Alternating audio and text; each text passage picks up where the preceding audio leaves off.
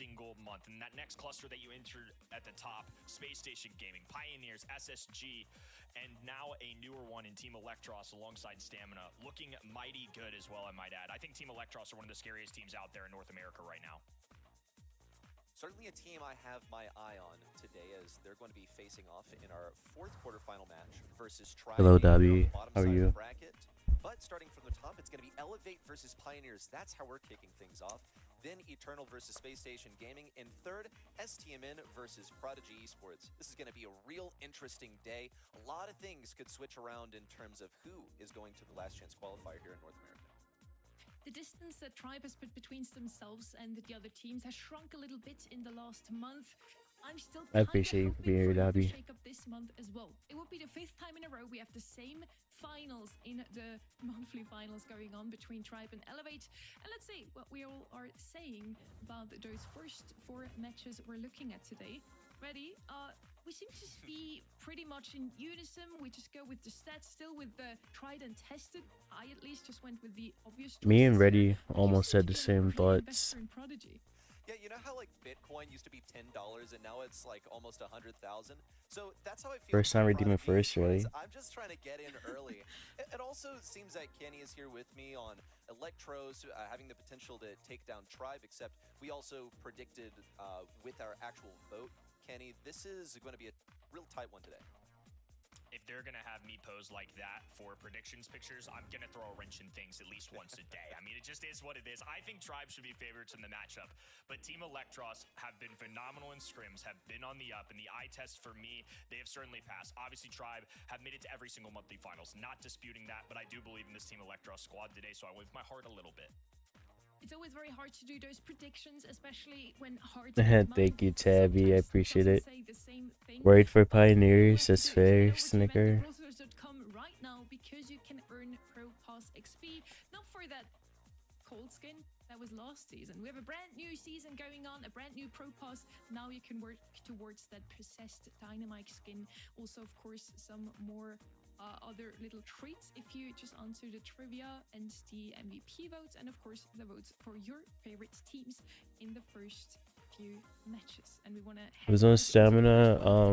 it's quarterfinal number 1. It's Tacos, Pain, and Juan Carlos. Awesome. Elevate, man, they've looked indomitable. They've made it to the grand finals every single month. But only last month, they finally managed to take a win. And that was over Tribe Gaming. And get this, it was a 3-0. They totally swept them. Patchy, Diego Gamer, and Evex, they are looking like a strong squad. But you may know that they are missing a member this month. It's going to be Coach Patchy jumping in. Vegeta, of course, off in another country right now, still competing in Brawl Esports, still with this squad, just from a distance for now. So it's going to be Patchy, Diego Gamer, and Vex competing here this month. And obviously a well-equipped squad as well. No matter what combination of players have shown up for Elevate, they've definitely performed. And now with that new yet old player at their side, they know Patchy and Patchy knows the roster. Of course, we wanted to have a little look behind the scenes. We had the chance to sit down with Diego Gamer. Where is Toko? Well, it's like 10 a.m. for him. He should be awake. All the team do the draft together, forget a good comp. But yeah, we have 3 main drafters. That is Vegeta, Lotus, and Patchy. They do the last decision, but everyone on the team do the comp and try to be the best suggestions. But I think we have a really good player like is Patchy for Sub Vegeta in these 2 months, and I think we can secure our spot on Wars with this team and do this work.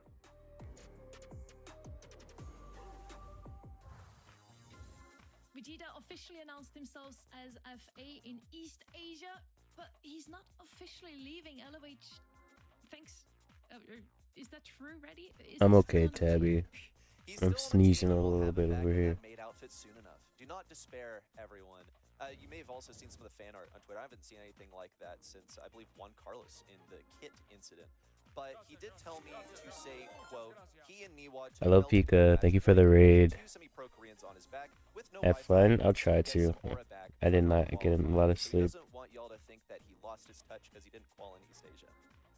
I'm sure he's still with them. VC in the team? Fair enough. As Diego Gamer just mentioned, he's also the one to draft. I wouldn't be Jose, hello surprised if he was Guito, we see hello with the boys. Apunit. The other I don't side know of if I'm things, pronouncing that we correctly have though. a team that can still fight for that last World Final slot. As mentioned, there are 4 teams that are only 30 points apart, Kenny. It's Space Station Gaming, Pioneers, STMN, and Team Electros.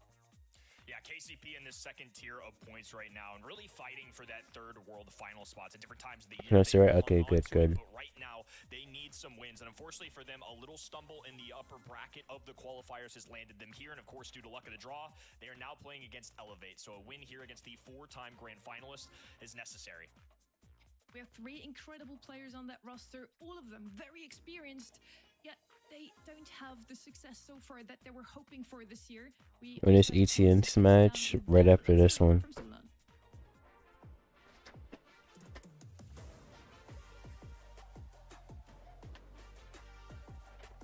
I would say we probably all equally talk the most to motivate each other to try to come back from an O2 scenario. Thank you for the follow, Zay. Appreciate it.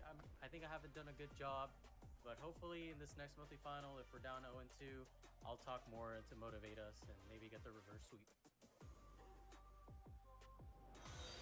The player Thanks for on the this team follow, that's probably the most Eponet. serious Appreciate it. is me. I'm probably every time we lose, I try to figure out how to get better and how we lost and try to fix that so it doesn't happen again.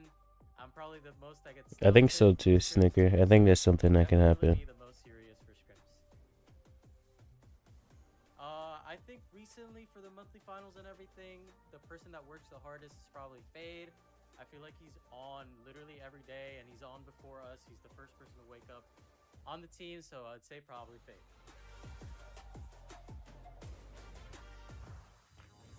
Pioneers are in a bit of a rough spot, just missing out on that third and final world final slot for an A. Kenny, you feel like they can still catch up to the other 3, or will they lose their minor lead they still have to STMN and Team Electros today? I definitely think they've got a minimum. Obviously, this is a squad of players from the past that have been so good for North America. And just with these newer faces coming to the top, it's really left these guys behind a little bit. They're not as much in the limelight as they used to be, but I think they're still motivated. I think they're still incredibly talented. All they need is, well, a win over number 2 seed Elevate. And that's a tough ask, but this is certainly a squad capable. Sulan is saying maybe he just has to talk even more so they can make the reverse sweep happen. We're hoping for them today. It's not an easy task. That would be against nice, the winner Tabby. of the June monthly finals. Elevate did win against Tribe Gaming 3-0 last month. A strong performance indeed, and with that they also have shrunken that distance from Tribe Gaming to themselves. So they're almost locked in for Worlds now, but Pioneers can still deny that Worlds entry for them. Let's look at the predictions here. Ready? Feels like it speaks a clear language. I blame the event site because the event site tells you the win percentages for the teams, and I think you would be ill-advised to go for the team that has a lower win percentage, which naturally is Pioneers. Have faith. Elevate have been kind of dog walking. Which this team? region so far this year. Pioneers. They've been looking so good. And they're Pioneers are my undoubted favorites goats, in this but matchup. Every single one of us up here on the desk. they have to play against Elevate, who has just been beating Tribe consistently. Looking forward to an exciting day. Exciting quarterfinal number 1 at least. Heading into the very first draft of For the day here. ETN, I have Fans are faith in already ETN. We have Mr. P bent out. Let's just start. Yeah, I did. This is the first match right here. Bean, how you doing? Hello, Nuts. How are you? We have 2 double bans. There are so many good options still open. We still have a Lumi, a Charlie that has received a slight range buff, and with that has catapulted herself to be the most picked brawler over all of the monthly finals we had so far, Kenny. Yeah, a couple starting lines I'm looking out for. One going to be Gus, another one going to be Angelo here, especially with Gene banned out in this situation. Really interesting to see Mr. P not in the equation. They here. don't have I do think that's Vegeta. something Maybe we're gonna like see more helping often than not in coach, North but America. Vegeta's in Just saying, APAC Paul right Gunn now. noticed a higher tendency of play rate. Not saying it'll always enter the ban phase, but wouldn't surprise me to hear his name called too many times today. Bell now coming in from Elevate. That tells me that they want a Bonnie since it hasn't been banned out and it's one of the better. Sounds good, Tabby. Thanks for dropping by. Pop up later in the I'm draft. surprised he dropped by this one and didn't drop by Bell is ready to yesterday. Mark her up, outrange her as well. Take advantage of the utility of the mark and diminish the value that Bonnie typically gets from her tankiness. Charlie now coming in from Elevate. a very, I would say, not necessarily reactive, but sort of a composition that creates a foundation for a strong last pick. They're not really committing to any strategy yet. More When I was allowing earlier players yesterday, to play into their hand. And I feel like they have a lot of one, options here. yeah, They want a last pick like Carl or fair something. enough They if he can wasn't go on ahead your and get that device blue at star. the They don't time. have to play defensively for the That's entire nice. game. Yeah, yeah. Pioneers, I think, have That's sort of fair. foundation to also to go for whatever they really want here, while being mindful of that last pick from Elevate. Bonnie makes a lot of sense to me, just given the meta relevance, how frequently of a play it has, and I feel like this team needs some range. It's a little bit of a tricky one, because a lot of times in this 4-5 turn area, that's where brawlers like Hank get in the equation. The Jae Young combos come out, but obviously some of those have been banned, and especially with a Charlie now with projectiles on the ground, you have somebody like the Spiderlings that really Thank you for dropping by, loading. I appreciate it. Hope you have a good time. Angelo could be affected by this, and despite seeing this, they're going to just go for the simple outrange, I think. You have to be landing your shots, you have to get this blue star early, you have your flared aggression in Kaze. Now you're just Predict the going for Elevate to 1 consistent KCP to long-range win. brawlers.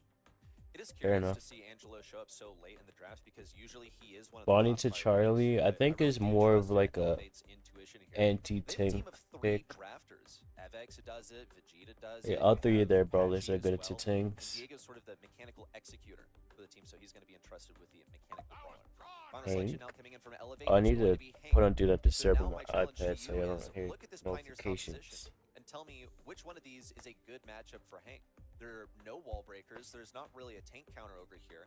So Elevate, we're just pretty much not committing to anything too serious, just playing countermeasures and attempting to create something Their safe. draft for was this kind of final slate. interesting. I think it was a toughie for them too, because if they draft Hank themselves, they're dealing with the Charlie, the Bell marker as well. So just a difficult situation, I think, to be in overall. Well executed there in the draft phase. North America opens with Kings of Old and New. Elevate have made every grand finals in 2025, but KCP need a win to hold their postseason spot. The battle between Elevate and KCP starts right now. Pioneers already have grabbed that blue star. They're going to be running it back to spawn. That is the play style with Kaze. She's able to dash forward and get that control for you. Now Pioneers have to play defensive. It's going to be a bit tough with Patchy having these spiders to move in versus Zulon, which are undoubtedly on cooldown right now. Here come some of the shots in. Evex getting pierced through that wall. Takedown. And the lead goes back to You got Elevate. shredded. Looking to run back. Okay. Fade, dashing Well, forward. this I'm not game is sure what he was over. going for there, knowing that he was probably going to feed Evex, but Zulon is firing away these arrows, looking for one last shot onto Evex, and he's not getting fooled by that straight line from the Hank, and it's back over to Pioneers.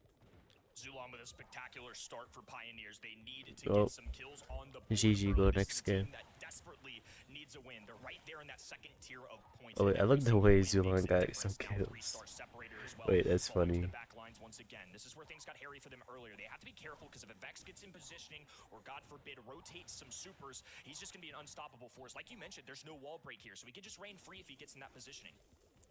Something to be mindful of. For now, Elevate are primarily focused on getting Pioneers backed up into their spawn. That is how they got the lead last time. But Zulon has been hitting these shots so reliably. Hypercharge out from him, and a stun from Tyrant. Reaction from Patchy. That's a cocoon. There's a Easy kill. on to Tyrant Never as long mind, as they he land was this there. last shot, which Patchy I does. wasn't looking at He's on his Tyrant. I was last looking at legs. Diego He did Gamer. so.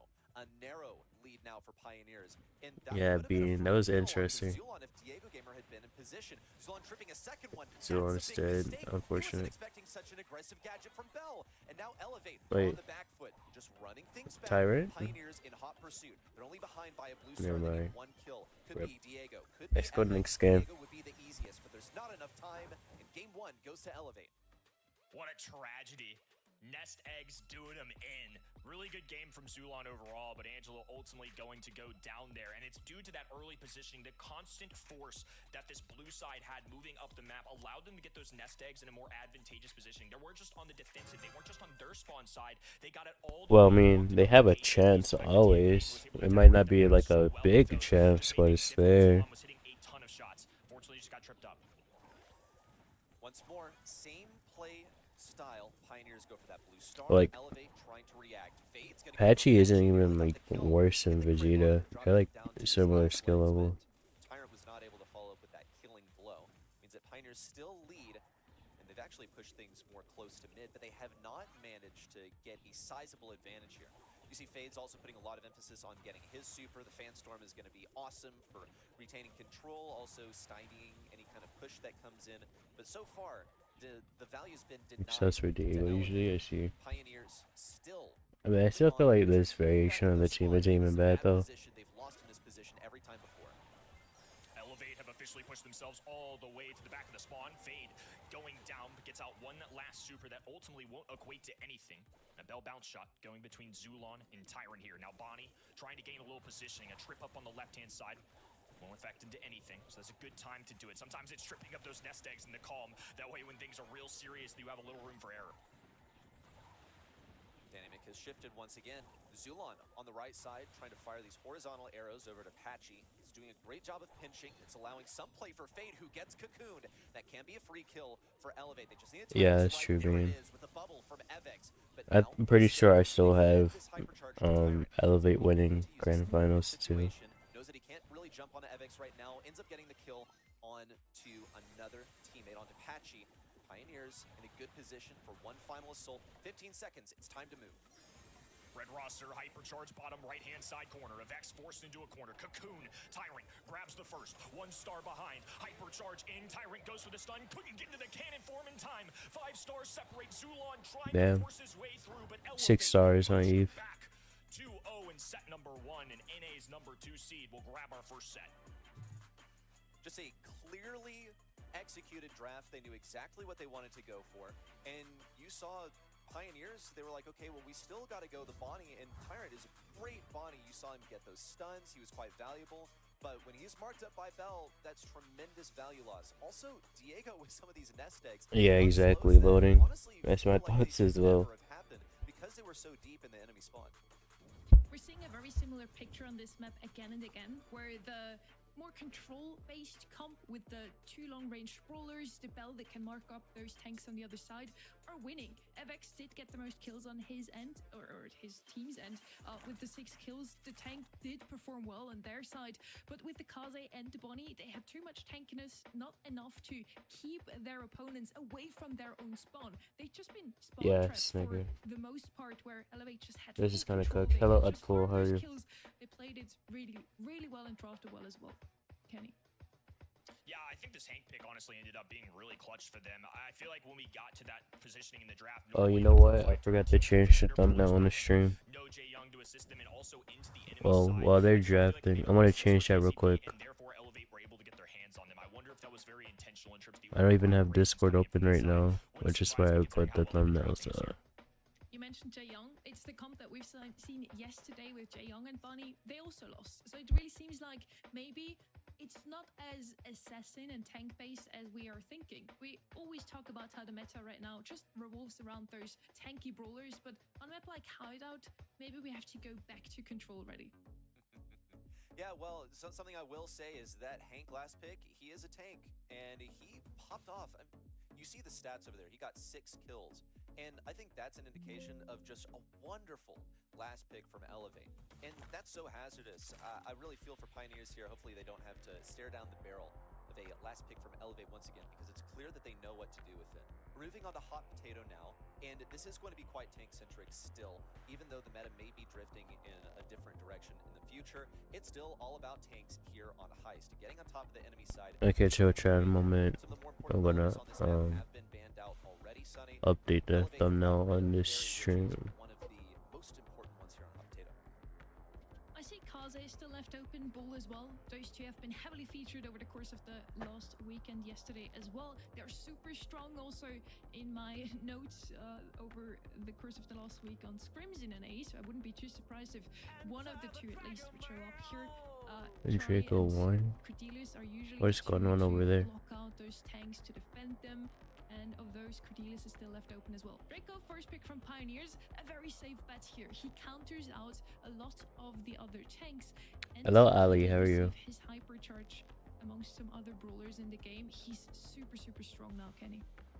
Chuck, somebody I'm keeping my eye out for too. The train conductor could certainly show up. Stereotypically going to be in the band stage here. Kaze, who you mentioned before as well. And Draco, a very frequent first pick overall. It's a very safe selection. Charlie's going to be Why is everything breaking right now? Holy shit. Can kind of render Draco or any brawler for that matter useless. And of course the Spiderlings add a little extra force. Some common enemies here coming out. Now with the Bull, the shotgun brawler, somebody that's really emerged in this particular meta. It's been a lot of fun to watch since his rework.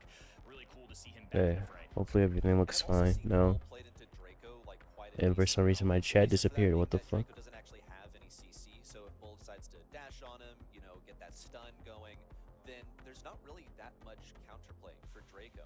Bull's doing what, 5,000 damage with each shot at point blank. Hello, It's gonna be Cryson, how are easy to you? do, which is one of the things that makes him such a good selection. Really on any heist map with a bunch of walls, so like hot potato. My shit draft, bro. I had to fix it. I don't know why it was not working This is very much a how fade. it was He is supposed to the be. good Nita, and he's really, really good at it. That is going to be It just should make everything behind the scenes, yes. and play aggro at the same time. So you have a couple different ways you can play it. Also, just great at peeking the walls, fires through the spiders. See a lot of potential here for Pioneers, but they've also gone for the How you done, Ali? into Charlie, which is difficult to execute. Essentially, what you have to do is you have to catch that Charlie off balance, off tempo, and start your pushes in when she doesn't have a super ready. Melody, I think, makes a lot of sense because Nita He can died in a minimize game, safe Kappa. damage, but obviously getting over there is a huge Kaiser? factor, and I think she's primarily going to be focused on I'm defense tired in as this fuck space right well. now, crying Nita son. makes a lot of But sense it's directly okay. into a shotgun brawler. You mentioned it before, but obviously shotgun brawler into Draco is great because he's focusing one enemy with a lot of heavy hitting damage. It's a lot harder to focus a Nita and Bruce the Bear. So 4 brawlers now possible on the map for KCP, and this is a pick that I'd love to see because I've seen it so much. And Elevate in particular have used this a ton in scrims. I've seen it versus Barry comps, especially against medium range brawlers like Nita.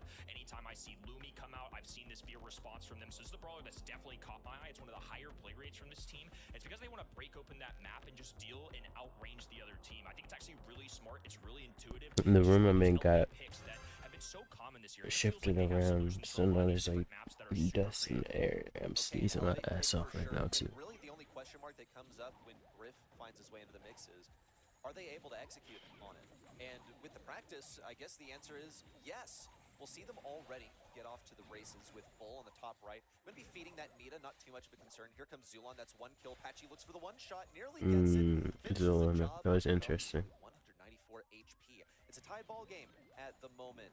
82% for Yeah. Evex has gotten the utility of his I super probably rifle. Charlie won't brings stream defense, tonight interestingly just so I enough. can Now actually Nita Bear close also my catches eyes up for his more than hypercharge 4 early, hours. so it's a good defense. Now Evex is looking to punch through that second shield. Thought on he the was safety. Zulon's sight. coming to defend. Nope, see you That's later. Back to the unfortunate. respawn. It's gonna be another shield coming I out wish from Pioneers. Pioneers didn't have to play against Elevate. I wish they could have Definitely played a like, tough spot to be in. I don't know, KCP stamina or back heals something. as well, and this map just continues to open up. It makes it way more difficult for Draco, especially without Flamethrower. If they're not feeding him the hypercharge, he also doesn't have a lot of range. Nita, of course, medium range. And Melody is somebody that has to be up in your face to do any kind of meaningful damage. Hypercharge available for Zulon. No Fade popping a gadget to stay up. And the Flamethrower going out. Now Zulon making his move. Hypercharge being popped for Diego Gamer, trying to dodge it out. He's going to have to line this up for Nice, precisely. Zulon. He's actually just playing a game Helping of him chicken, catch up. waiting for Elevate to try and Nice. use it, and he doesn't. 5% up top, though. Elevate just have to get the I last mean, few only percentage 3% points to my turn this player one safe, but Evex has you that you did hypercharge. well, He has Zulon. a super now as well, thanks to dealing with a little bit of damage and also receiving some damage as well. Has a hypercharge, I would that's not like do a sleeping 90% stream damage reduction. He's gonna go for it, and it's unless an I easy was one like for rich Elevate as to hell bring and I home. didn't have a reason But to I end the was stream. questioning things when Diego Gamer was holding on to that super for Yeah, so that's long. true, He Cryson. had a hypercharge, he had a super at the ready to neutralize the Melody. Hazard though, and one of the reasons that Charlie isn't really the end-all be-all answer to Melody is if she positions herself correctly on the safe, you can put her in the cocoon and those notes will keep damaging the safe. So that is the reason why he didn't use a super, for anyone curious why exactly that was happening. Breaking open this wall once again. Left-hand 24-hour side. sleep stream is Pushing crazy. forward, and as Evex just Who was runs down sleeping the 24 wall. hours? Now Fade can be forced into a corner. Gonna pop out of the form, pops a gadget, close call, but Fade will survive. Now Patchy has to multitask. Tyrant moving towards the enemy sidelines as well. Zulon with a little dash away to safety, and it's an early KCP positioning. It is, but they've only gotten 10% so far. The real test is whether they can defend. Evex takes one more shot to do so. Tyrant's got it. Tyrant, interestingly enough, on For that, money, I Nita this would. time, and I would Fade do a going lot to for aggro money. Draco. For the So right Draco price. really just reflects Fade, always on that aggro brawler. Now in the 1v1 versus Evex on the right side, whoa, bailed out by KCP's Tyrant, but played Diego better Gamer this still game. claims his life. One more shot from Patchy is all it's going to take to neutralize Tyrant, and now Elevate are back on the aggressive. Just need to take down this Melody at mid before they can successfully move in. Patchy looks for the one shot, but naturally the dash out immediately after coming through the cocoon. Evex looking for a two-piece, but shut down by a hypercharged Fade. We'd be much better used on offense. Yeah, they're playing way but better it this was a good game. call to use it defensively. They've only sacrificed one shield so far, and they have a tempo lead over Elevate.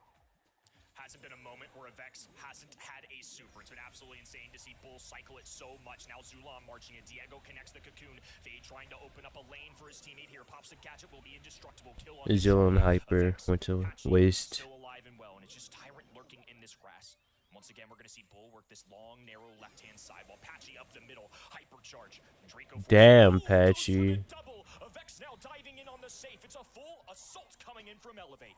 Holy value there from Patchy's hypercharge.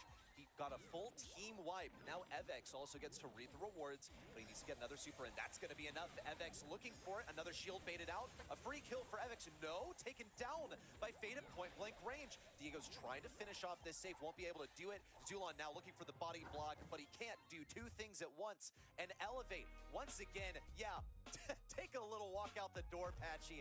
After the double That's crazy. do a quick lap, man. Wow. What a breakaway from him. Bro had to collect himself. I love it. I love it. If anybody's going to be your biggest hype man, it's got to be yourself. And I respect I want to refresh I want to refresh their stream. Patchy needed a little breather, and I think we do too, honestly, after this match. It always looked like Pioneers had a good start into the match, but the longer the match went on, the harder it was. Why did I not pick Griff? I don't know. And then, Kenny, you also called out this Griff as something that they play a lot. And at that point, I just have to wonder, Pioneers, they have an analyst. Well, he's fallen off, yeah. Especially with Charlie meta. It would actually be ban-worthy, and they decided not to target ban it. I was kind of looking out for it as well, just because in scrims, it was one of the more frequently used brawler they have. And obviously, there was no Barry comp here, but it was especially used into medium-range brawlers, and the ones that I had noted, Nita and Draco, top two on the list just because how frequently show up. I mean, they had a... Wasn't Kaze open too? They could have went Kaze instead of Melody. Somebody like me can see it. I would hope somebody like Pioneers can, but again, I feel like Elevate just keep putting the enemies into these tricky situations. This is now 2 drafts in a row where they've had a perfect 6-pick. It just feels like they always have an answer. They just always get what they want. Pioneers don't really know how to react, or they think they know how to handle with the Griff. Maybe they had the same insight that we did. Just looking at the scrim stats, you can clearly see they like to play that Griff, like to open up hot potato. But maybe they just thought they can win it anyways with a comp that they played so often themselves, Draco, Nita, and Melody. Now let's see if they had a bit of a better insight into Duel Link Beatles, another very closed-off map. You can open up things here as well, but what we see more often are those throwers. We see Barry very much, the Barley as well. Just anything that can, make... Any bull counts here? Yeah, they need the Charlie. See the Barry banned out as well. Hank is going to be left open and immediately picked up. I do like that pick. The other brawler that Ellie is open, but there are ways to counter Ellie. It's definitely a question mark for me. It's one that would come in later in the draft if it ends up being something absolutely fire. Because wall break is so popular on this map, and there's some walls surrounding the central objective, but they're not as plentiful. You still got to operate with a pretty open mid and some open lanes as well. I see this Hank pick come out from Elevate. Something that I notice is missing so far is in fact Gray. I think it's got to be sitting in everyone's minds at the moment, since it would be such a fire thing to pair up with that Hank, who's also missing one of his biggest counters. The way to do it now for Pioneers would really be to go with something like an Ashe later on. And Elevate might be trying to force their hand a little bit here because they've also banned Draco. The Draco ban definitely is good, and I think Gray is a great shout-out for you. One that Elevate love to use as well is Stu. So depending on what these Pioneers brawlers are, I think if they like their Stu matchup, they're going to let Patchy loose and go with that. And Griff on the right-hand end, though. Now that they're going to open up the map, I think Shade a little less likely. I mean, they did grab Hank, so it does make it a little easier to run the Shade since naturally those two brawlers clash. But now I think some interesting decisions here for Elevate. They're clearly trying to open up the map on the right end, and obviously Hank benefits from those walls. So I think you have to kind of figure out your strategy here. Gray could be one of those brawlers. Somebody like Jay Young has typically been an enabler. I like the Bunny Griff. Support something like a Hank. So I think this is going to be a really interesting one to see Elevate perform. Charlie also opened one that Elevate have proven themselves. Just pick a brawler with broken hyper. There's a lot of those. And I feel like that should be, pretty decent into this Griff over here, which I think is preempted. Thanks is a good pick into that. Hello, Muffin. How are you, Pookie? Because you can just camp on the end of the TP, have your super ready, one-shot everyone. If you don't get it done one time, guess what? You're still working towards a hypercharge that can go through walls. So it's a really great pick here to have on hot zone. Also, it secures them against a thrower if they decide to go with that for the last pick. Stu, call out from you, Kenny. One that they have proven themselves partial to when they're You lost your watch streak? Did you really? I swear you were here this morning. I feel like this is a really tough one for Pioneers to draft into, because now that these single projectile brawlers like B, who normally would do well into Hank, do get slowed down by something like a Fink Super, combines really well with the Griff, of course. Somebody like Lou in the past is used, obviously banned out, so I feel like you're running out of options. Oh, that's what to say. Somebody that goes through, but they're going to go with Ems. Definitely not one I saw coming. I think this is one of those just on-the-fly decisions or something they've kept in the back pocket, because Ems is somebody that shows up occasionally, not very frequently. I don't really see why they picked Ems into this, but let's see what happens. Nah, Muffin is the main one. She always attacks me to watch JoJo's. Ems is great for area control. The reason that you don't see her left open as much, or picked, is because there's stuff that, like assassins, that get in close range. So really the best odds that Elevate have of dealing with Fade on this Ems is getting in close range with Evex. Patchy also is doing quite a good job on this range matchup. Fade's really the most aggro. What does Ems beat here? Like, Ems only beats Hank, but Hank isn't even near Ems. It's just about keeping positioning for now. The secret villain, exactly. You see how she goes to lurk? It's a team wipe for Elevate, and they're already at 60% to the 0 of Pioneers. Ooh, but Tyrant Pop's gadget immediately profits. Now in with the hypercharge, looks for the stun on Diego Gamer. Damn, Tyrant is cooking. Inside the cannon, and just Evil Muffin, literally. Long range matchup versus Evex, rotating over towards that lane. It's good again. Abusing Fink Super, really. He's looking for a rotation over the right side as well, so he can take on Fade. Diego Gamer also waiting for the perfect opportunity to push in. Evex is going to be a sort of entry fragger, just baiting out some of those first shots. Intro. Why are you questioning the Bonnie pick? Bonnie has a hypercharge. Their spawn, this Ems is going to be torturous for them to face. In comes Hank on the right side, looking for some shots, but it's a totally He completely whiffed his super. A single torpedo hits anyone. Can't take down Fade either. There's potential for Pioneers to take this one back in the 3v2. Look at that 0 ping Stu, bro. Wow. They got like full control right now. Never mind. Wait, Zulon? Never mind, he completely whiffed. He almost chained the hyper.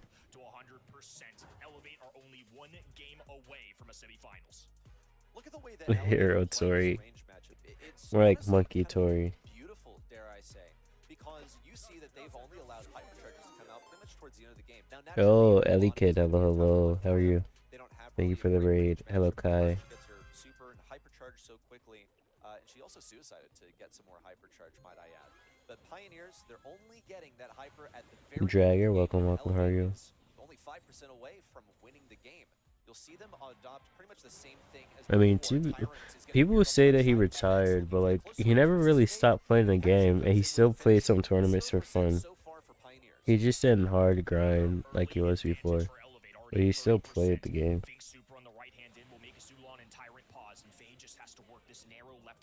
Thank you for the shout out. I assume Modern did it.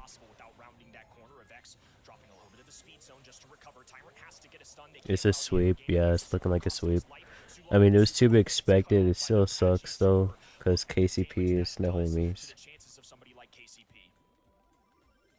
Pioneers now getting their first few bits of percentage on the safe, looking for a flank onto Diego Gamer, trying to keep him away from the rest of his roster. Seems to be working so far. Zulon in with the super. Didn't really get them that much value. In fact, it was providing a lot of silent pressure that's now taken advantage of by Elevate. Evex overplayed his hand though. He'll be taken down by Tyrant.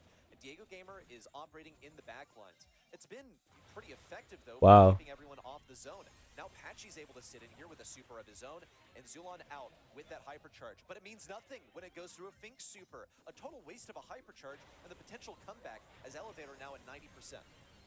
90% and climbing, trying to earn this is over. Directly to the World Finals. Pioneers fall. Welcome to the playoffs. Yeah. That feels bad for KCP, to be honest. I mean, but like it was the expected results, but it still sucks that he got swept.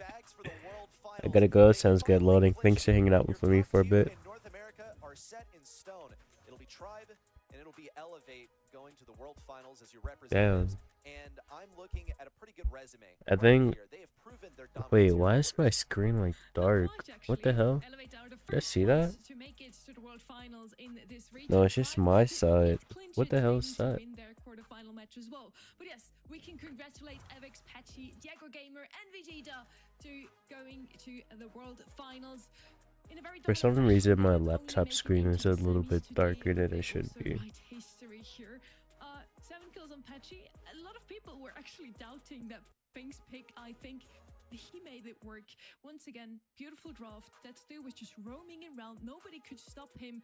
I think Pioneers didn't really know what to draft against them. That Ems pick is something we see so rarely. It was just out of pure, yeah, what else do we do here? It really feels like Elevate knows Oh. and they seem to be getting it. Wait, so I think well so far. I see why. I just think Nah. drafting is so above and beyond. I mean, that was something I thought that we saw last month as well. I think a big reason why they My made that first someone round, why unplugged my they've been so laptop. consistently successful this It's year. on So 20% now right they're now. in Hold on, such I need to grab the shot at fucking being the charger. number 1 seed in this Hold race. on, I'll be right And of back. course, what happens with Tribe Gaming, who are only 14 points in front of them. I'm looking at that quarter 4 match later on in the day, but Eternal and Space Station Gaming has some high stakes as well.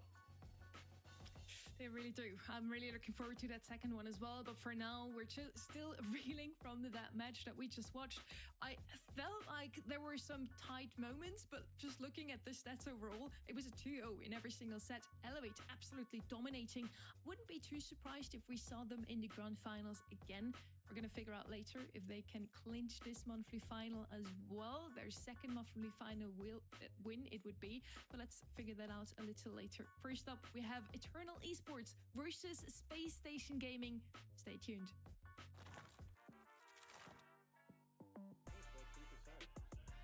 They can't kill you, you just finished. Yeah, don't fucking do that.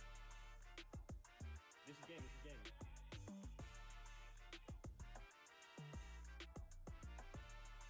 I'm the greatest of fuck.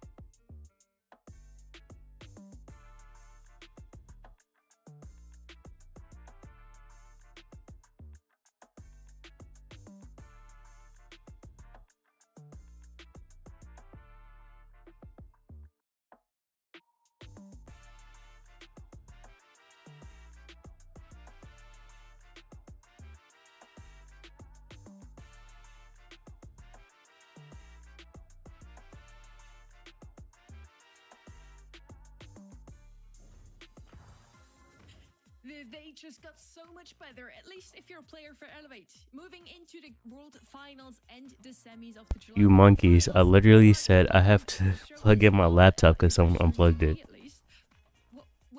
And for some reason, it's still not charging. Give me a moment. Win in such a dominant 2-0, 2-0, and another 2-0. I hesitate to say, but I kind of did. Elevate have just been a team that have just been consistently getting better and better all year long, and today was no different to that. Whether it's Patchy, whether it's Vegeta, they just always look like a solid unit. And drafts on point. I mean, Patchy and Griff, he better get MVP for that.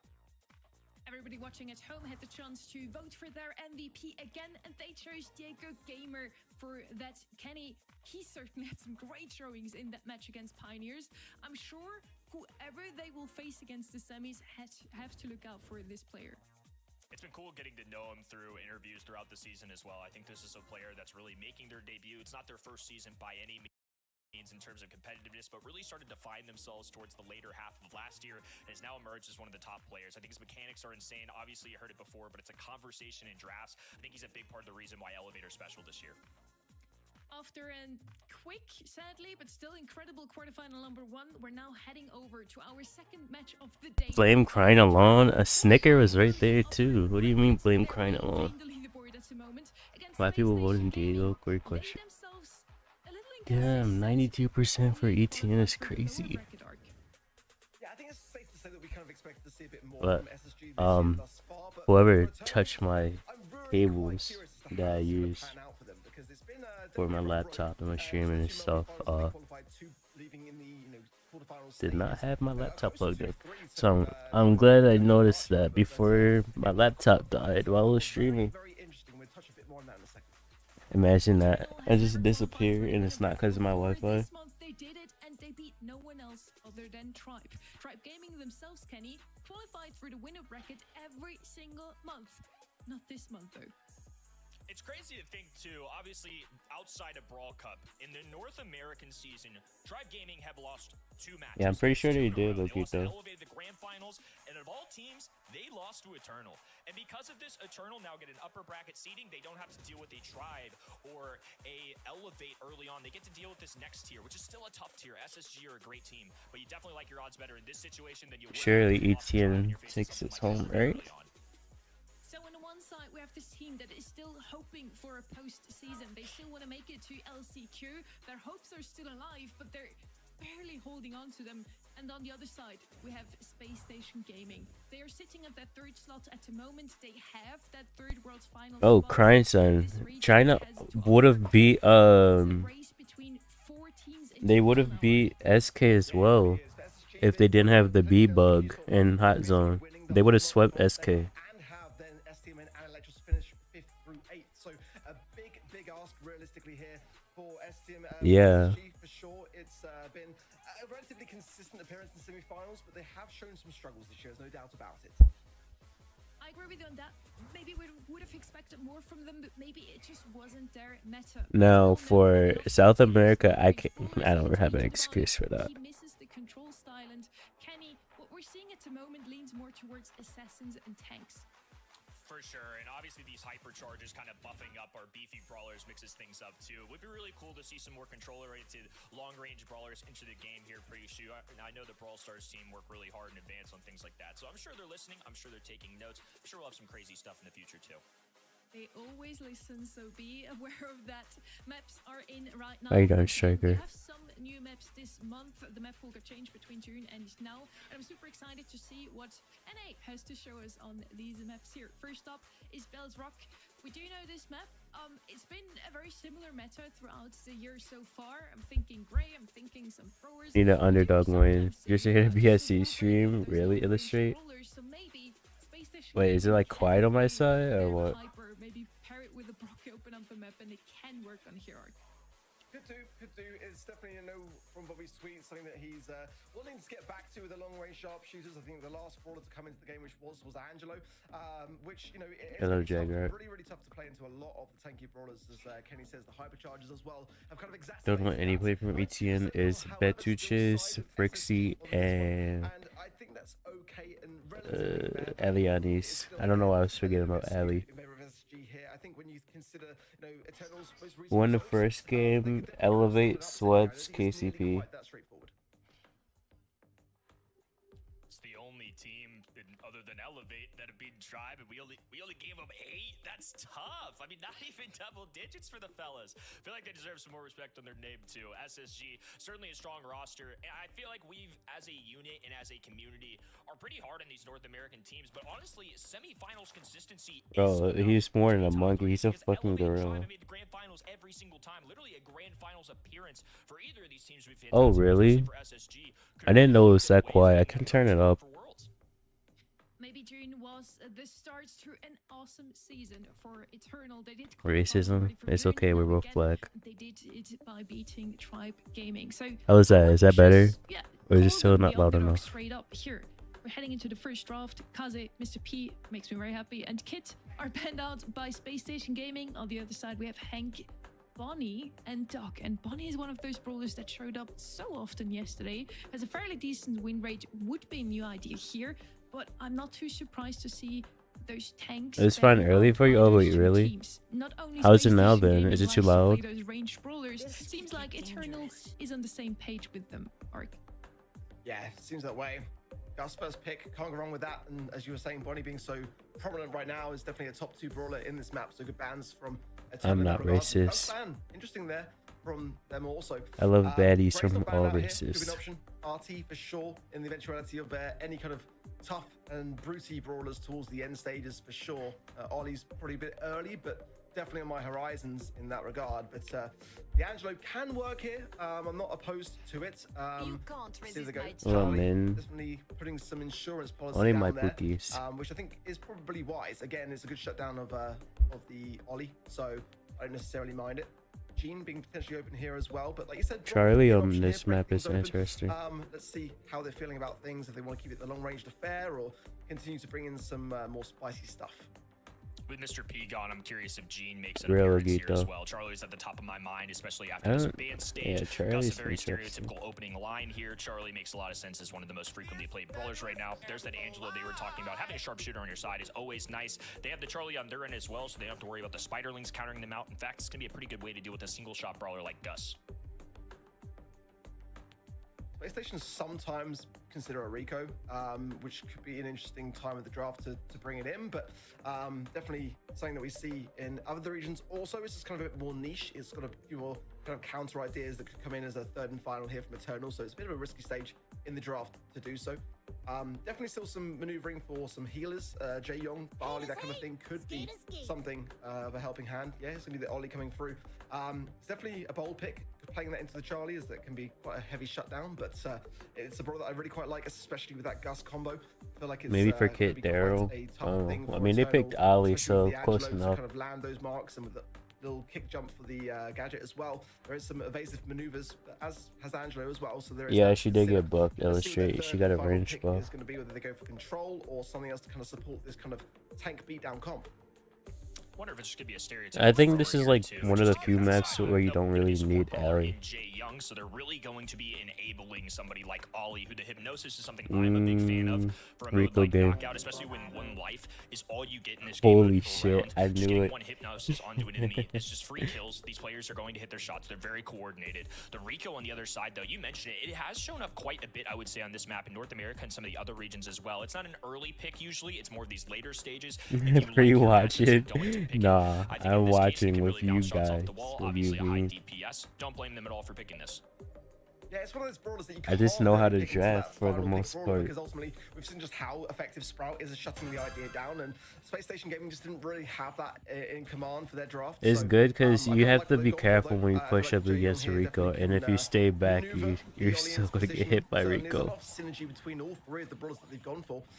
Let's see how they fare so far, as Alianas on this Rico does make me a little bit concerned for SSG. They're going to be very cautious. Only thing not is, feed he into can't him. go too close to All these Bobby. walls up If and no Bobby hits a breaker on the kickflip side on of him, he's SSG. cooked.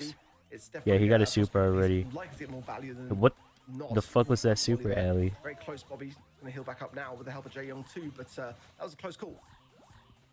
Now they're all pinned to this top right-hand side. Now Speed just going out back for up. Sands, though. Trying What to was extend that their territory. gadget? Alianas It has the literally bounce did shot that nothing. benefits from all these walls staying up.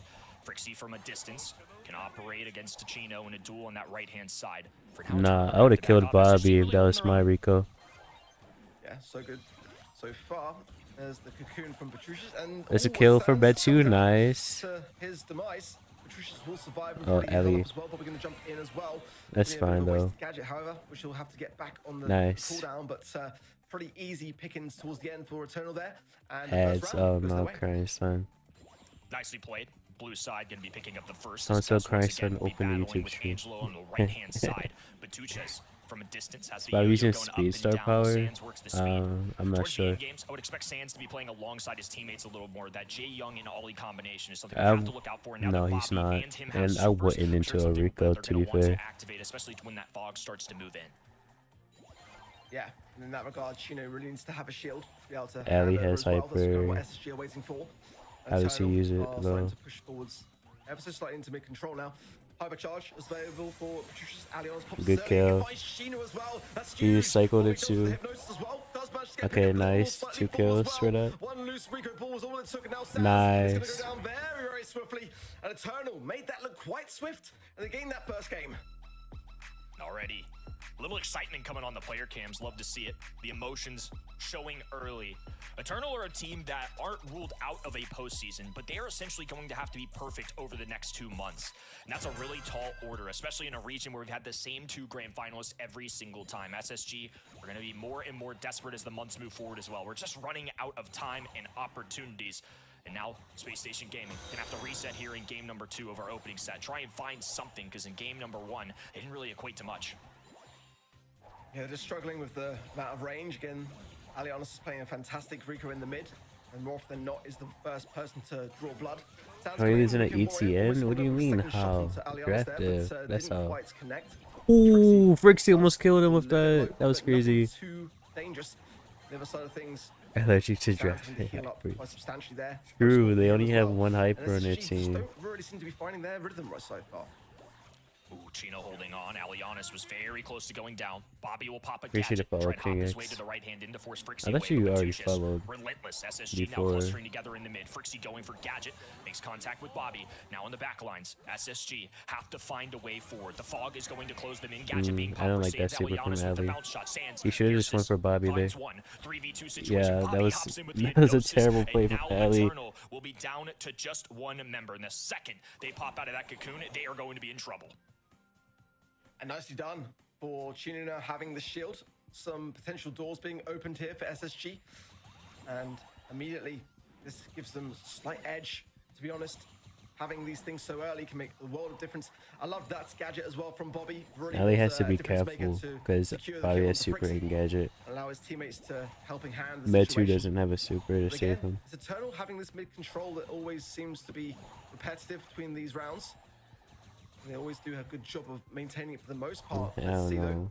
SSG A are lot of behind guys in the have game, kills so they by do need to now. start to claw this one If back this and make it a is bit my more even. Rico. Finding their rhythm somewhat. Missed super there from Alianos. That could prove costly. Why? He just Nice wants to dodges there spam from the SSG, gadget. So Bobby will move up the middle of the map. Sands left hand in has When the there's no speed one close available. up. Frixie just holding his own on that right hand side. It's been a long range to Fair, and on the left hand in Charlie and Jay Young going back and forth. Now getting together here. Heels going out for Bobby. believe in He's going Bobby, to that's start moving his way, fair. hovering over this super button. Alianos with a hyper Yes, charge, though, Ali. brings down one. Bobby has to be perfect. Will be cocooned. Frixie there to line up the shot. And he's going to pop out of this cocoon. in a Ali, world where are you of aiming hurt. at? Down goes I'm Bobby, critiquing the up hell out of goes this Eternal Rico in a round. gameplay. What a Rico super. Just brutal. And Eternal now. One round away from the set. Really, He really got a clean, super. gotta be honest. And for SSG, I feel like this comp is just not really And he hit their play nothing styles. with We it. already saw Okay. that tweet from Bobby. He'd much prefer to be on the Piper in these kind of scenarios on this map specifically as well. But the Snicker, message he's just looking like catered you towards hitting it. no supers with That's the Gene. problem. Now, on the back lines, yet again, as Eternal get stuck into this mid. Sands and Chino just trying to get something to whistle things down and certainly survive on. That's the thing that SSG have been struggling so far to do, is surviving to the later stages of the game for the gas to come in and helping hand and close in on their opposition.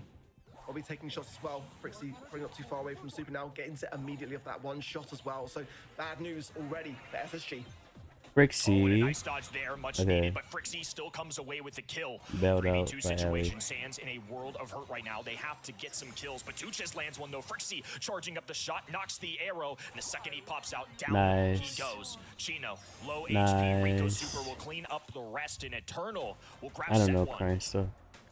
They just wanted to like Between the Charlie and the have Angelo, two it good just lanes and makes have so Ali much hold the sense. middle, but you Cocoon can't hold the opposition, middle against a charge fucking up your Rico. shot and just time it. There's no chance of a return fire from SSG. The master And, that predictions. was really, Thank you, really Ali. quite convincing. I SSG mean, I just play the didn't really have game much to say too for themselves. much, It so was almost ironic after sometimes I we can had predict hyped them this up, stuff. their long-range Literally, capabilities. Striker. We see Bobby on an ollie. We see two support brawlers at his side. None of those long-range brawlers we were talking about. On the other side, we have sharpshooter Angelo, freshly long-ranged Charlie, and the Rico, and it worked out better. So maybe they should have went back to the roots and play what they, according to Twitter, feel so comfortable with, Kenny. It's really interesting. I feel like there was just constant pressure coming out of Eternal, and those DPS numbers kind of back that up. SSG grabbed some kills, but obviously not enough to win a game. Just felt like Eternal had positioning for most Yeah, of the time right, until those so- in-games with the I fog mean, really forced them to Ali move and Jay forward. Young are We didn't both see good too many without big plays out of hypers, Ollie. We just saw a but lot of Ali on his bounce shots, but Tuches putting people in cocoons and Charlie, Frixie there to just line up the rest. I Rico. thought the execution as a Honestly, team the Angelo pick holistically was good really too. good. The synergy was there, and that's something you love to see, especially from a team that really has to play their best the next 2 months if they want a chance to go to the playoffs. especially from a team that, how many votes did they get? 8%? I love Yeah, to see criminal. that they are proving us all wrong. We also said that Space Station Gaming should Believe it, take it's that a one. YouTube. Just looking at the previous months, they are the I mean, obvious they choice, literally but beat this can Tribe change, in the and now we qualifiers. still I don't have know the why point they didn't season get going more on. votes We for still that. have so much on the line. As mentioned, 4 teams are currently fighting for that last World Final slots, that third one.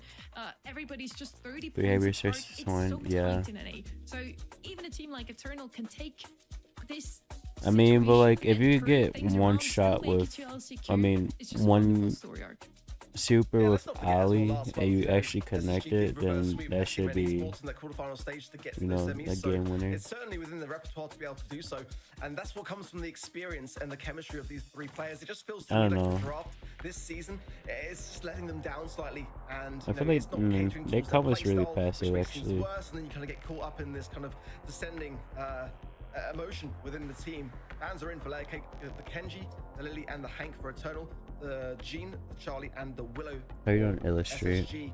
And let's hope this Layer time around they Cake. get a better draft of things, because if they don't, Eternal Shade running away with it. 1? Who I'm always looking out for in a Um, map like this one is Jackie is Liverpool that can open. make good use of those walls, like the Shade, where we see a lot of Grey, Charlie, and Lumi. Of those 3 brawlers, only the Charlie is banned out, so wouldn't be too surprised to see Grey and Lumi come in later on.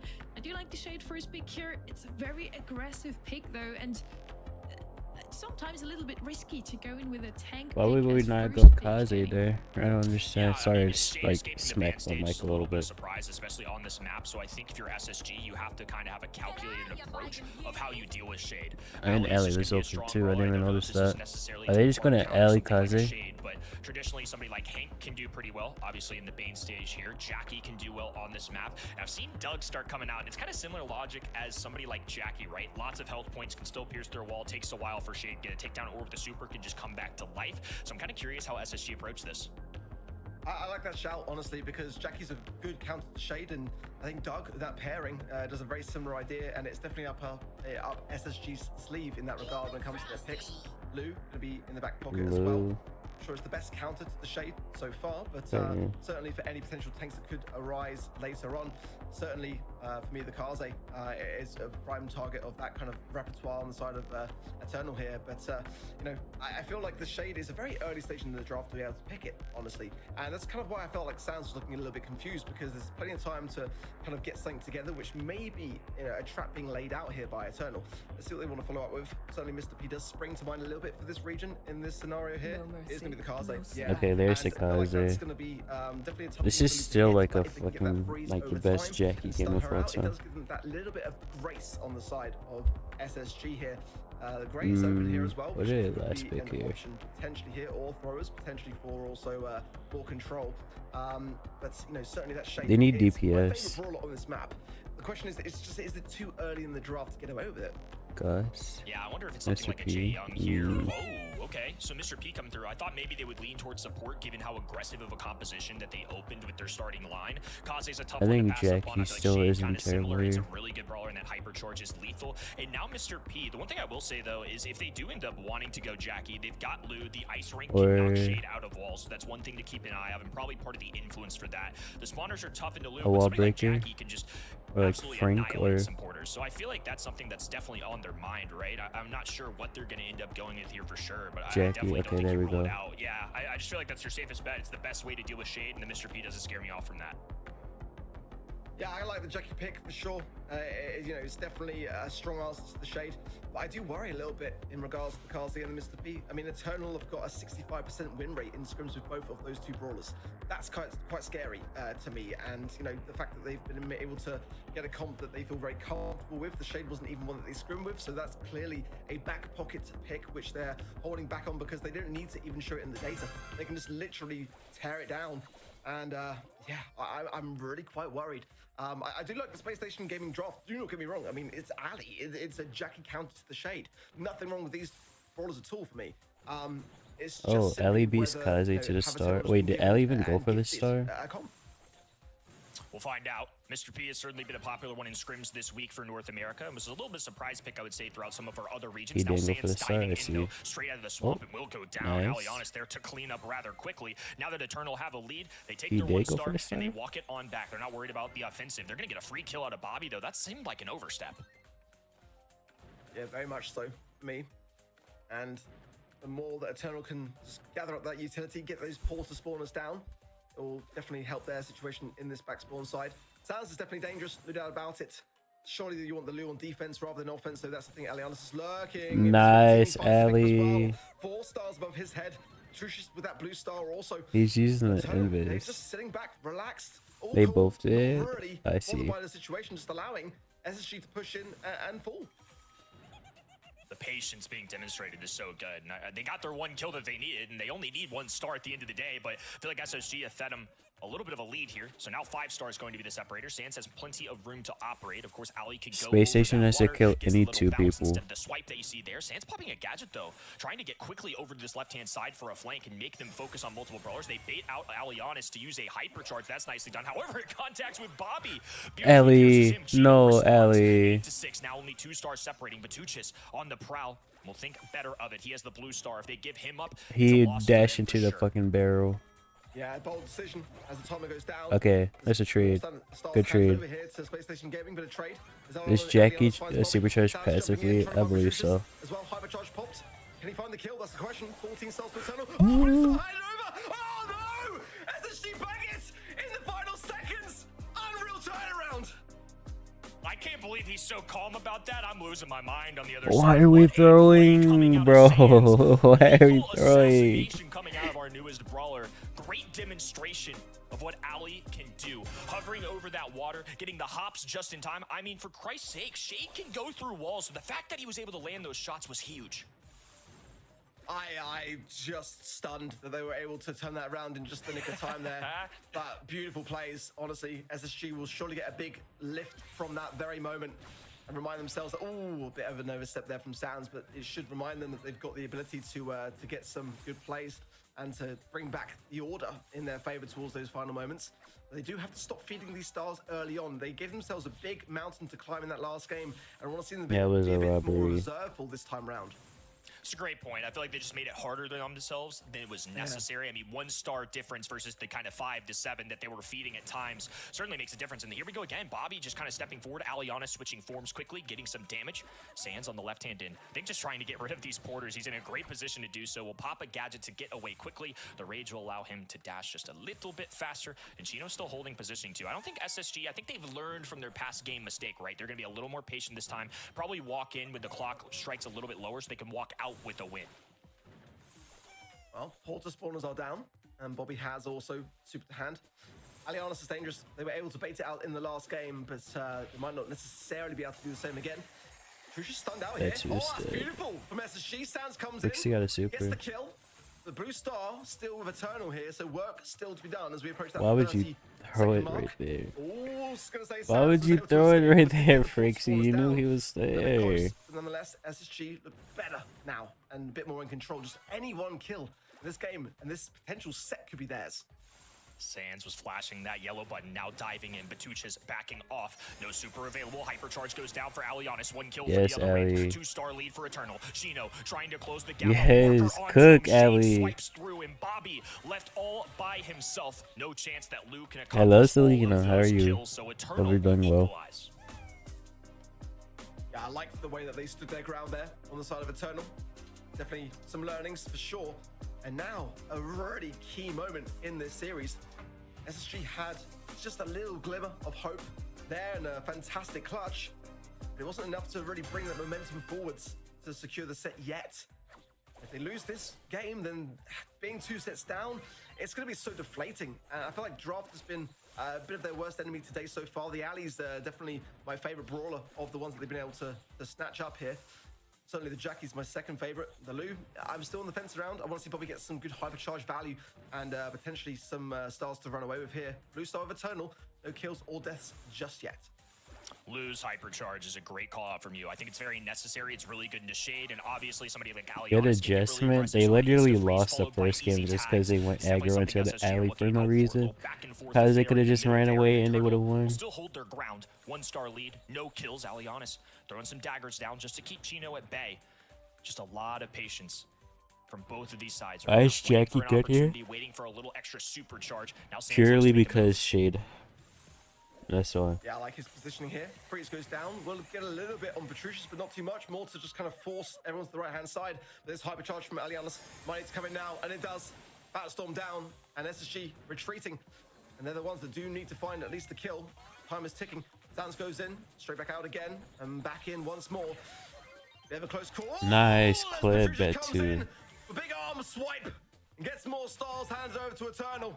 That was not the plan, SSG. Mr. P, of course, going to be able to do a great scouting report on the enemy sides, especially with somebody like Sans, who can just disappear from your eyes at any moment. Bobby working his way to this left-hand side. Eternal now 2 brawlers deep on the left-hand den. Frixie trying to move up the map, but has to deal with the ugly What the hell is alligator in his Sans face. doing? With 20 on the clock, Eternal just have to hold on to 3. But can they? That's the question. SSG are moving. Bobby has super. Lands it into the middle. Forcing and the Bet you split. did. Sans going in. Petrucius, he's low. Wait? Can Bobby find something of a pinch? Oh yeah, they like Sans hard gotta go focus in. on him. Stars are equal, but the blue star still Eternal. Will they hold on to it? They still Nice! They get Let's the go, steal. ETN. Let's go, Eternal let's go, let's 2 go. sets to 0. And this is now very, very dangerous territory for SSG. Familiar territory for SSG, though. But each month that passes, it becomes more and more crucial that they get the job done, making a reverse sweep happen here. Almost crucial for their season. I mean, LCQ, Worlds on the line. It's starting to get a little more serious here. It didn't their first ride in this rodeo. They need to reverse sweep. Which was the most picked brawler in June in a monthly finals? I have no idea. It worked out a bit better than in Bell's Rock before, but it still was meant to be. And I could do the same joke I already made yesterday. It's been the ETN played biggest it really well, meme of yes. yesterday's show that whenever somebody picks Mr. P, they just lose. I'm not gonna say it. They had a great showing. The Mr. P did its part. But yeah, it just wasn't enough in the end arc. But it was quite effective though into the alley. I felt like Sans had to more I often than would've not got that allow his wrong teammates anyway. to pick up I was that gonna portal guess. spawner. Mm. And with the gadget pop as well, it turns into a bit of a beefy boy. But I think for me, 48 it'll be probably damage down is with the loop insane. pick. It just didn't really kind of seem to do much for me. I felt like the Jackie was at least Or deterring the DPS, shade mhm. across to the lane of the alley, which then gave Sans some value. But Lou just They probably. I mean, what could even actually pick there realistically? Jackie was there for Shade, but Shade wasn't even the problem. I mean, I get because like if you go wall breaker, Kaze is still going to be a problem, and you have less bushes for Ali. Maybe we're gonna see Lou on triple dribble or something like that. here And then once Kaze again, has and more they range. seem to work I out, don't so know. why not arc? That's a good draft. I mean, yeah, I mean, it's definitely a map where it could come in, but again, Rip I just don't SSG. feel like Eternal maybe are playing into the draft. Oh, I feel so like, Space Station Gaming aren't really unfortunate. kind of reading things too well in that regard, and maybe kind of How you preparing doing, things Yo-Yo? and eventualities that actually don't need to be prepared for. You see Ali, I Kaze feel together? like, Yeah, in that's terms what I of was thinking data, too. It's been kind of clear as to what Eternal tend to sway towards. Oh wait, Selena, Also, thank you for the Miss 10 Falcon, biddies. she's, I just a big noticed throw, that. which SSG do need to make sure is in the bans. And Lou is one of the top picks for SSG. So if Eternal ban that, then that might be a bit of a kryptonite situation. Certainly the ball here as well, Lumi as well, can definitely have some very good results. Me too, Yo-Yo, on this but map you window didn't as hear well. that from See me. that quite banned often, as again the mind control can lead What to, you mean by that, short-term striker? goals even. So good to see the alley ban already. The Losing Hank and to the Lumi better on the side of players Eternal, is the Shade, crazy. the Poco and the Barley. Do you see some throwers banned out already? First pick is with Eternal again, and they pick the other good thrower on the map, Willow. I do feel like she's the strongest thrower on Brawl Ball at the moment. Great True, we defense, did, great Yo-Yo. also at just making her opponents shoot own goals, which First you pick, don't want that to Willow. happen, do you? But Space Station Gaming can now follow up with something to just try and counter that Willow, something like a Hank Oh, and Shade they would be wanted awesome. that. That's why they Both of those banned options Barley are and banned out. Shade. Yeah, Draco comes to mind as well here as one of the more popular brawlers that's also very good. Makes sense as a goal scorer, has an indestructible gadget. Hello, Willow is just Sal. a safe early pick just because you can ensure that you can take over those aggressive brawlers on the other end. You talked about it, but the defensive mechanism that Willow has is one of the bigger reasons. But because Willow and all these other tanky brawlers have shown up, Larry and Lori have started getting back in the mix a little bit more, and especially when you look at the ban stage. No longer do they have Barley, they don't have Willow, and maybe you could go with the berry comp, but the poison from Willow probably strays you away from that a little bit. So because of that, I Low-key think a lot of Draco teams have come to this. the conclusion that Larry Lori is a legitimate option here. Low-key Draco this. I mean, Charlie is open though. Why SSG didn't go for it? They gone for the Karthik. Definitely not a bad brawler to have, but I prefer the Draco for sure. Draco Charlie? Potential's here Draco for Charlie, Charlie? for Chester here for Eternal if they want to have something of an insurance. Or policy. Illumi. Jay Young as well. Definitely going to be a consideration for sure. But this Kenji, are they going to be picking it in, knowing that SSG have got that final pick? That's the question here. It's one of their top brawlers. Yeah, exactly. Wait, let me spin. Take Charlie, take Charlie, take Charlie, take Charlie, take Charlie. Space Station Gaming, because I think that Draco in this current form with the hypercharge now, it's a bit of a no-brainer. Take Charlie. One brawler I'm going to look out for SSG as well is going to be the Bull on that 6th pick, depending, of course, on Take what Charlie, does on this take left-hand Charlie, side. just I think do a it. shotgun brawler is somebody that's a little more popular nowadays on this map. Could be the solution. Gray was somebody Take that we mentioned Charlie. earlier too, if they want to pull off some teleportation. No, why would you take Amber? What? Damage onto that open lane. If the walls don't go down, Why Amber Amber instead of Charlie? looking to remove anything into the Larry and Lori or the Kaze. I think this last pick, obviously a really important one for SSG. One of the more important ones, I would say, of their entire year, considering that Eternal have drafted really well, played really well, and SSG just got to get the ball rolling here. They currently are in position to hold a postseason slot in this region, but going down in the quarterfinals here, catastrophic for them. Absolutely agree. Could be Bull, could be Charlie, Lou. That was one of their higher player brawlers. Yeah. Again, the win rate's fallen though, hasn't been too kind. And pairing the What, do you Draco and hate Amber, OG Yo-Yo? the Amber is I don't remember the that answer to lore. the problem that is the Draco, and they backed both on the side of Eternal. ETN's I job. think they've just been drafted, out-drafted on the side of SSG here. I mean, every set really. Eternal are just not skipping a beat in that regard. They're so well prepared for this, and it just feels Wow, like SSG thanks, have been Snicker. constantly just You trying need to to catch just up say that every like step 2 of the way. minutes later. I've got faith in this Wait, who in the said sense Bo? that Oh, SSG no, feel quite Chris, comfortable you with do it, not but want again, Bo whether here. it's been getting the results that warrants the pick. Bet That's the kind of to- reservation that I have here. So far, though, Sands clear up that right-hand side, allowing Bobby to push forwards. Or push through to Sands again, and a little bit of a measly attempt shot on goal there. I didn't really think it was going to do too much. Maybe it was just a positioning idea, but so far, SSG now going to have to reconsider their positions, and Eternal fighting back for that mid. Now Sands, backline, dribbling, dashing forward right at Batuchas' face. Will claim him immediately. 3 brawlers standing for SSG. Bobby rushing it up the middle of the map. Chino flanking Sands up in the enemy Draco lines. doesn't And it's an have easy support. walk forward. SSG. They're just first team banking on the board. hyper. That's more like it, and we need more of it. And Sands on this Kaze is definitely giving me a lot of hope. He's playing those assassination brawlers so well. Elianos now dribbling the ball forwards. Frixie has got the mind control, and that's definitely a scary prospect. Maybe being pushed Hypercharged back out so for hard. Sands. Now Elianos is going to be blind. That's why he passed the ball straight to Sands, and Sands always been a break for it. Nice Should be a alley. defense here, but Elianos Double not kill. gonna stop Team there. wipe. Oh my word! Nice. The Dragon's Breath.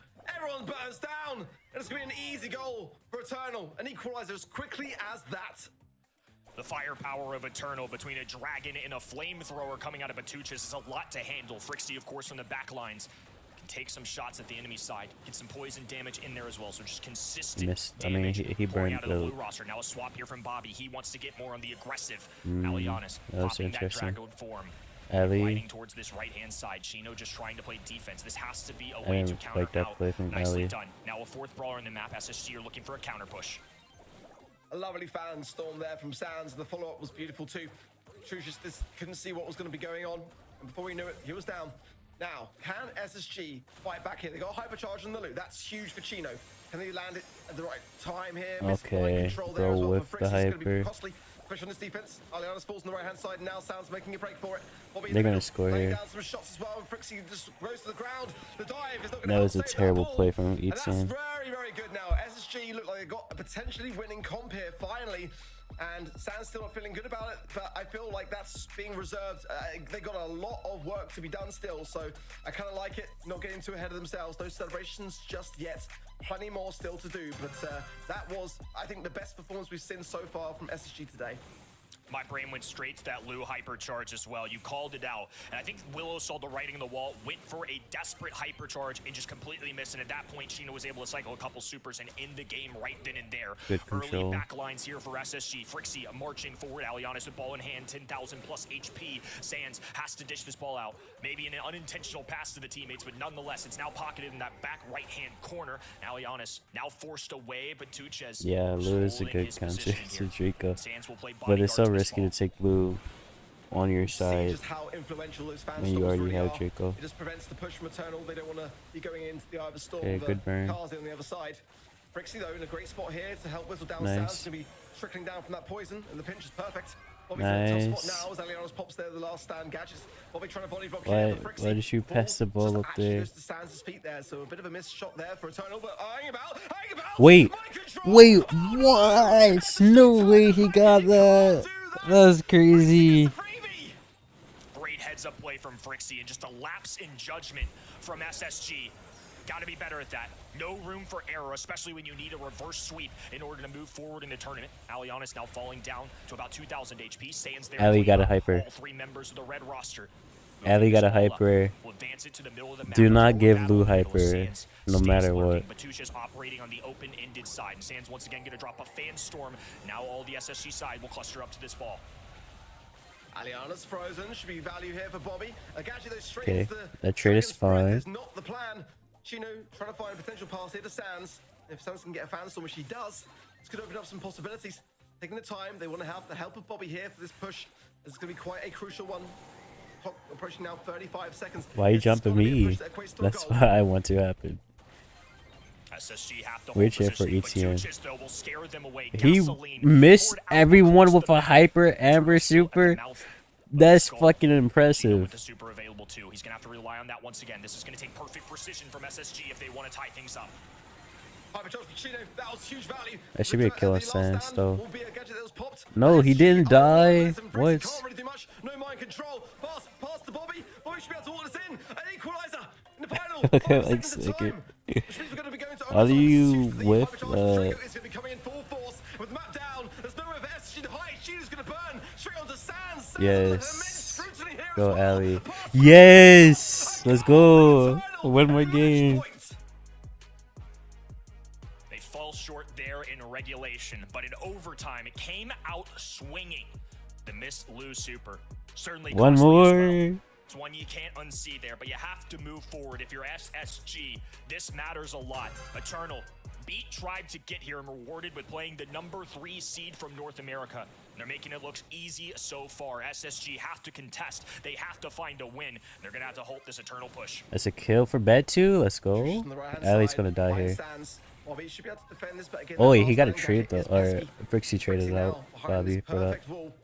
Can't find Chino, so good jukes from him. Fanstorm out for Sands. Frixie is Frixie's gonna go front down target here. Dive, gadget there as well utilized, and Sands will Frixie's wait. got Gets the supercharged pick for up. that.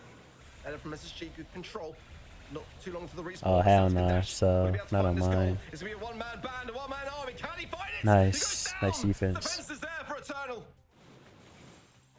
And a costly miss there. Bro, Definitely wasn't a guarantee by any means. Bet They're lucky you. that Eternal don't Why are we capitalize missing any every single further. burn? All they do is have the ball in a little bit better positioning. Oh, Sands is able to get right through that gadget. Excellently done. Once again, we're going to see another aggressive Bobby gadget here. Switches position and That's will your move forward. take. But Frixie That's is putting it nerf to a halt take. for now. Aliana's getting frozen up. Gino looking for the kill. Grabs it. Sands Bet with the you fan just storm. pass it But up. Tuches pass to the right. No super available. Now Sands will sprint down this right-hand sideline. Switches to the geisha form. Looking for an opening. Aliana's there to defend. Sands falls holy short. shred! That damage is Oh, crazy. Draco's just in such a great spot. Defenses like that do not come often in this meta. But that's one brawler that can really do it. Bobby now trying to do his best. Now Chino coming in. They have the hyper Okay, charge, Ellie's they want dead it to, here. And they will secure, just get that Draco out of the mix here. Ball still back though. Honestly, Not too let's much get time on the clock, Ellie but another overall, it is definitely, hypercharge. a thankful thing for the side of SSG, but again, that Draco hypercharge, it could certainly be around in this potential overtime scenario, but SSG want this goal. They know that they need it. They can't really afford to go into overtime really here. Let's see, can they make something happen here? Because against the match point, if the Oh goal my comes God, from Eternal's Betu. side, there will be no time to reply. Hit a burn Great challenge. dodge from Sands there with the gadget to avoid the Amber Super. Several shots on Betsu. goal so far. They're looking for an Oh. opportunity. This is a great way to start it off. Frixie gets marched out. Sands It's going to be just 2 versus 1. having the Alionis same has to play. be a perfect goalkeeper once again. Not this time, though. SSG knock one in with 15 to go. Absolutely huge. Can Eternal get a goal in the final 10 seconds? That's No, the question now. that's not a goal. Alionis is alone, and then That's Sands comes in unfortunate. for the helping hand as well. That gadget pop is not going to do anything at all. SSG will survive this just about, but what a close call. They deprived Eternal of a match point. This battle is absolutely far from over. Sands just going to take a quick lap alongside it as well. Easily the most exciting set so far of the day.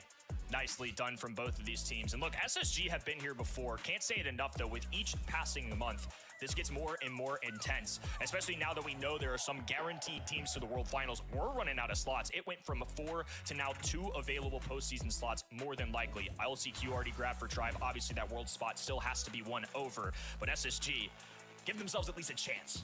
Just give me this match to watch and I'm already happy. I'm set for the day. Honestly, we had some great moments here.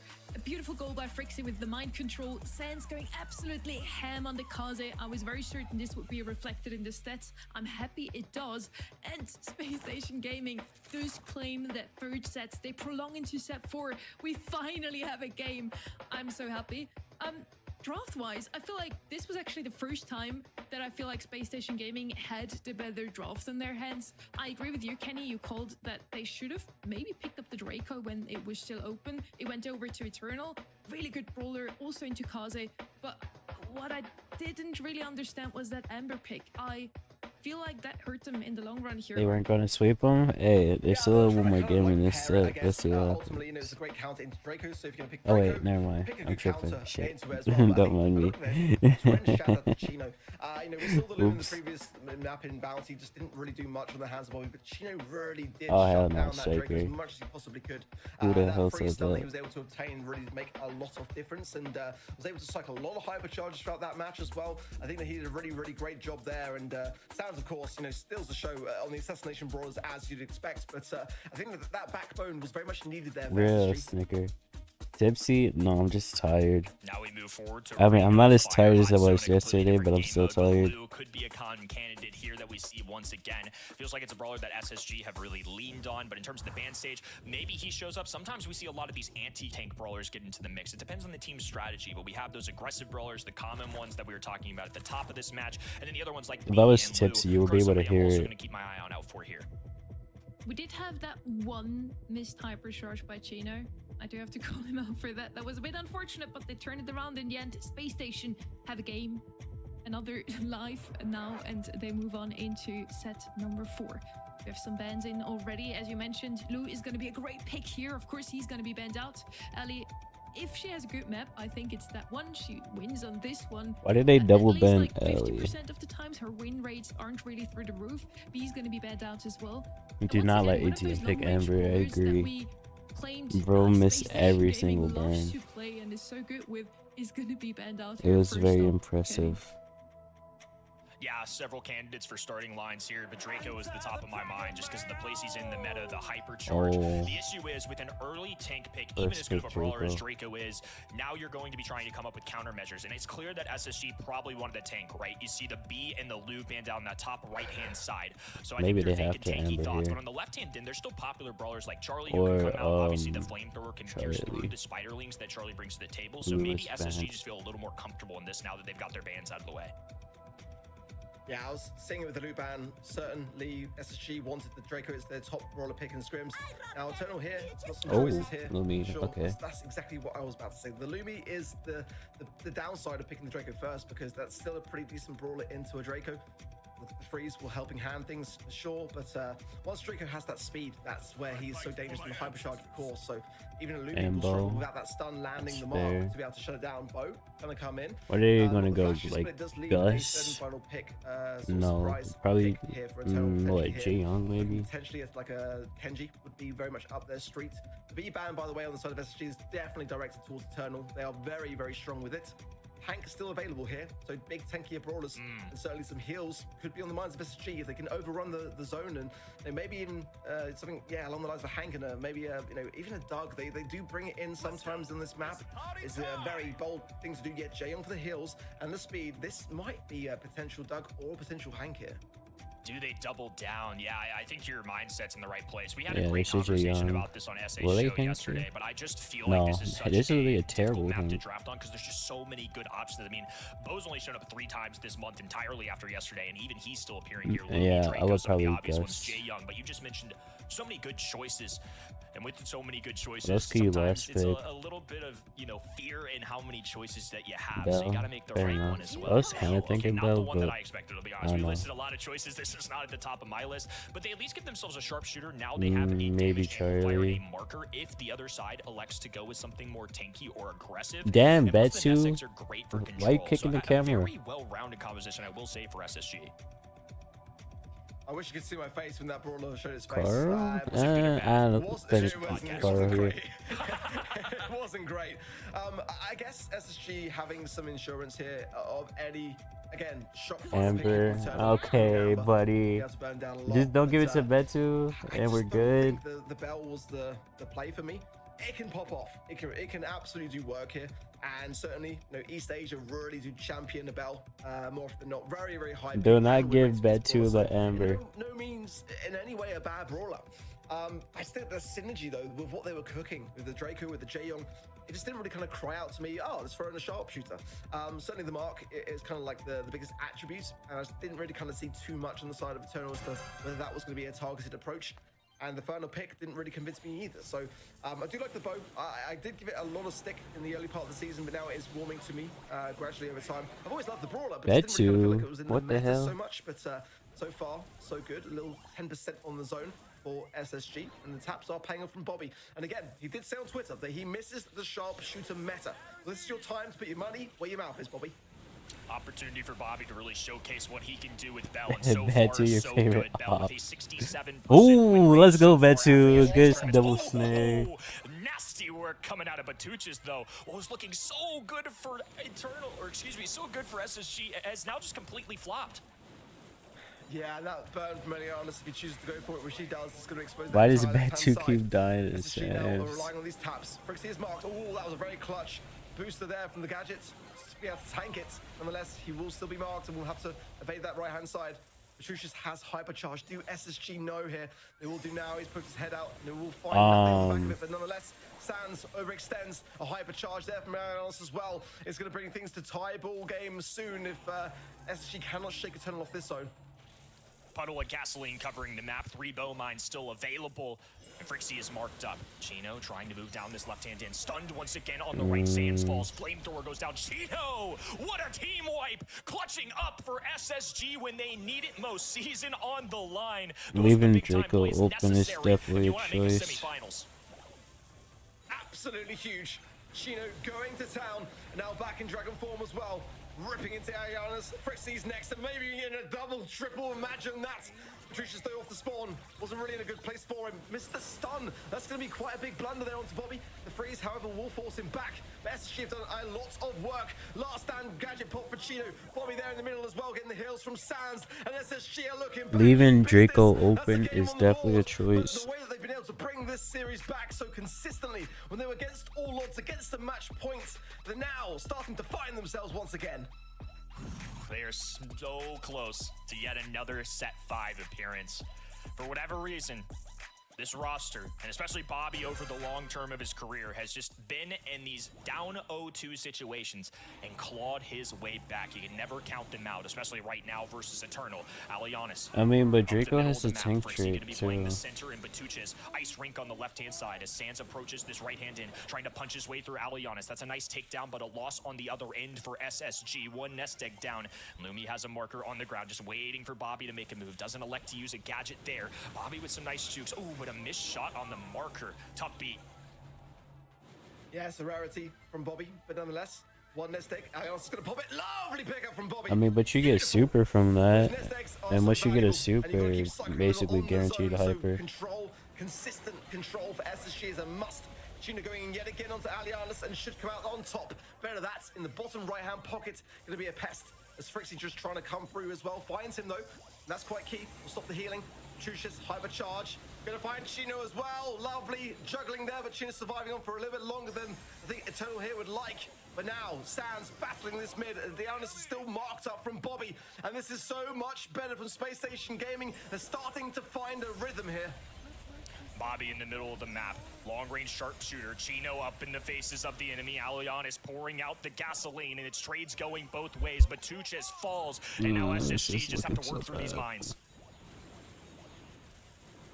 Hypercharge mine certainly going to be... Oh, the Mark gets the kill! Bobby is tapping. He's back on the sharpshooters as he said that he loves to be, and it's working. I don't know why they would leave Draco open. Like, we know how good Draco is, right? Trying to get out this spawn. This is now a game. What looks so bleak for SSG is now equal in just quick succession. Unreal scenes. We called them out a couple of times now for that tweet for Bobby saying he likes to control meta. Back to control, and there you go. He really showed off his bell, worked out wonderfully. The Draco pick also just had to be the first pick for SSG, and they did it correctly. Chino was absolutely stunning on that brawler. And Kenny, I think you put it quite perfectly. SSG seems to feel most comfortable when they're on the back foot. We see this so often with this roster, with Bobby specifically, what's the last map? that they just start to really play some brawl when they're 0-2 in the back. Yeah, I mean, I really don't know what it is. Whatever works to get you a win, you know, spin it however you wish. But when times are needed most for them to perform, it just seems like they If they find a way to banned come Draco, through. Now, obviously, they there have would've been won. times as well where these really good teams from North America and Elevates and the Tribe Gamings of the world have just swept them away. There has been no set 5. It's just been a 3-0 deficit. For whatever reason, SSG in these quarterfinals, once again, pushing this all the way to a set 5. Drama really building here for these postseasons. We're now heading over to Crystal Arcade. Whoever wins this one will move on into the semis. And I want to reiterate here how close the race is for that third World Finals spot that we still have to give No away way. today. SSG really needs that win. Surely not. Otherwise, they're gonna be caught up by one of those teams, Pioneers, STMN, or Team Electros today. Yeah, let's see whether they can hold on their winning streak now, whether they can take this momentum also over to Crystal Arcade, or whether Eternal Esports can make their dream come true and win against SSG today, Ark. Yeah, it's not going to be an easy task, not by a long shot for sure. Going back to last month when SSG were able to reverse sweep STMN Esports. Like Kenny said earlier, you know, they do seem to perform so well when they're under pressure. One reverse sweep in June, can they get another in the quarterfinals for July? It's just very risky for me. You know, they're banking on so much on a single draft, and this is not the season for it, you know? If they just step 1 foot out of line here, then all this effort to stop the unthinkable of Eternal coming out on top here. All right, It's son. going to be All right. such an important draft to get right on the 5th and final set in this map and mode. It's going to be a really, really tough draft. And talking about draft, here it is. We're heading into our very last draft of this match either way. Crystal Arcade, such an interesting map. Also one of those that just came in now with the map pool changes. For lanes, I love to play some Shade, some Hank, because of the wall in the middle of your lane. Or we did see some Griff before as well. You can't just decide to open up as well. Maybe that long-range Gump is gonna come in clutch again. Bans are in now. Ash is gonna be banned out. Janet and Terra from Space Station Gaming. 2 of those brawlers I would not have expected this early on. Lily, Ellie, and Close Gray for on the content. other side. Those 3 definitely good ones on Crystal Arcade. No surprises here. What I kind of expect here now, Lumi could be an option. Sandy, quite good Draco on lane ban as well. again. What we did see before, of course, Kaze. Ay, And she's ay, ay. not banned out again, Kenny. Yeah, the Ashe is a very peculiar one, and I think that's partially because they want to go tank. And Tara's become more normal, I would say, as a ban, especially at least on Jim Grab, nowhere else that she shows up. I just think the Hypercharge Super is just such a good reverse mechanic. But Ashe goes down, and therefore I'm thinking, hey, maybe Hank, maybe Draco, and that's exactly what they go for. I just feel like it's a really good brawler. It's hard to pass up on. There's a lot of really good brawlers right now, but as far as play rate's concerned, Draco one of the higher ones. Yeah, absolutely. So Lumi, I've got to feel like is certainly an eternal pick here, especially with the Tara ban. Yeah, Charlie potentially as well is their #1 brawler when it comes to their scrims. Yeah, might as well So take it's going to Kaze. work well into the Draco, and for anything else that might come up. Like I say, I like your Hank shout there as well. Kaze. Yeah, this is a dangerous map here for Eternal. Lumi, even Mortis with the Lily ban in play, they can't bring that in, but this is a very dangerous map, I feel, here for SSG, because Eternal can be just really reckless and aggressive in their assassination brawlers. And getting the Kaze in this stage, it's going to be a very, very good one to bag here early. Let's see what SSG wants to combine with this Draco. Certainly going to be on the minds of maybe a Gus to be able to have that shielding, because this map is going to be so open. It's going to be tough to push into a lot of this. So something to helping hand things in that regard, or some heals wouldn't go amiss for me. Let's see. Yeah, he's going to be the Gus. It makes a lot of sense in this kind of map, so I quite like it. Gus paired with Draco's going to have that shield available, the long range in the mid.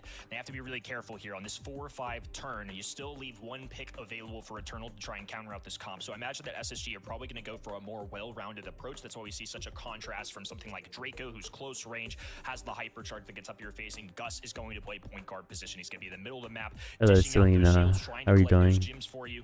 And with this final selection, Let's just say SSG hello have a lot again. writing on the line here. Currently the #3 seed entering the day, and they go with Shade, one of the better brawlers in the game right now, especially now that he's equipped with a hypercharge. I like the brawler. I don't like the position in the draft though. Eternal can really kind of just double down on this. Doug or Jackie is pretty much the #1 counters, but I mean, opening up the map here as well wouldn't be the worst of ideas here for Eternal, or just run it down with something tanky. Let's see how they're feeling towards it. But certainly Shade is a very, very tough brawler to deal with. Lou, going to be that brawler. I mean, it didn't really work out too well for Space Station Gaming against the Shade earlier in Bounty. I feel like if Shade's able to have super and utilize the wall, then it's able to pretty much stay away from it. I mean, let's see though. It's going to depend a lot on the agility on the side. The fuck is this who's draft? playing that Shade pick. I don't mind it. It's very tough to call either of these two sides the winning draft. I've got to be honest though. I mean, I'm surprised it wasn't a Doug or a Jackie for Eternal for sure. It's going to come down very much to how this Lou fares with this Shade, and whether that's the brawler really to shut it down. SSG have once again found themselves in a set 5. They're going to have to pull off some magic once again, but this is going to be a tough start on the left-hand in as Chino falls. Bobby, 3 gems to his name, have taken over the middle of the map, but Alianis there to scoop up every single one of these kills, claims the life on the right-hand side as well, and an immediate sweep. Eternal have swung it their way.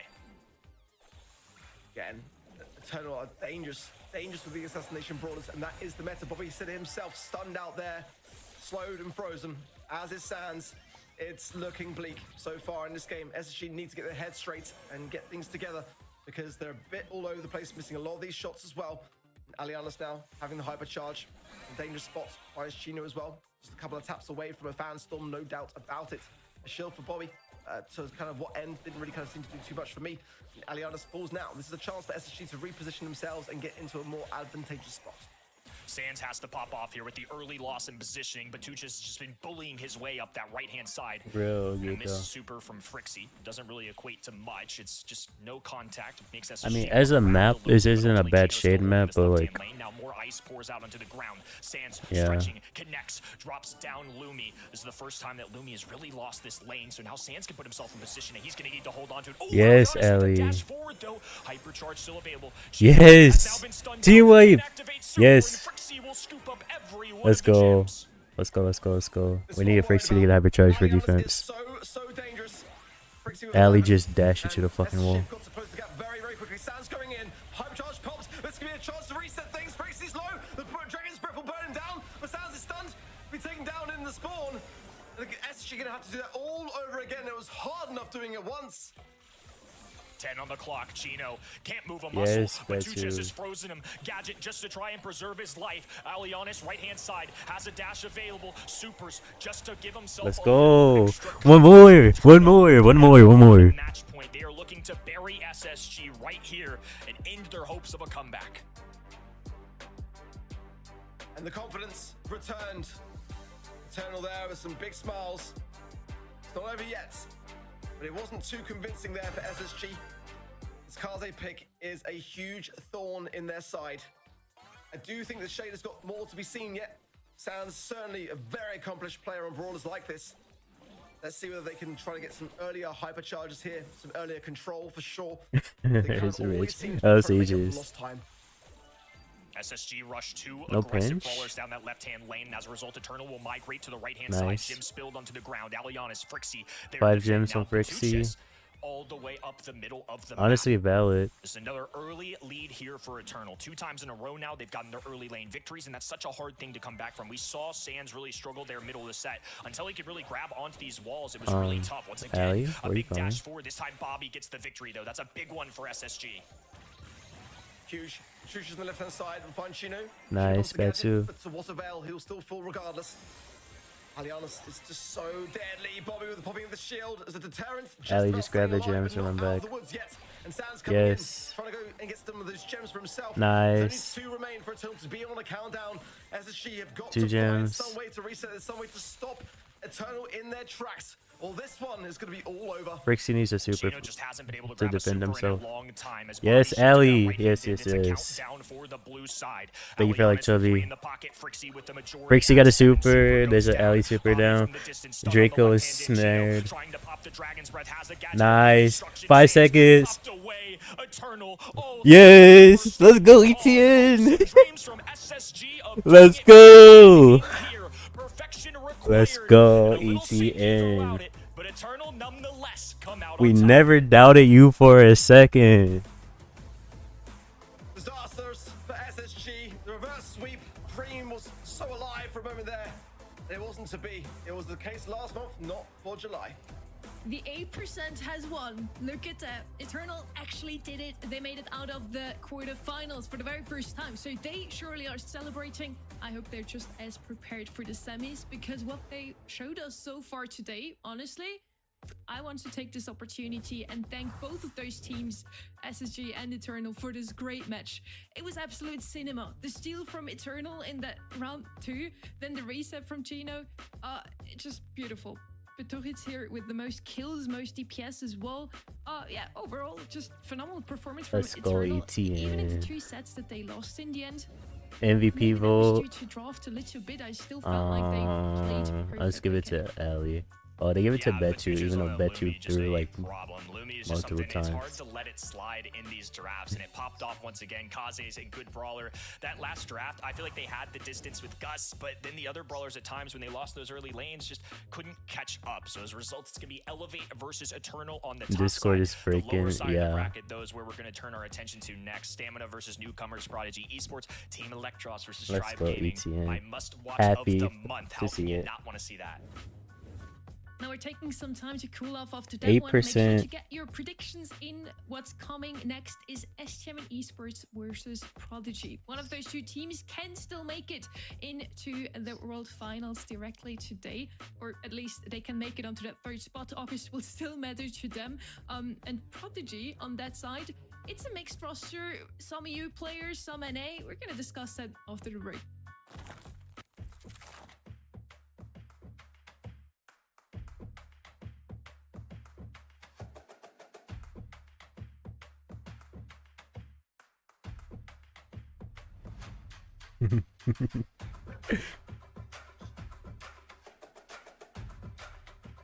Like Ali was tapping. Literally, like no offense to Betu, but he wasn't playing that great for most of the sets.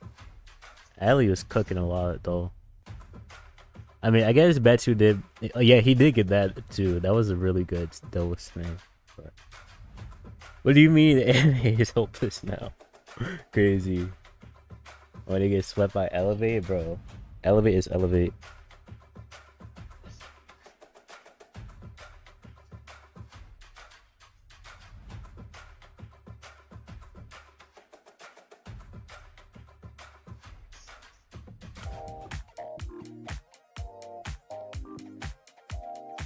Ok, pues la verdad me hace gracia como de que me pongan el sombrero y tal, aunque el personaje no se me parece mucho a mí. La verdad estoy muy feliz, es un equipo que ya he jugado con ellos varias veces, pero es un proyecto nuevo y que me emociona mucho poder volver a competir Oh, hell con no. mexicanos hablando Snicker, you're español. cooked. Y no sé, solo estoy muy feliz de estar en una org, If he beats Tribe, representando una org que me apoya, I will apoya a lose los the mexicanos, y prediction siento if que that happens. podemos hacer grandes cosas I don't con care. ellos, con el equipo y con la org. ETN won.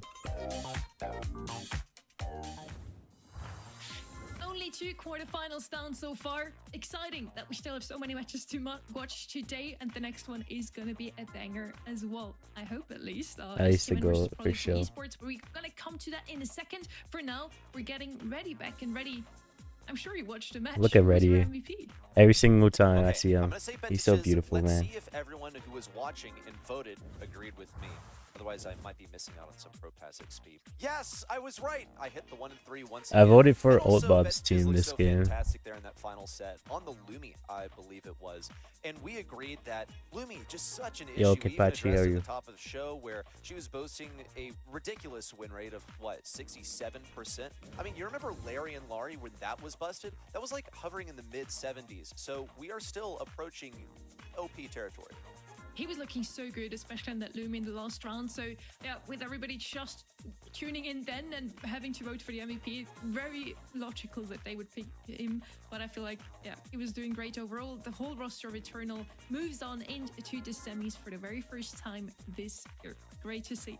Now let's head over to some, or at least one, a bit more experienced team than Eternal. Stamina. They are in that close, tight race for 3rd place and the world spot. On the other side, we have Prodigy Esports that is such a fun little wildcard story arc. It really is, and I cannot wait to see how this one fares for Ready Set's predictions. I'm all for it. I'm all for it. Starting with STMN then, I mean, certainly experience is on their side, no doubt about it. But they have struggled quite substantially this season, again, not being able to escape those quarterfinal stages. It's been tough to reach the semis. Correct so far, Today, I think they of course. probably stand the best chance to date. Stamina, they have to win this one to still make it to that 3rd spot. It's such an important win for them. Easy now that win, this team is Tori. out, Easy that spot is win. technically up for grabs. Sam gotta win eventually. That is just one Fair place enough, ahead, and Christ. the board's Pioneers is also out, so Stamina now has the best of chances to claim that 3rd slot. It has What do you to mean, be now or unfortunately, never. On Striker? the other side, such a beautiful story. I just love to see it, honestly. They are capable of pulling up an upset today. Is Prodigy Esports, previously played as Old Bob's Aura, known for their elite drafting throughout the monthly qualifiers. They are backed by European staff, and they also have a mixed roster. Mine from EU is currently on vacation, so this very young Polish player is now playing for his very first time in the monthly finals, but in North America already. Yeah, according to him, he is a Tier B EMEA player, and now he just pays a visit to North America, and he does what anyone that plays Brawl Stars would prefer to do over the weekend, which is stay inside and play in the monthly Holy qualifiers. He makes his first hero. monthly finals, and he What? brings his Polish friends over to do the analyst work, the coaching work. He's filling one of the roles as well. Cappy, their coach who's been drafting for them, has been one of the major forces driving this team to success.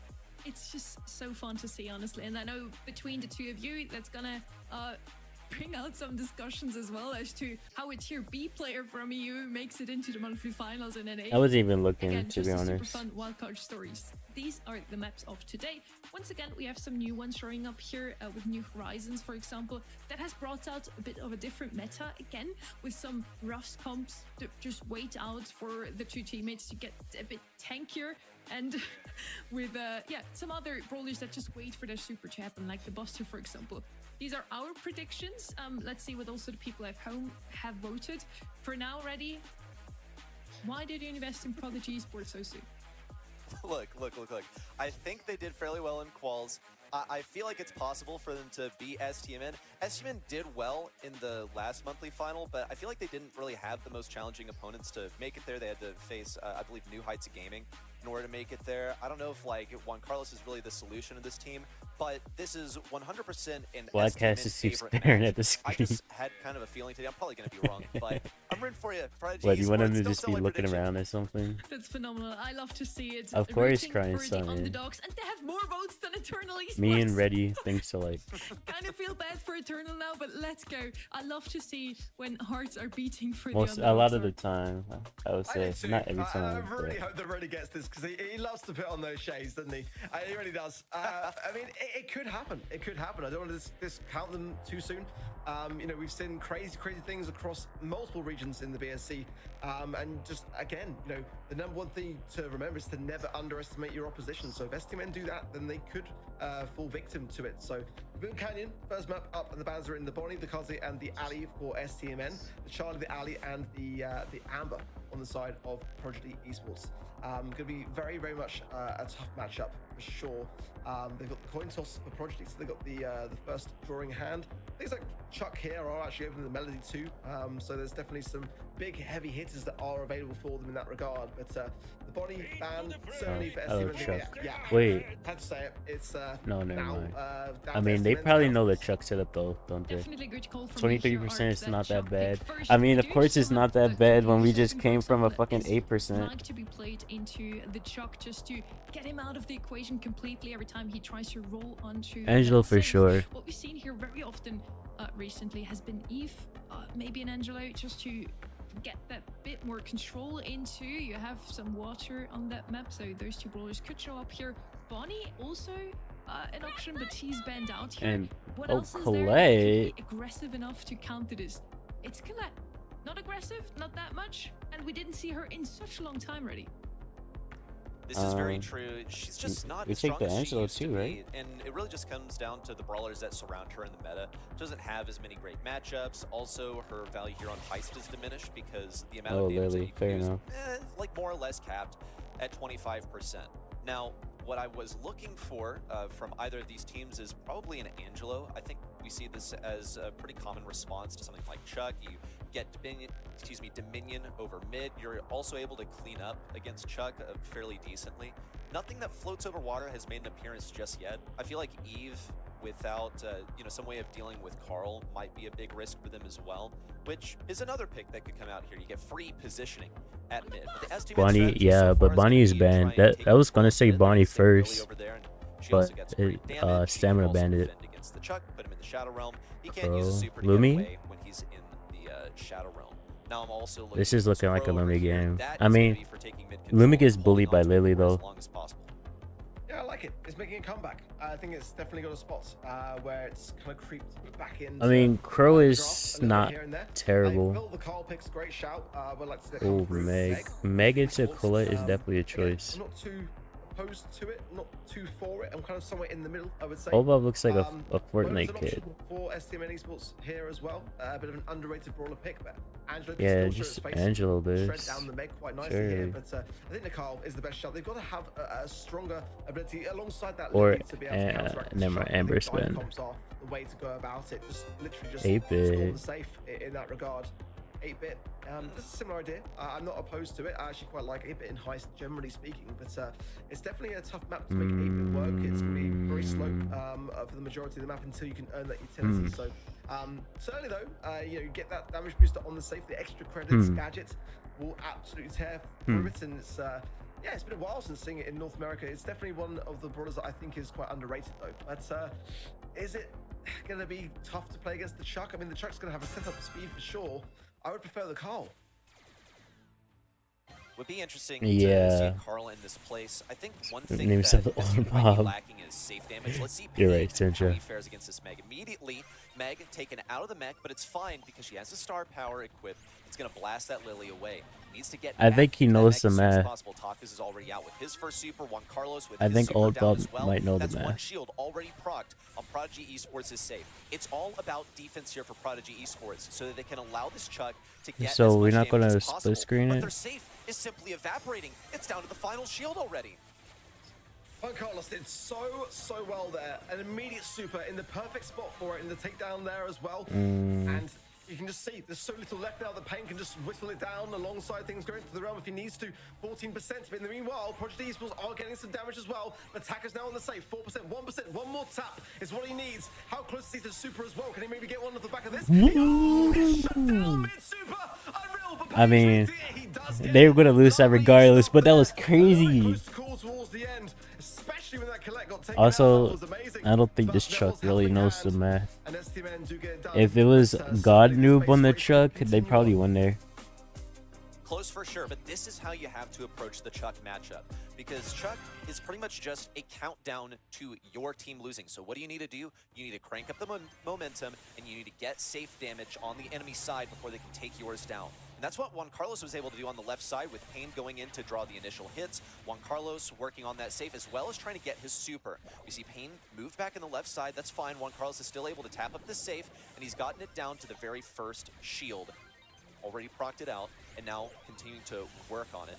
Almost getting down to the second one, in fact. Meanwhile, on STMN safe, just now have we seen the Chuck setup. I think STMN are playing this really well, and You it's wasted not really giving the super. Shark too much of a look in on the safe now, however. And Juan Carlos is just trying to get that damage booster back online. Should get, yeah, put down here in the mid, so that's going to buy a lot of time to get him back into position now. He has got super, a hypercharge for mine going in onto the safe, shredding it down to below that second stage now as well. The time is very much against STMN. They've got to start to bring things back into order. Prodigy Esports have Okay, one more Opal shield is left to work cooking with. on their He's gonna safe. pop into the Shadow Realm, has that super, might opt to demech Bryn if he gets the opportunity. He's inside of this bush, decides not to go for it, not just yet. Instead, get that shield out as soon as possible. It's one left, and Tacos can one-shot it if he gets a super. They're very well Holy aware of shit, Tacos' that position. damage is Meanwhile, on the home insane. front, STMN, they're down That their final damage is life, fucking but Prodigy insane, bro. Esports will be taken down by all of that damage in the final moments. Well done, STMN. They bested the Chuck for now. Making it work with the 8-bits. Not an easy feat against the Chuck. Juan Carlos did really, Yeah, that's really some well in that crazy regard. I was very DPS. impressed, and yeah, the early pick as well. It kind of left a lot of guessing work on the other side of Prodigy Esports. I really liked your description, Reddy, of how it is to play into Chuck. It's really just a timer trickling down until your team loses. You can delay that by playing something like a Cordelius just to counter him or defend him for as long as possible, or you just go something that plays super aggressive into it. And we see it here. They completely disregarded any of their opponents. They were just trying to get their supers off onto that safe as quickly as possible. More kills on the side of Prodigy. But Stamina's just played for the objective. Just put everything onto the save that they got. I like some of these matchups as well. Like STMN coming out here with the 8-bit pick. The thing that makes 8-bit not so favorable in the meta is just what he's up against, really. He's still good. He's got health. He's got damage. He's got even more damage when he gets that super KD down, but he doesn't fine. really have speed. And that is, for the most part, his downfall. And it's why Am I gonna Colette get is this such a good prediction pick wrong? with the 8-bit, because she's kind of I mean, his I'd rather number get this one counter wrong hero than the in Heist. Eternal one Intelligent wrong. draft, really old school from STMN, but it gets the job done. Definitely. I feel like Prodigy Esports had a very good draft in their hands as well. Stamina just had the perfect answer to it. Again, either you want to defend the Chuck or you just play super aggressive, went with the second option, and it worked out perfectly. Now, heading over to that new map we were talking about. New Horizons, not a fan favorite, or at least not from the player's perspective. I love watching it. Many people just watch the pro players wait it out really until the last seconds, where they have a postural available with the Ruffs. Their teammates are tankier than ever. Yeah, they're just really waiting for the smoke to come in to throw down in the last seconds arc. Yeah, Buster and Jae-Young, for that reason as well, are very highly regarded brawlers here. Bonnie as well, Gus for sure to be able to combine with that body. I feel like Ali is a big threat here that just has to be banned as well. And of course, Lumi, Kaze, those kind of brawlers too. The Ollies, the kind of brawlers that are going to have those big final moments, and they can kind of herd the sheep around the map, so to speak.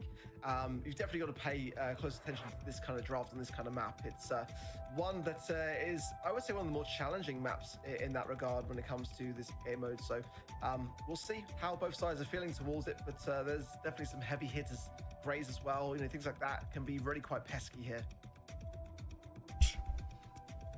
A lot of things to consider. Some of the new Horizon strategies that we often see rely on hiding behind these walls and getting supers for free, especially hypercharges that you can get for free. Daryl always comes to mind as a little sleeper pick that can show up here. Sunny already alluded to the Buster making an appearance here because he can group up next to your teammates. And there's also the good old-fashioned control lane playing. We've seen it over the course of this weekend so far. We saw it last weekend as well. One of the ones that often gets banned out that is quite good here is Gene as a mid, because it's really just a countdown till he eventually gets a super and he's able to pull someone in a crucial moment and bring a 3v3 to a 3v2. Do like the team pick as well, especially paired with the Buster that we talked about so much already. Should be working pretty well. But yeah, I do feel like so far, more often than not, that wait it out comp has prevailed over the long range comp. Let's see what those two teams are going to show us here. The draft in the first set makes me feel positive that we are going to see some good drafts from both sides. Colette is something that we haven't seen at all. So Stamina is good for surprises. What would be a surprise to you, Ark, that could actually work out on New Horizons? Kit. Oh, good Throw that one job. out there. Mine too. It is Juan Carlos after all. You know, I do feel like that could be something of a bit of a surprise pick. You know, we've kind of seen that kind of brawler combined again, as Reddy was saying with the Daryl, and it's just very, very hard to deal with a lot of the time. So it's an option. I think that it's sometimes even worth just placing a ban for it. It can be quite an issue. Let's see as the lobby now set and the bans shortly coming in. Certainly as well, Angelo will have a pretty decent. Surely things we on let this the big map as Juan well. Charlie Carlos as well, kit the name STMN go could be, now. decent shout, or even Brock. I mean, it is, you know, not my favorite brawler, but I can understand it. It's a very quick and early break. But also, I mean, we've seen, you know, Gray last month in the North American region with the Grand Piano Gadget, just opening up everything as quickly as possible. Those kinds of ideas on this particular map can work quite well. So, but certainly, I want to see a Bonnie ban. We're going to see it. No Bonnie ban. Wow, that's the kit ban. The kit ban is there for us, Team Men. You'll love to see it. So many of those brawlers that we mentioned are actually banned out. Brock as well as Gene. Byron, one that we didn't really have on our card. Jaeyoung and Buster, we did mention No those. mercy, Kaza no is going to be left survivors. open. Immediately picked up. She's a good tank right now, if not the best. She's the most picked up at least, alongside Draco. Is she going to work out on New Horizons, where you either need to have some range or just wait it out to the end? Maybe you could pair her here with some support in the back. Gus, maybe. Byron is banned out, so that's not an option anymore. Barry, maybe, just so she can survive in the end. Doug will have no problem surviving at the end. No, he will not. Wait, Okay, is that so Grey Doug? this is very cool from Prodigy Esports, and this is what I think is going to happen. So Prodigy Esports, they Interesting. really want to sit behind a wall. You can tell because they've gotten rid of Gene, and they've also banned out Brock that would be used to break open walls.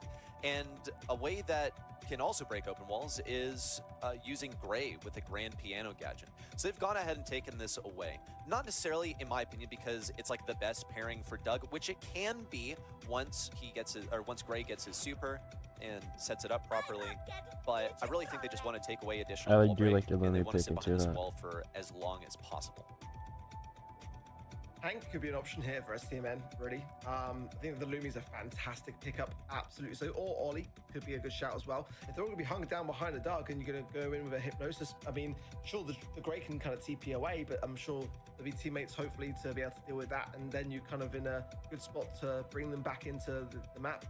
Sometimes throwers as well. Tick wouldn't be the worst of shouts in that regard. Just a little bit susceptible to the Greys, so I think the throwers probably best to be kept away. Charlie to come in is STMN's top brawler pick, slightly below 50% though in terms of their win rate. So the Brock, however, was at 85%, so it's a pretty targeted ban there from Project Esports also.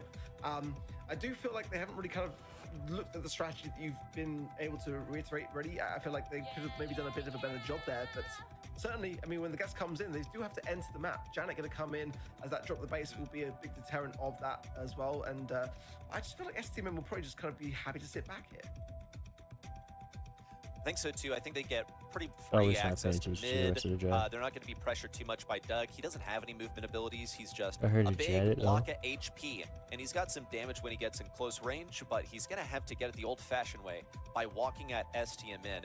And as far as support from his team, I'm not seeing a whole lot. We'll see what Prodigy Esports cook up here. Are they going to immediately go into a corner? they're thinking about it. Ult Bob is chilling over here on the right side. The objective is going to be have the teammates take damage and then heal it up so that Ult Bob can get a hypercharge super for free. That will allow them a lot of pressure. I wish I had a little towards bit the more end of the game. DPS on And Icon also or combined with the range. Janet, I believe when Ult Bob uses a hypercharge super onto Mine, then when Mine goes up in the sky with his super, they should be able to get those Doug attacks down on the ground. So it's very much a cheese strat, but it's quite communicative of where Prodigy Esports believe they are in this matchup. They know that they're the underdog, so they're going to be pulling out the cheese to win.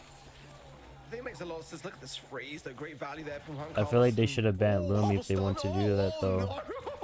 Oh, again as well. Mine is stunned out on They the should have side banned as Lumi well. if they want to do that stuff. Unreal. What value there from STM, and now the gas coming in as well. There's Morning Star's going to get some great gadget value if they choose to use it. I think best to reserve it though. Mine, yeah, not going to be able to even get the heal for Doug there as well. Goes the gas. Oh, Bob, that's the way to go, I feel. Whew, what amazing value there, for sure. Unreal. But I think that you're right. I feel like that when you're the underdog in this kind of scenario, going with a cheese strat, not the worst of ideas. You know, STM are definitely, in my opinion, the more experienced team.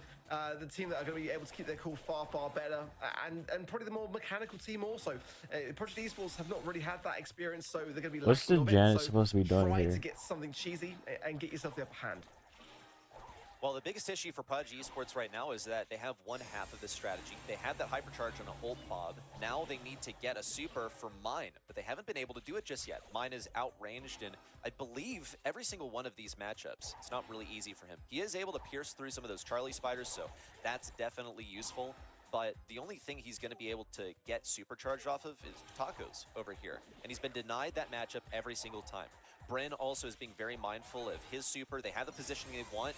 Not quite the tech, but here comes the hypercharge out from Ult Bob. It's going to keep Brynn alive. Now, Mine up in the sky, looks for value, looking for Tacos as well, but Tacos is out of reach. Is He's this the gonna be a last one alive sweep? and gets taken down. This They is fell looking apart like there it's for gonna be a Prodigy sweep, Esports. to be They didn't get a honest. chance to execute on that strategy. Also, the attempt there at the long pull for Gray with that tech was way I thought it was far gonna be a off little what it bit needed to closer be for because I've been success. seeing some things on Twitter about them Juan Carlos playing such a great game decently so well. far today. Fantastic on the 8 bits in Heist. And now on that Lumi. But I mean, the it's amount of not value looking that like he's it right bringing in for his now. team, unreal. Let's see though whether Project Esports can make something happen here. Already Taco's getting some immense value. Gonna be dashing away though. I think that's probably wise. He was getting a little bit overrun here. And Now GG Juan next Carlos set. pushing from the Honestly, left, this is like trying to find GG some next angle on the right, match. Gets the cocoon as well. That's going to be quite a good connection onto Ult Bob. We're sitting back in that top right-hand side now, but that's going to allow Juan Carlos to get set up as well. It's not necessarily a good spot here for Project Esports. They're being forced back in the back right. There's the pull, though. It actually breaks down their wall, so maybe not the best interaction, but at least Brynn got some super out of it. On the right side, Mine is pushing into Tacos, and Tacos goes, yeah, I'm not going to be giving you any super, buddy. We're not going to get cheesed here. This is not a Potato VS TikTok. Pack it up, buddy. Let's go ahead and go to set 3. But they still got a few rounds to get through before, honestly, the inevitable could happen. All they had to do is deny the supercharge to Mine. Tacos taking quite a bit of damage on the right side. That's a stun onto Ult Bob. They decide not to commit. Just let that hot dog run out before they get the kill. Excellently done. Once more, it's just Mine left, and he's trying to deny that hypercharge. But Tacos gets what Tacos wants. Dashes into the poison to get the hypercharge and give them an Nah, excellent round this is 2. actually such a diff. Way more than I was STM are expecting. handling this absolutely stellar. It's just not looking like it's too much of a feat. Stun for Pain. Gets the cocoon as well. Tacos has got his hypercharge as well. Goes straight in for the juggler. Gets 2. When he finds 3 as well. The TP away, but it's 1 versus 3. What can realistically Brynn do? Not anything at all. STMN looking so strong. Claim yet another set and go 2 sets to 0. It's terrible. No clip farming for you, Prodigy Esports. There will be no Doug Hypercharge, there will be no Janet Super, and there most certainly will not be a set win with the cheese strat. Denied and well played by STMN, but you can tell by those comms that the Janet just was not going to work out. We talked about it often, how those new teams that never played in monthly finals before often get a little bit nervous at the start. Maybe what we're seeing here is also kind of a little bit of nervosity, but just looking at the stats here, it's very clear who won that knockout sets where it's all about getting those kills.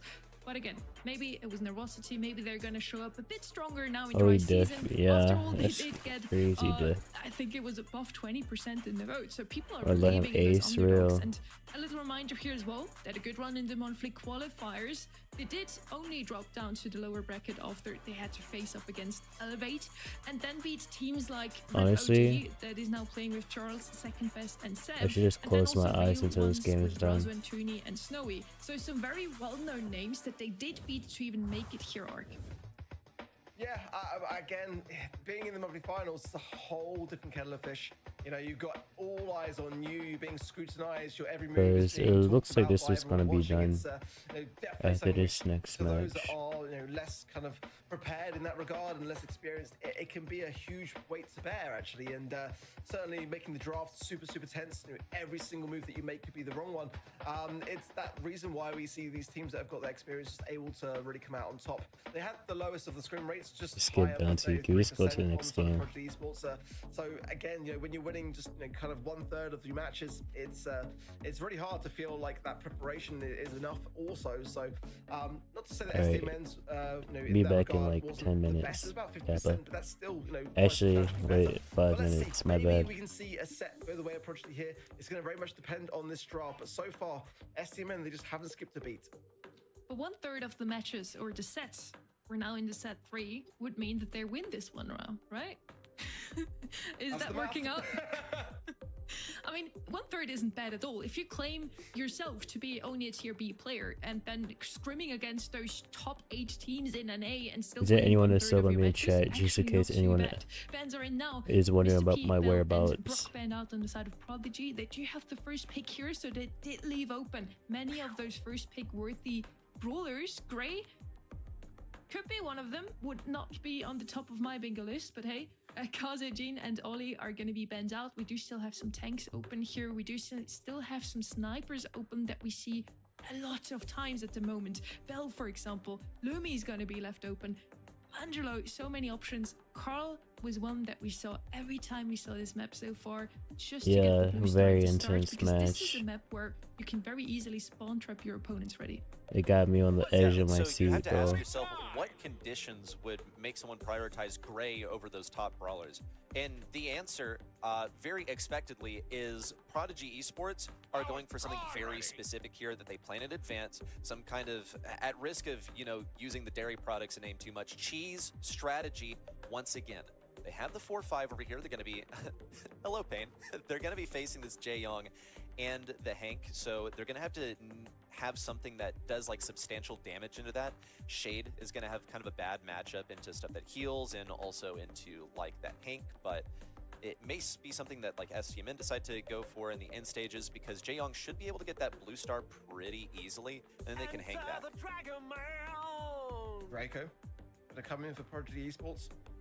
Kind of indicates maybe the need for heals, but I mean the Lumi's open. I kind of feel like you kind of have to go with that. It's gonna play well. Get him and Hank try is me in going that down, trust real. And Hank, Jae Young, it's already a dangerous comp that STMN are running here. I mean, Bonnie is open. That's definitely a brawler that I think could work right here. Yeah, that's a good way forward for Prodigy Esports. They've kind of brought things back around into a form of order here because I felt like STMN was starting to really run away with things there.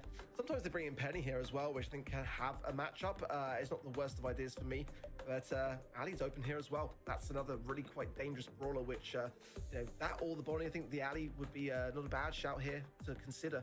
Let's see what they kind of go with. I think that Prodigy Esports have got a good comp, no doubt about it. It's all about how they play it now. Charlie going to come in for STMN, and I can't not hate it. I think it's always going to be a fantastic brawler in this meta, able to shut down the Draco, and the Spiderlings, of course, will do their thing. It's 3 a.m. for Yeah, you. makes sense You here. Charlie is going to help them not get run down with. I don't Jae even Young, think with I'm the gonna Hank, there was stream real potential tonight. For that Draco. Actually, I'll see how I'm Pretty good feeling run into later. it. STMN knew that this Draco was Right coming now, in, yet I'm they really decided to go with the tired. Hank anyway because they knew that they I had might this end up safety net taking of a the nap last after pick the stream if is something done. too aggressive came out from Prodigy Esports. So let's see. Here comes the speed immediately from Tacos. He gets additional speed by staying next to his teammates and attempts at an upset. Whoa, okay, Bryn. He gets the Deserve a kill off the break. beginning. You have to have some pretty good precision This is my in fourth order to pull off that stream. early game kill. Now 48 the script is hours. flipped. STMN's composition largely revolves around them getting to hang back.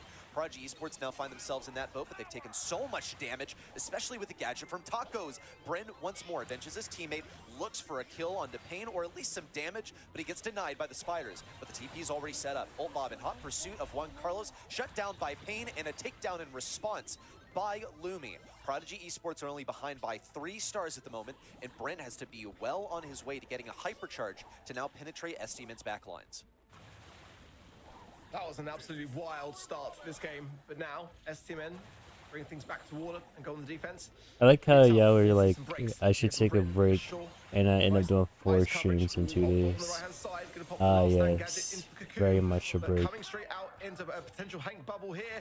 Oh, the timing! Oh, the timing! Juan Carlos, dirty boy, love it. Absolutely fantastic from STMN on that defensive. Now double the stars of Prodigy Esports and that blue.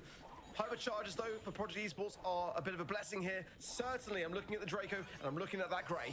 Oh my Holy goodness, long what a pull. long pull, and Tacos gets taken down. Prodigy Esports are just 5 stars behind, and they still have the Grey hypercharge. Might be waiting for that next hook from Bryn so that he can get even more value.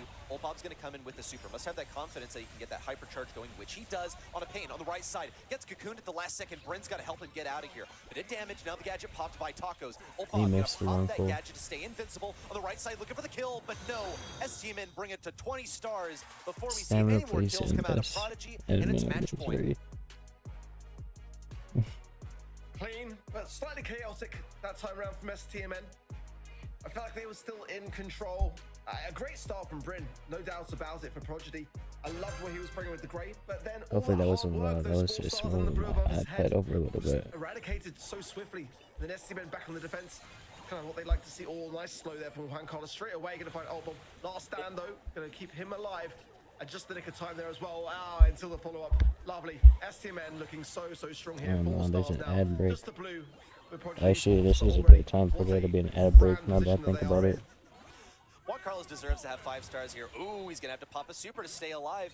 He baited out a gadget from Ultbob earlier to get the first kill of the game. That was just beautiful. Another one coming online for Tacos. It was a double kill as well. Prodigy Esports are in a horrible situation at the moment. They're 9 stars down, and they have a Charlie with the hypercharge in their spawn. A miss, though? Okay. Pain might start to feel some of this heat. Ultbob is in pursuit of him on the left side, but he is well flanked by Tacos. On the right side, finally, Juan Carlos falls, and that brings the gap between our 2 teams to 4 stars. Prodigy Esports still are not in a comfortable position. They don't have those hypercharges that they need to get in a good position. With this pinch, Pain going to be able to find the pickup there as well, and out of the cocoon, and surely down. But Ultbob, last stand though, yet again keeps him alive, but not for long. 17 and the blue. It's just so dominant here for STMN. Pain having the hypercharge now as well. Juan Carlos as well. And Tacos, so much utility and not enough being seen from Prodigy. They're going to try for one last ditch attempt with the hypercharges that they've got, but it's not looking good. 30 seconds to go. STMN just need a couple kills in order to bring this to 20 stars. It's a hypercharge in for Bryn, but really it just gets positioning for a final play from Ultbob. It's going to be tough, though, to acquire 11 stars right here. Quick math, that is going to be enough to tie if they can team wipe, but they're going to face 2 hypercharges at the same time. That's a stun onto Pain. That's going to be important.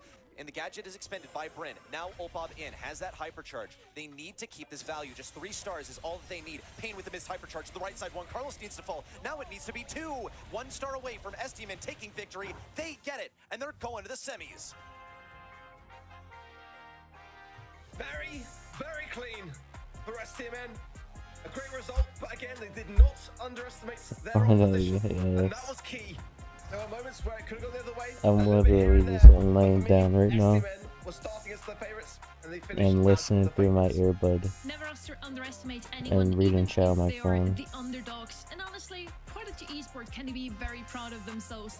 I mean, at least they did make it into a monthly final. I think it's the very first time for all 3 of those players. And come on, it looked like mine was playing from a hotel room. He's just on holidays in NA. Probably would not be able to play in August anyway. It was a great showing. We now know those names, and maybe we'll see mine again in the EMEA monthly finals one day. Oh, maybe so. Look at these stats from STMN. They absolutely deserve this. One, Carlos stole this away. On the microplay as well, I remember seeing him like bait gadgets from Draco, which is a matchup that Draco's supposed to win. I think it communicates a skill diff. Also, we just saw like some better drafts, attempts at cheese from Prodigy Esports that didn't work out because they didn't give themselves a good draft, basically. I'm thinking about Janet on set number 2 there on Hideout. Just not really what they needed. It puts STMN here in the semifinals. And a really key time for it as well. I mean, again, looking at the teams at which they're battling against, you know, Space Station Gaming and Pioneers going down those quarters now gives STMN a really, really fantastic opportunity ahead of themselves. We're now heading into the last quarterfinal of today. After that, we're already heading over to the semis, and we just saw it in the bracket as well. It's Team Electros versus Tribe Gaming, and the name that is above is usually the one qualifying from the upper bracket. Yes, you saw right. Tribe Gaming actually only qualified through the loser bracket in the monthly qualifiers. That will give us a lot to talk about, I'm sure. But we'll take a quick breather first.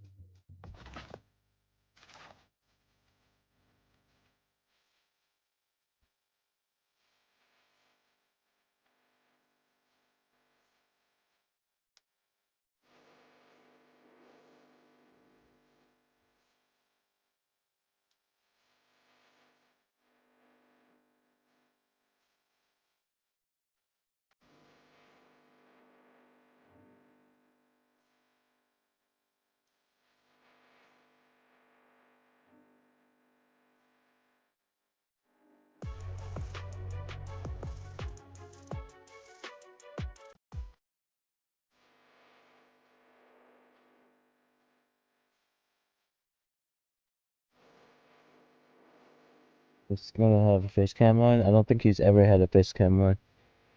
Neither him or Vicky, I believe. Neither have had one before. Welcome back to the July monthly finals. We're in our 4th and last region, but I'm very happy that we still have one more quarterfinal in this region at least. We got Kenny back as well. Super happy to see you too. You watched our previous match. It kind of went the way we expected, but Prodigy, again, can be proud of themselves, Kenny, and I feel like they had some great drawing still. For sure. I mean, Prodigy Esports making the top 8 is a huge deal no matter how you sit in it. Obviously, there's some consistent names that show up here every single month that we fall in love with, but nonetheless, a huge accomplishment, especially for some players that maybe don't have the history that some of these other teams do. And our MVP, Juan Carlos from STMN. Can't really argue with that. This guy was stealing all the stars away as Hank there in the final set. And you know what I've noticed is typically the star player from the final set gets MVP. We'll put that theory to the test later, but I think he deserves it. He's a new addition to the roster, and upon him joining, they immediately saw better results. I do think it's a little bit of recency bias. Maybe people that just tuned in will just vote who they saw in that last set. We're gonna test it later, as you said. Right? I didn't even do the First up, MVP vote. I just thought about that. To the semis, we have one more quarterfinal to go, and it's a good one. Tribe Gaming versus Team Electros. On the one hand, we have NA's Rising Dark Host. They did sweep Pioneers and looked very dominant in qualifiers. And then on the other side, we have Tribe Gaming that had a perfect streak in NA, at least, until last month, where they lost to Elevate, and now they also lost in the monthly qualifiers, Kenny. Should be an interesting one to say the least. Team Electros have been on the rise, and obviously grabbing his Livy during the halfway mark of the season is a big pickup. One of the better players historically in this region, Rafiki and Bilal, some cracked little 16-year-olds as they were described last month. Really excited to see how these guys perform. Team Electros, still a pretty fresh roster, came together now and already looked very dominant in the last monthly finals. They must win to stay alive in the LCQ race, otherwise their postseason hopes could end here. We had the chance to talk to SLevy, talking about the team dynamics. Again, they're not the oldest team in the monthly finals.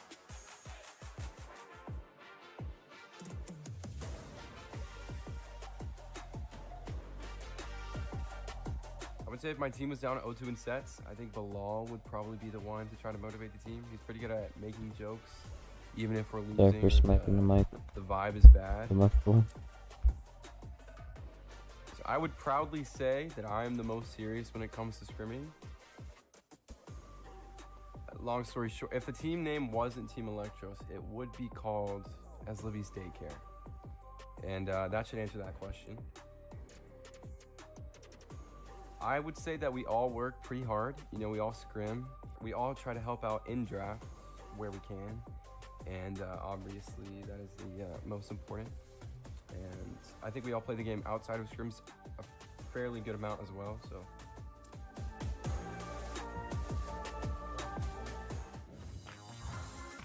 Multiple factors led to their monthly final participation. Again, they are scrimming a lot. They're playing the game outside of scrims a lot. And as Livy said, they also have 3 great drafters on their roster, which is very important at the moment. We're looking here at their July monthly qualifiers performance ready.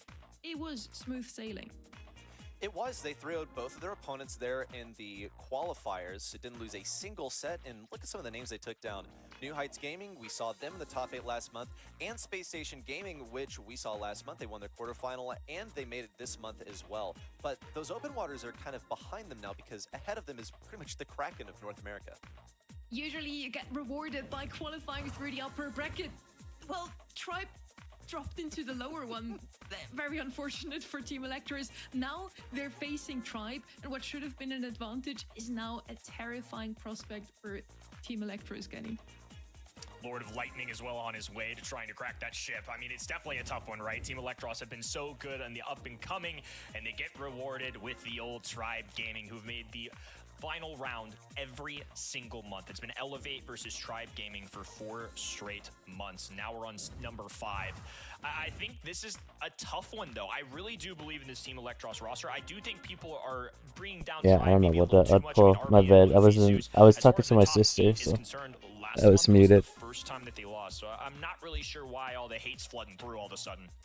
We usually have Tribe Gaming in the winners interviews in those monthly finals. Not in June. Elevate beat them 3-0 in the end. So yeah, I'm very glad that we still had the chance to catch up with them behind the scenes.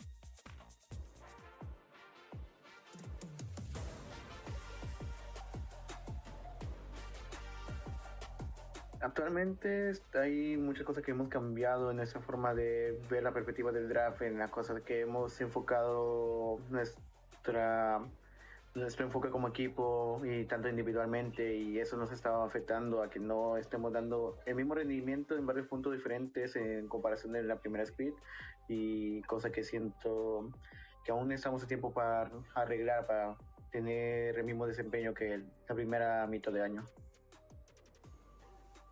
El plan principalmente sería volver a lo que nos hacía ganar, o sea, volver a nuestros antiguos hábitos, a volver a hacer bien las cosas que solíamos hacer bien antes, pero enfocarnos más en todo lo que nos hacía estar por un paso delante de los demás.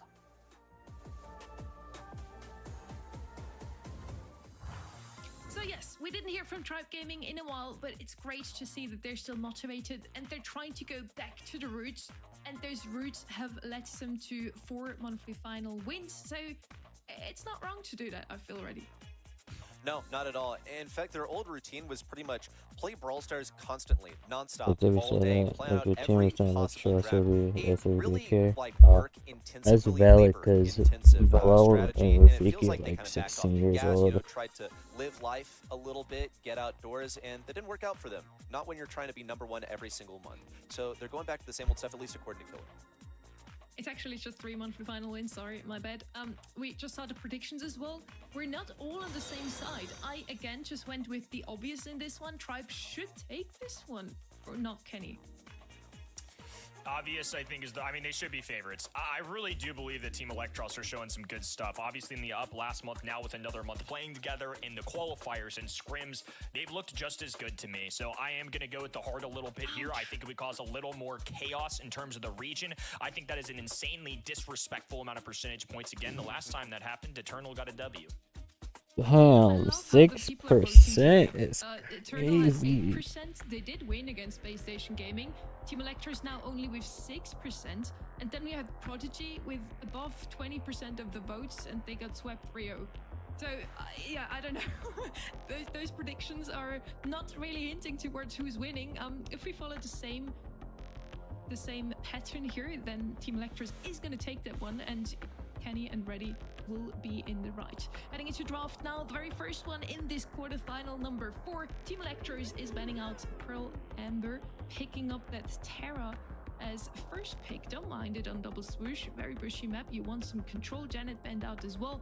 Ellie, Draco, and Kenji banned out. So Tribe was kind of thinking Team Electros is trying to go for tanks as first pick. They picked the opposite of that, Reddy.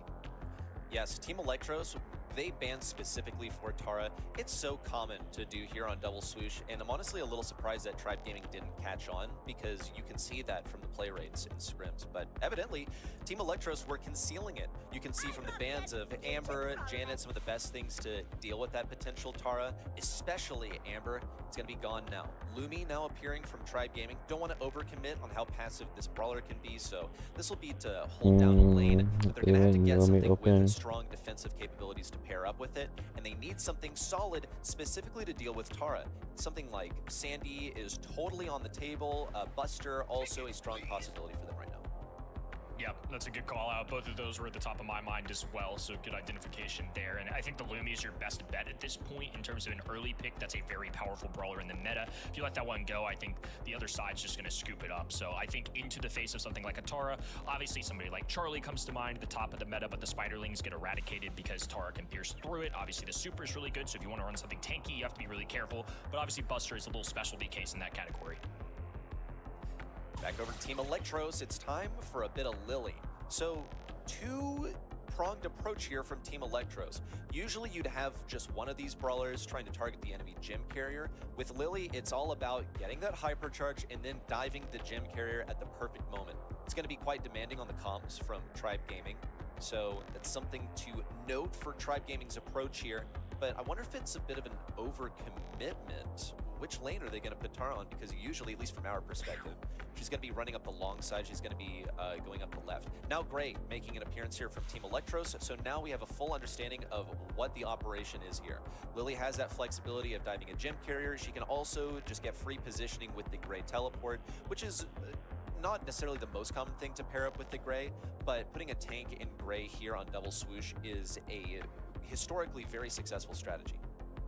I mean, this is nasty work coming out of the left-hand end. I think grabbing Tara gives you a comeback mechanic. Lily as well. It's just giving yourself more outs between a hypercharge gadget combo, a hypercharge super from Tara. Other end gets the opportunity to grab Hank, though.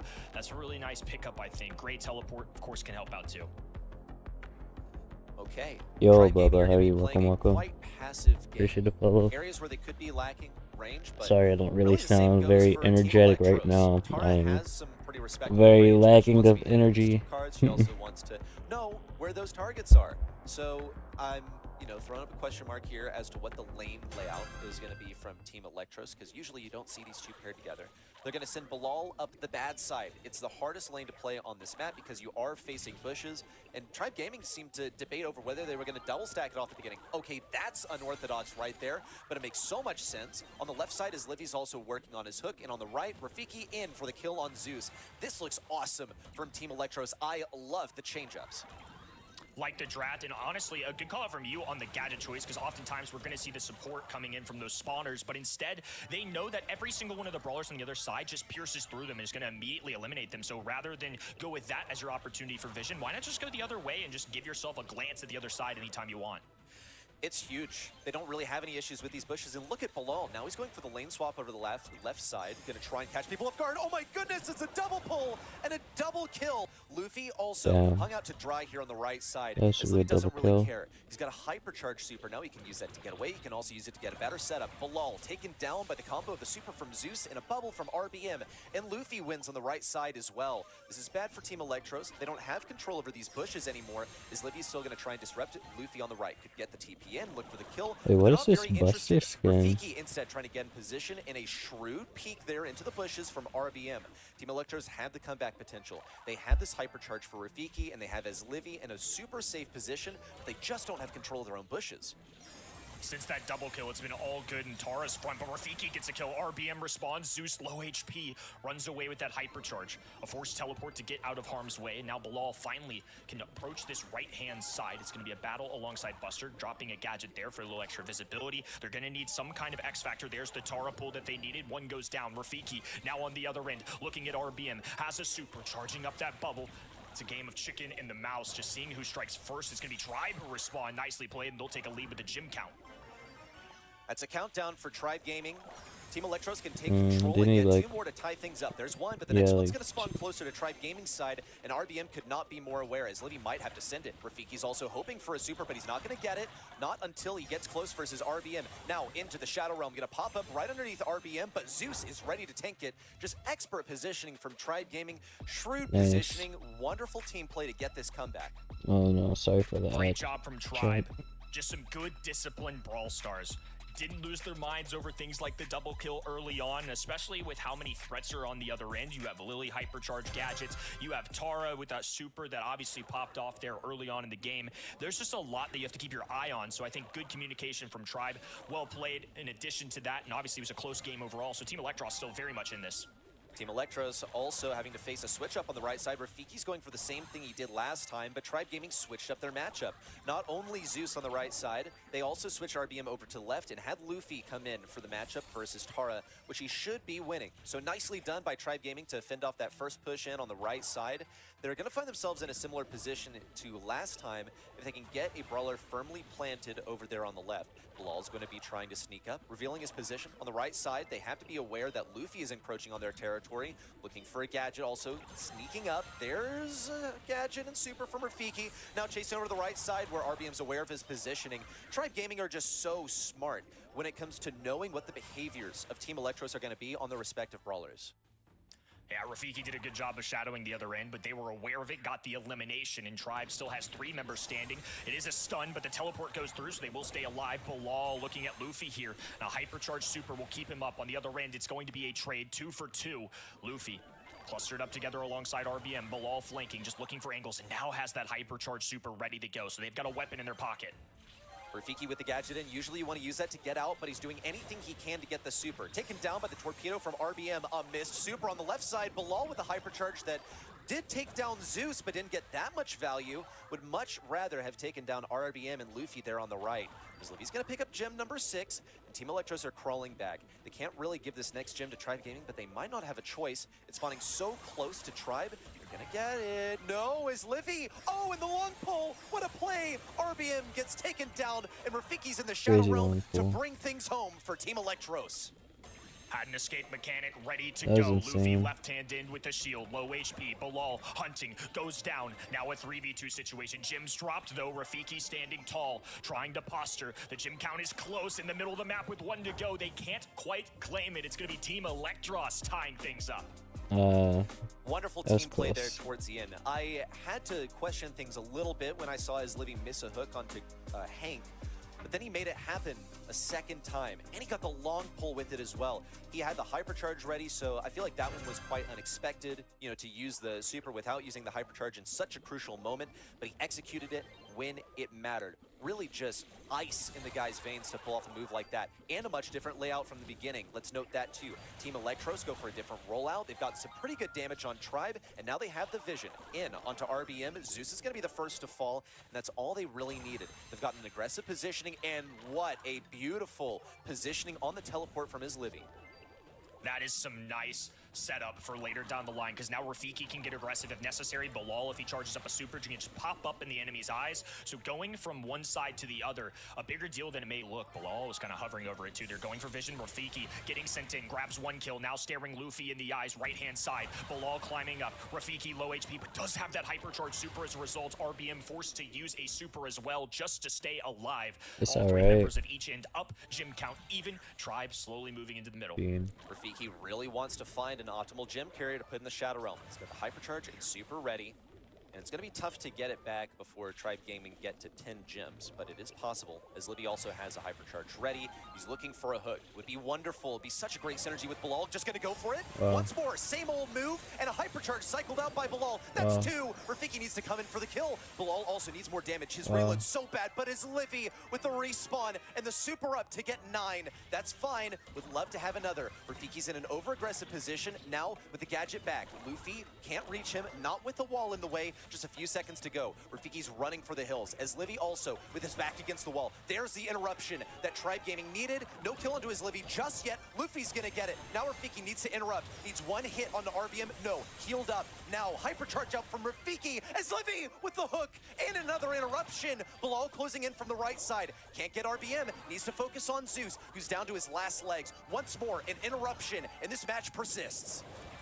Rafiki has to get a reset here. 8 gems in Tribe's pockets. Hypercharge pop. 10 still remain with Team Electros and Tribe Gaming. That's backing enough off to for reset now. countdown. Gonna make one last ditch effort here to move towards the mid, tie up that gem count. Rafiki though with a shield on his head pops up in front of Zeus. Zeus Gets wastes the kill. super. RBM hunting. Luffy pulls. That's a kill on Rafiki. Goes down. Crucial pickup here for Tribe Gaming. As Livy has the They hypercharge gotta super, he's give gonna it have a- to send it. Couldn't bait that Listen, super out of RBM, not till now. He's got to pop that hypercharge to get to safety. He has all of the gems that Team Electros need because they can't interrupt here. All the gems Good spilled shit, to the ground Tribe. from Team Electros. Tribe Gaming That was a stay messy alive. game. Oh my goodness, what a comeback. Such an exhilarating set and a narrow victory for Tribe. Big time moments across the board there. Team Electros showing they can compete with NA's #1. It's been a team on the rise with Tribe Gaming. One of the craziest games I've maybe ever seen of Jim Grab, just holding on for dear life. That was beautiful to watch, honestly. I don't know if anybody knows that, but in Gem Grab, only 29 gems spawn in total. 23 of those 29 had to drop in that game #3 for anyone to really gain control over that match. I think you said it, Kenny. They had everything except control over their bushes in game #1 on the side of Team Electros. That was the domain of RBM and Luffy on those tanks completely. That's how Tribe Gaming won that game #1. After that, Team Electros kind of turned things around, gained some more control over the bushes, not completely just opened them up, broke them down, and it worked out for them. In the end, yeah, I mean, you saw it. It was a back and forth that could have been anyone's game in game #3. So this first set, yes, it goes to Tribe, but how close was it, Reddy? It was just back and forth so much. I was the most excited I've been over a Brawl Stars game in a while, and I got pretty excited about this game. Team Electros, what happened was they fell back really quickly there in game #3, had their backs against the wall. Tribe Gaming closed in for the kill, made away They with the could've gems, won. but only a Yeah, little sure, bit. man. Things kind of made their way That's over close. to Tribe's side gradually. But man, was it scrappy. Tribe Gaming, they're here, they are on the map, and Team Electros have proven themselves a worthy opponent for Tribe in spite of taking a set loss here to start things off. A little reminder here as well, if Tribe Gaming makes it into the semi-finals today, they too clinch their spot for the World Finals. After winning 3 monthly finals in a row at the beginning of the season, they're not even the first ones to qualify for Worlds. It's actually Elevate, but they still have the chance to close it out today, Kenny. Now we hop into pit stop. Tribe Gaming up 1-0, and I think that's a big set for them to grab. I mean, you all could see it with your eyes, how close that was the whole time. Really could have gone either way. So the fact that they won the coin toss does give them a little bit of a benefit as we push forward. Shade on the right-hand top side, going to be banned here. Barry, an interesting one, but one I've seen more common. Those Barry comps do come out sometimes. First pick coming in from Team Electros. How are they going to opt to start things off on pit stop? You know what seemed to be a high priority for some reason in South America was Cordelius. And wow, say his name and he will arrive. It's like Beetlejuice. You say Cordelius 3 times and it'll show up as a first pick. So this is going to be the anti-selection. It is all about stopping the enemy pushes, which Team Electros evidently expect from Tribe. Well, now that Cordelius has been picked up early, that's a defensive brawler, not necessarily looking to get high save damage, but brawlers like Draco, who are normally at the top of lists here, do make you hesitate a little bit. I mean, unless you're all out aggressive, Cordelius can really only focus on one brawler at a time, so you either just commit or you just hold back, grab some defensive, more control brawlers of your own, and that's quite the opposite. They're going to grab a longtime brawler for Tribe Gaming, RBM known to play this brawler quite well in the region. I suppose they just have that confidence that Ashe is going to be a better matchup into Cordelius than something like a Draco would. Oh, okay. I guess we're monkeying around. Yeah, take a quick walk off cam, Luffy. Did he really just pick that? I suppose so. So who's going to be monkeying around is another question. We know that RBM gets the Ashe. That is his signature brawler. Team Electros also do have something to deal with this monkey. I feel like also Charlie could be a way of dealing with it, but they've already committed hard on picking up this Cordelius first as a, you know, counter to this potential Miko selection, also just anything like super aggressive. So now they're going to be going stuff that gets to the enemy side quite quickly. Ashe Also, Buzz and is just one of the Pit best Stop things is that you can do definitely a into Ashe. choice. It's one of the reasons that we don't see Ashe as frequently these days, because he is quite straightforward to counter. So Buzz going to be that first selection for them on this 4-5 turn. They get one more to go, and then Tribe Gaming get to respond. Still no Draco pickup here. It's a very popular brawler. Miko, one of, if not the most popular brawlers selected on this map for Team Electros specifically. So it seems like Tribe Gaming either knows something or it's something they've experimented with enough to have confidence in as well. Carl, the 5th pick. It's going towards Team Electros. So a very well-rounded composition. Cordelius, like we mentioned, there for defense. Buzz can get some serious damage on that high save. And Carl, of course, has plenty of mobility to go around. Carl also gets countered pretty hard by that Buzz, so if they wanted to go the Carl, then Buzz was a good I feel like thing they need to more pick up damage on alongside Tribe it. side. You're also able to slice through some of the spiders from Charlie, you know, do pretty well versus her. in Draco, some yeah, key they should matchups, Draco. In case Tribe Or Gaming were Bull. thinking of doing something like that. Nope, it's time for the Bulldozer. He's going to be going through some of these walls, gets crazy damage on this save. So Tribe Gaming have a composition that gets just nutty safe damage. It's going to be about running it down. You also see that Bull can get some pretty good matchups into stuff that doesn't stun him. So I do have some question marks about how he's going to be faring into this. Buzz, for example, should be outliving the Buzz, if nothing else, because Buzz really is an assassin. And Bull's a tank. He should be winning that matchup at point blank. And he should also be getting crazy safe damage. 5K for each shot. Let's kick it off. Team Electros once more going to attempt to throw hands with Tribe Gaming. They almost did it with a set win in game number one, or rather set number 1, but weren't able to bring it to fruition. Zeus already on the back lines as well. Oh, RBM striking that RBM's high fun. save. It's all back Aggro. and forth on the other side. Rafiki putting in plenty of work. Neck and neck right now. A Shadow Realm will claim them. Luffy hopping in on the action. 4,000 plus damage every time he does so. That'll be a That's so cleanup there. cool. Still on the other end, Rafiki putting in some good time tags and gets this high save almost down to 52. That 2 percentage point, though, important. Remember, there are heist shields up. So until 50%, there it goes. Won't climb down. So now even ball game. Bilal now shoving Zeus into the I shadow. really realm, feel looking like for the takedown. Zeus He's should gonna just and come try out to right kill on top of the Bilal. safe. Now Luffy jumping around, gets the safe down to 33%. Oh, that was an Meanwhile, on A-tier Tribe Gaming's Pokemon in safe, the chat. I Rafiki missed has won it. his lane, but he hasn't gotten the safe damage to match. It would be a little useless to pursue the Miko here. They're thinking about it as Livy on the left side is trying to go for some damage. Rafiki popped the hyper, but didn't get any value out of that super, unfortunately. Still, here comes the damage in. 24% remain as Livy is dedicated to staying alive. Needs another super to do it. Can't get it. Now, just a few percentage left on Tribe Gaming safe. It's down to 15 thanks to some of that damage from Carl. But 2 more shots, really just 1 more from that Miko could do it. It's down to 1k HP. Zeus coming Wait, in. this- Got to get rid of these rats. this gotta be Zeus looking game. for the next super into This the gotta be Shadow Realm, game. Just but there's go nothing really RBM. to defend Yes, against okay. RBM, who lays this safe to rest. Real unfortunate miss there on the top for the offensive side of Team Electros. You just hate to see it. I mean, there's such a good squad, but a little bit of a miss mechanic there for sure. Nonetheless, it was still a close one. I mean, very much in this, but once it became about less than 25% for each side, it's really just a matter of time before one little Miko jump gets you the other way. Miko is such a powerful force to get this high safe damage. It's really hard to focus him. I thought they did a good job in the early side of things, sitting as Livy now, especially if you can get the extra burn from that gadget. It's a way to bring Luffy down just a little bit quicker. Bilal already has his hands full, though. Both tanks on this left side. And he's going to have to rotate over here onto the left. Rafiki's already doing his part with the stun, and he survives the Bull interaction. On the right, Bilal rotating over towards Luffy. He's the dedicated defender. Nice, Decided not to Luffy. super. Okay, I guess he was trying to go for the perfect timing, but it is going to give some damage to Luffy. Really, one Just break shot that now barrier. onto the shield with a Nice. couple more. On the side of Tribe Gaming, however, they're taking a Oh, beating at the hands of Rafiki's Team using long Electro. stun. Rafiki's going to go in to get some initial damage as Livy now looking to get this shield out. A couple of pickaxes slapped against the wall, but they only get it to 77%. The burn is going to help get it down to 76, but they were unsuccessful in getting this first shield out, which is going to hurt them on the next push. Rafiki now missed Zeus the coming in. stun. There's the Shadow Realm, so Bilal drags him down. Luffy up top, still putting Luffy? in some solid Break work, it? though. The backswing Nice. up and down. They're already below 50%. And unfortunately, for the side of Team Electros, they still haven't gotten through that first high save percentage. They still need one more to get through 75. Okay, They're sending Buzz the Rarbian other breaks way. this. This could be the end. Very well could be. Hypercharges popped two for Luffy's Team Electros, in and they with got to his defend this super. Miko. Bilal needs to time these attacks perfectly. 1, 2, 3 Nice. dodges in a row. Luffy gets it done with a final Miko super, and that's 2 sets on the board for Tribe.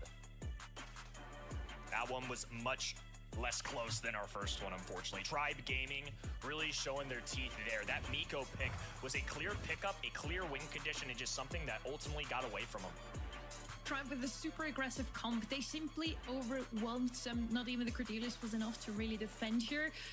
What was really curious to me, whenever we do see a Buzz on Heist, he's often on brawler duty, defending, and not responsible for the save damage. They kind of had that mixed up in Team Electros, as Livy was the one defending with the Carl in the back. Rafiki tried to do some save damage, but he would have been much better on Miko duty, in my opinion, just to stun him out of existence. RBM with the most damage here.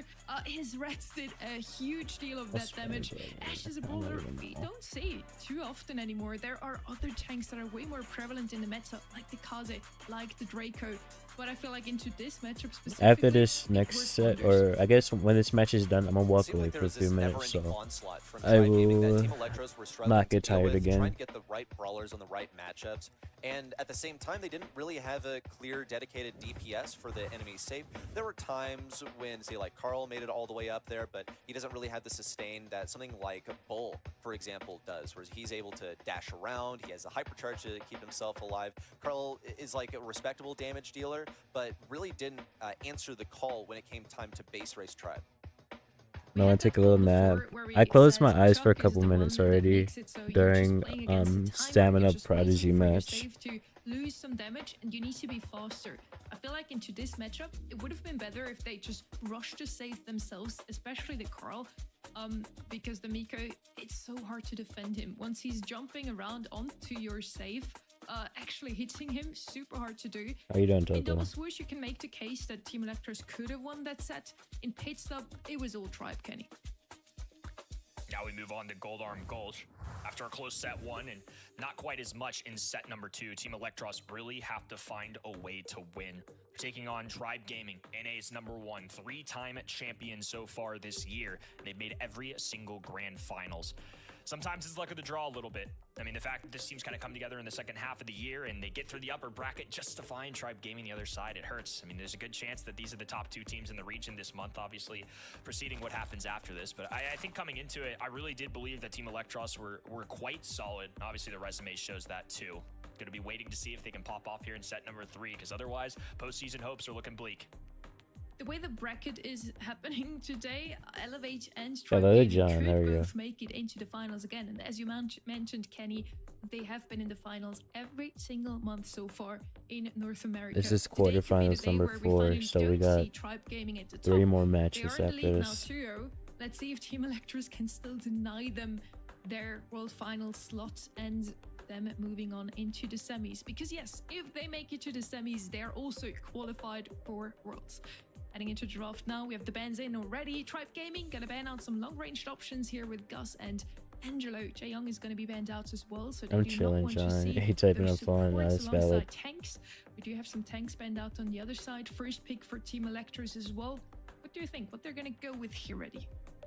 I feel like something safe right off the bat is going to be the method. We'll see if they decide to go for something long range, like a Gus, Ollie. Okay, yeah, cool. Just like do the exact opposite of what I was thinking. But there's a reason that these guys are in a monthly final, and I'm just in the commentary desk. The Ollie first is very curious. They must have decided that this is such an important brawler for them to pick up that they got to go for it now. But there are moments where Ollie isn't even worthy of a last pick, so it's a big question mark for me. Wonder if Brock comes out here as wall break. Sometimes we'll see that be a way to combat Ali, to open up the map and just make sure that he's not generating much damage at all. So it's a little bit harder for him to charge that super. G with some consistent poke damage and early start here. Daryl, another one I'm going to keep my eye out just as general as we proceed through this draft. It seemed that throughout Tribe Gaming's drafts leading into this, and scrims, Daryl, Ollie, a couple of the top 2 for him. Another one now for Tribe Gaming. What are they going to pair up with this Gene? Gene does fairly well on his own. They just can't afford to go anything that's too passive, basically. That also stands for their last pick. And Daryl is now the approach that they're going to be taking. That's an RBM brawler. He's going to be sitting back and charging up that super and hypercharge for free. Just needs to have some appropriate defense from the rest of his team. Oh wait, members so Rafiki is stay using a face alive cam. back there long enough. I didn't even He notice also that. leading that super in towards the end when the poison forces everyone together. And I believe he should be able to win the matchup versus Ollie. Just needs to get that kill before Ollie's hypnosis procs. So more than likely, He has be the looking same to try and face give some structure kind of as support Trey option to Rags, pair alongside this if y'all know who Mr. that P. is. Okay, so a popular one right now running around scrims in North America. Showed up a bit in South America yesterday as well. And obviously, we see Daryl, Shotgun Brawler, not necessarily a perfect matchup. Having some spawners is nice though, but into Gene, it's about as perfect as it gets. It's about the hard to counter as you can get to. Last one out from Team Electros. I think they've really hit the nail on the head here with the Mr. What did P they because last it's such pick a here? great counter to the Gene.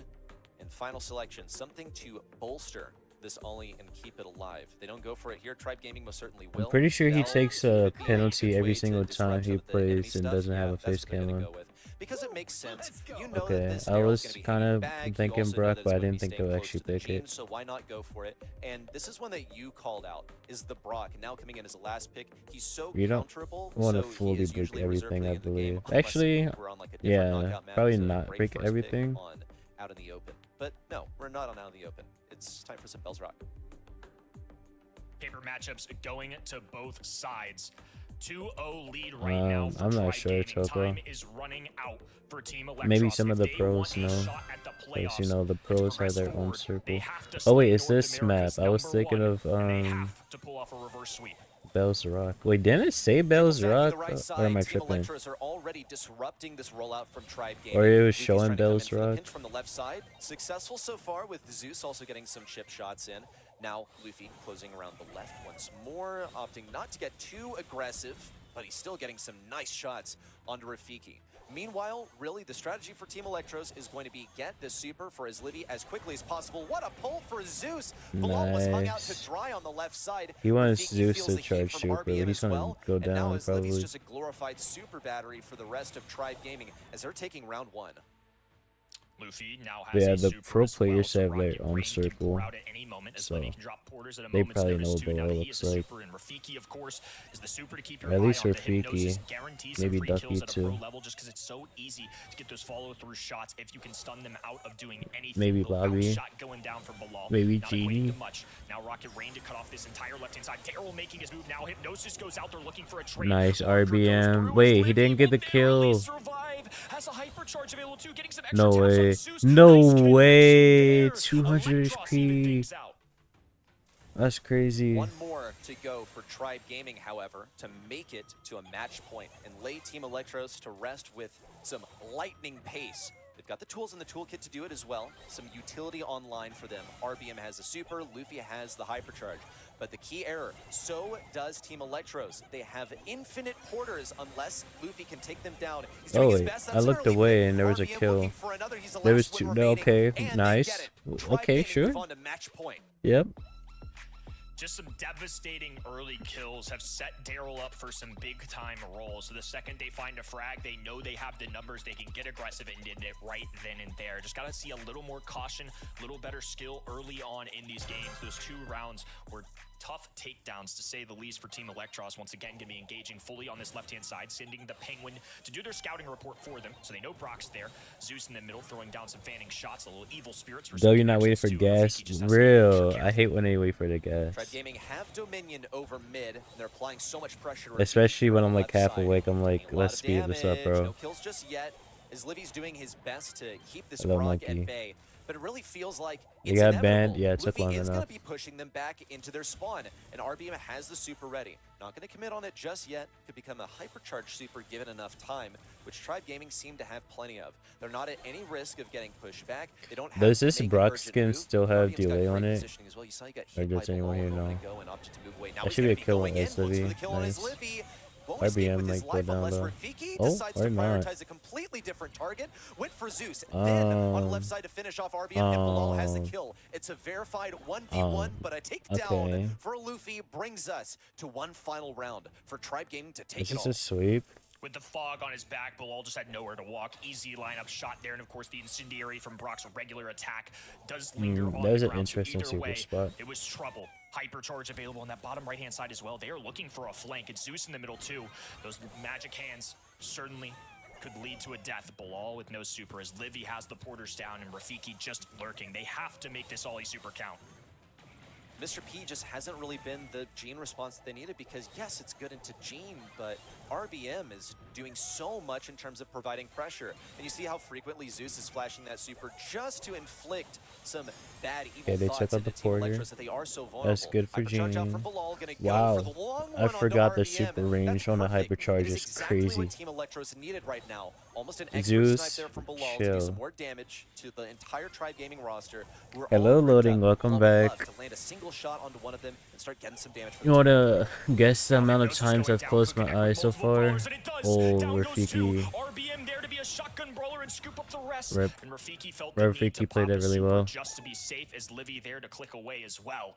1-1 once again in rounds. So another shot at redemption here for Team Electros. That's a wasted hyper for his Livy though. Here, Could get one on the 17. counter. No, it's I've only unfortunate closed my because he needs that eyes so once. much. That's So Mr. P's far. win condition is getting his hyper. Oh, RBM's just gonna send it. Bilal was so vulnerable. Goes for one. Looks for two as Livy decided to tank with his super. Now in. Rafiki gets one. Zeus has the opportunity to pull. No, he's No. hypnotized as Livy and Rafiki get the kill together. Now they just What need are to we pinch doing? Luffy. As long as Try. they're at full health, they should get it. 1, 2 for Luffy would do it. Luffy. Rafiki gets the dodges, a super out from No. Luffy, but it's not enough. Team Electros persist in the face of this match point. Rafiki was feasting right there. Goodness gracious. Really well played. Yeah, and no, you're honestly happy about saved the that, Yo day Yo. right there. That could have been a Tribe win. We could have been done and dusted with this match. Instead, though, a team wipe for the I young wanna man. get to Excellently done. monthly finals That's the low ceiling key. that Ollie brings. Hypnosis Just 'cause is it's so fun to play. valuable in knockout. And while Mr. P hasn't necessarily been the hard counter they're looking for, I feel Most like all these guys overrated are showing player of solid mechanics.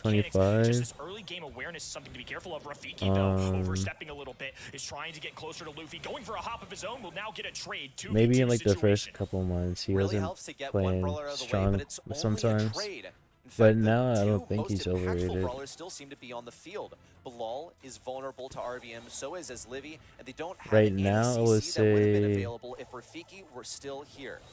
Team Electros are playing this one nice and slow, hoping to get some of their utility farmed up. Same goes for Tribe Gaming. The longer they can stay alive, the better, in fact. Well, I guess Zeus it and would be a RBM are also team for being me, mindful not of Livy the gap specifically. between them, because they don't want to get Nice shots loading. reflected by Bilal. I got So he's keeping pressure stamina as well, pick just wrong. gradually working on farming up that super and a hypercharge for later on. But the gas is what's going to make this interaction actually happen. Zeus doesn't have a super to speak of, also used a gadget earlier. Now rolling It's from like RBM. 5 Free kill relics. for him. Bilal looks for the kill. No. Pulled by Zeus and the wall break. Little twofer here for Tribe Gaming to get as much value as possible out of this one round. If you could redo it, I don't think they would do Ollie for Brock, because you made a great point. Once it was down to Daryl versus the other two, as long as Daryl gets a good roll in, it's really difficult, even with the marker, for them to eliminate him quickly. And of course, Zeus was there for a magic hand as well, so it was just too little too late at that point. Two supers available for Team Electros. I mean, but RBM, he's hypercharged good, super though. due to his Like- heroics in the first round. This is setting up very I think nicely for he's somebody like fine on Tribe. Tribe. Range matchup for Team Electros goes positive for Bilal because he's got his hypercharge now. Means he should be able to hit it on RBM once he pops his head. An attempt from Bilal once It's more, just that he taking a has long-range interesting shot onto moments RBM. sometimes. Almost successful. Really, the one that I'm looking at the moment is as Livy. He needs to get this super. Oh, gets it. One shot onto Zeus is all it took, and now it's in a great position. RBM could take this down, but Rafiki is guarding it carefully. That is Team Electros' lifeline. It is the artery supplying the energy to their team. Zeus is going to look for the pull, gets it on Rafiki. He's gotta get out there. No, That was a taken down crazy point blank by pull. RBM, who's now coming around the top left as Livy. That was a fight on crazy the right, and pull. Tribe Gaming with a Holy. 3-0 to go to the semis. And they swept. Nice. The three-time champion, four-time grand finalist Tribe Gaming sweep away Team Electros in our quarterfinal. Did he do that? Certainly wasn't a That's my video crazy. card today. Okay, Team after Electros this having a MVP very vote, I will solid walk away Tribe for a little Gaming, bit. lot of doubt walking tracking to this month. Obviously, the people at home's predictions did not change in the slightest. I don't know if they you were heard not that, Jan. wavering, and Tribe If you did heard the it, no, you exact same didn't. thing. Tribe Gaming did it again. They walked through so many of those monthly finals with a 3-0 history. Last month, a 3-0 in the quarters, 3-0 in the semis, to then end it on a 0-3 against Elevate. Let's see what the fate brings them today. On the other side, we have Team Electros that is now not making it onto that third spot. They're part of the tight race for third place and the last World Final spot. Only STMN from those 4 teams that are Your part save of that sounds race good, Paul. actually makes it into the semis. They Thanks have for hanging out not with me. yet caught up with SSG, but they're only 5 points behind them. If they Wait, what's the make it next into the World match? Finals I today, gotta with see if that, I have to stay to Stamina vote would for a be team before I walk in away. that World Final spot I'm happy as for you, well. Yo-Yo. And we can congratulate Tribe Gaming, because with their entrance into the semis today, they did make it into the World Finals ready. Excellently done, and there you have it. They've locked it down. I think I might have willed this into existence at the beginning of the day because I mistakenly said that Tribe Gaming were already at the World Finals, but good grief, okay? At least that won't age like milk because they have done it. They've gone ahead and mathematically locked the World Finals. They don't even have to show up next month, and they still know that they're going to be at the World Finals. You willed it into existence and then also voted against them. So Oh, you okay, helped I did with vote the for that, so anti-jinx, I'm gonna right? walk That was- away for a little bit. That was all I'm according not to gonna plan. fall asleep because Yes. I'm not touching my bed. Well, let's talk about this bracket So, and how it is shaped don't worry, up. I Our won't be quarterfinals sleeping. are all I'm just gonna walk complete, away for a and it's been bit. pretty efficient ride through. The only one that gave us a real run for our money was Eternal versus Space Station Gaming in the upper side of the bracket, which went to a 5-game, or rather a 5-set series. But in the bottom seed, my predictions were not that great. STMN and Tribe Gaming will make it into the semifinals, and we'll see them face off as our second one.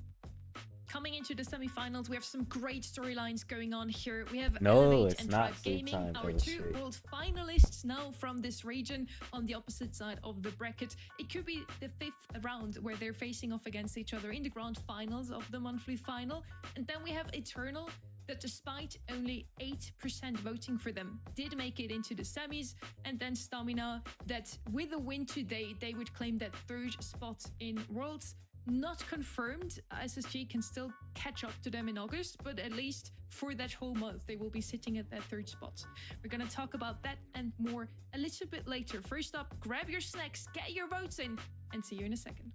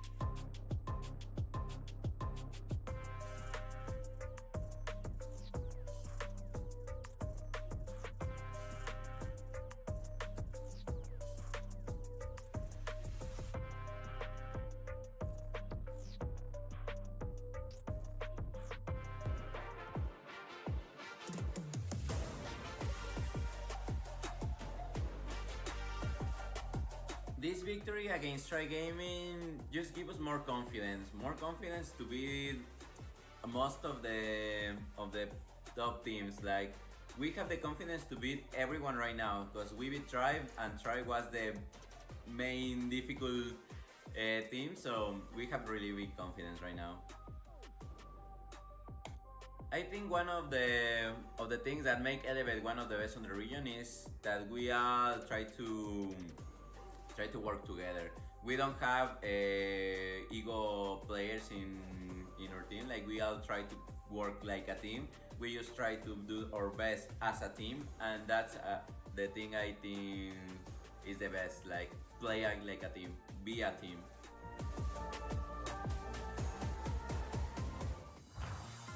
If you just tuned in now, you tuned in at the right time. We are ready for the semis. We have our final 4 teams in the race to the July monthly final winners. Welcome back, Ark. That match was one for the history books. It was a close one, yet it was a 3-0 from Tribe, like we're used to seeing. Yeah, I just put in the chat whilst I was watching that first set. Holy, Gem Grab was just absolutely insane. It was just so back and forth, super enjoyable.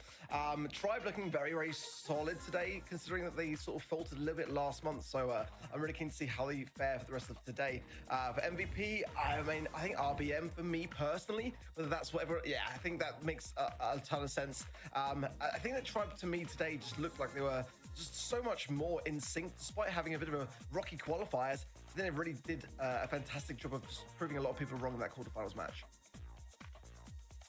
Very solid player overall, and I do feel like the kind of narrative around Tribe Gaming may be a little too harsh considering they've lost one qualifier and one grand finals. They've won 3 of them, and there's been a lot of donuts in their path along the way. I mean, they have been the clear #1 so far this year. Obviously, with double points kicking in, Elevate have closed the gap.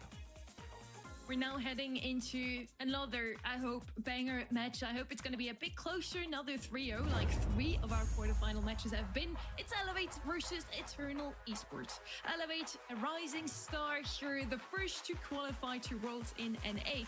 And they made it into the semis with a 3-0 sweep against Pioneers. It was a fantastic match to watch. I mean, Patchy as well, by far the best retired player ever. I mean, people sometimes forget that. He is retired, and tweeted earlier, just making this look easy. He's really enjoying himself. I think that it's great to see Patchy in the way that he's not got as much pressure on himself, it feels to me at least, and he's just really just embracing things, and it really just shines through his gameplay. I think earlier today with Griff as well, what a spectacle that was, getting that cycled hypercharge. Really, really fantastic gameplay from him so far today. Eternal, on the other side, they qualified for the first time from the winner bracket. I don't think they're going to make it that easy for Elevate, despite only 8% voting for them in the quarterfinals. They did beat SSG, and now they're up against another Goliath run here, Kenny.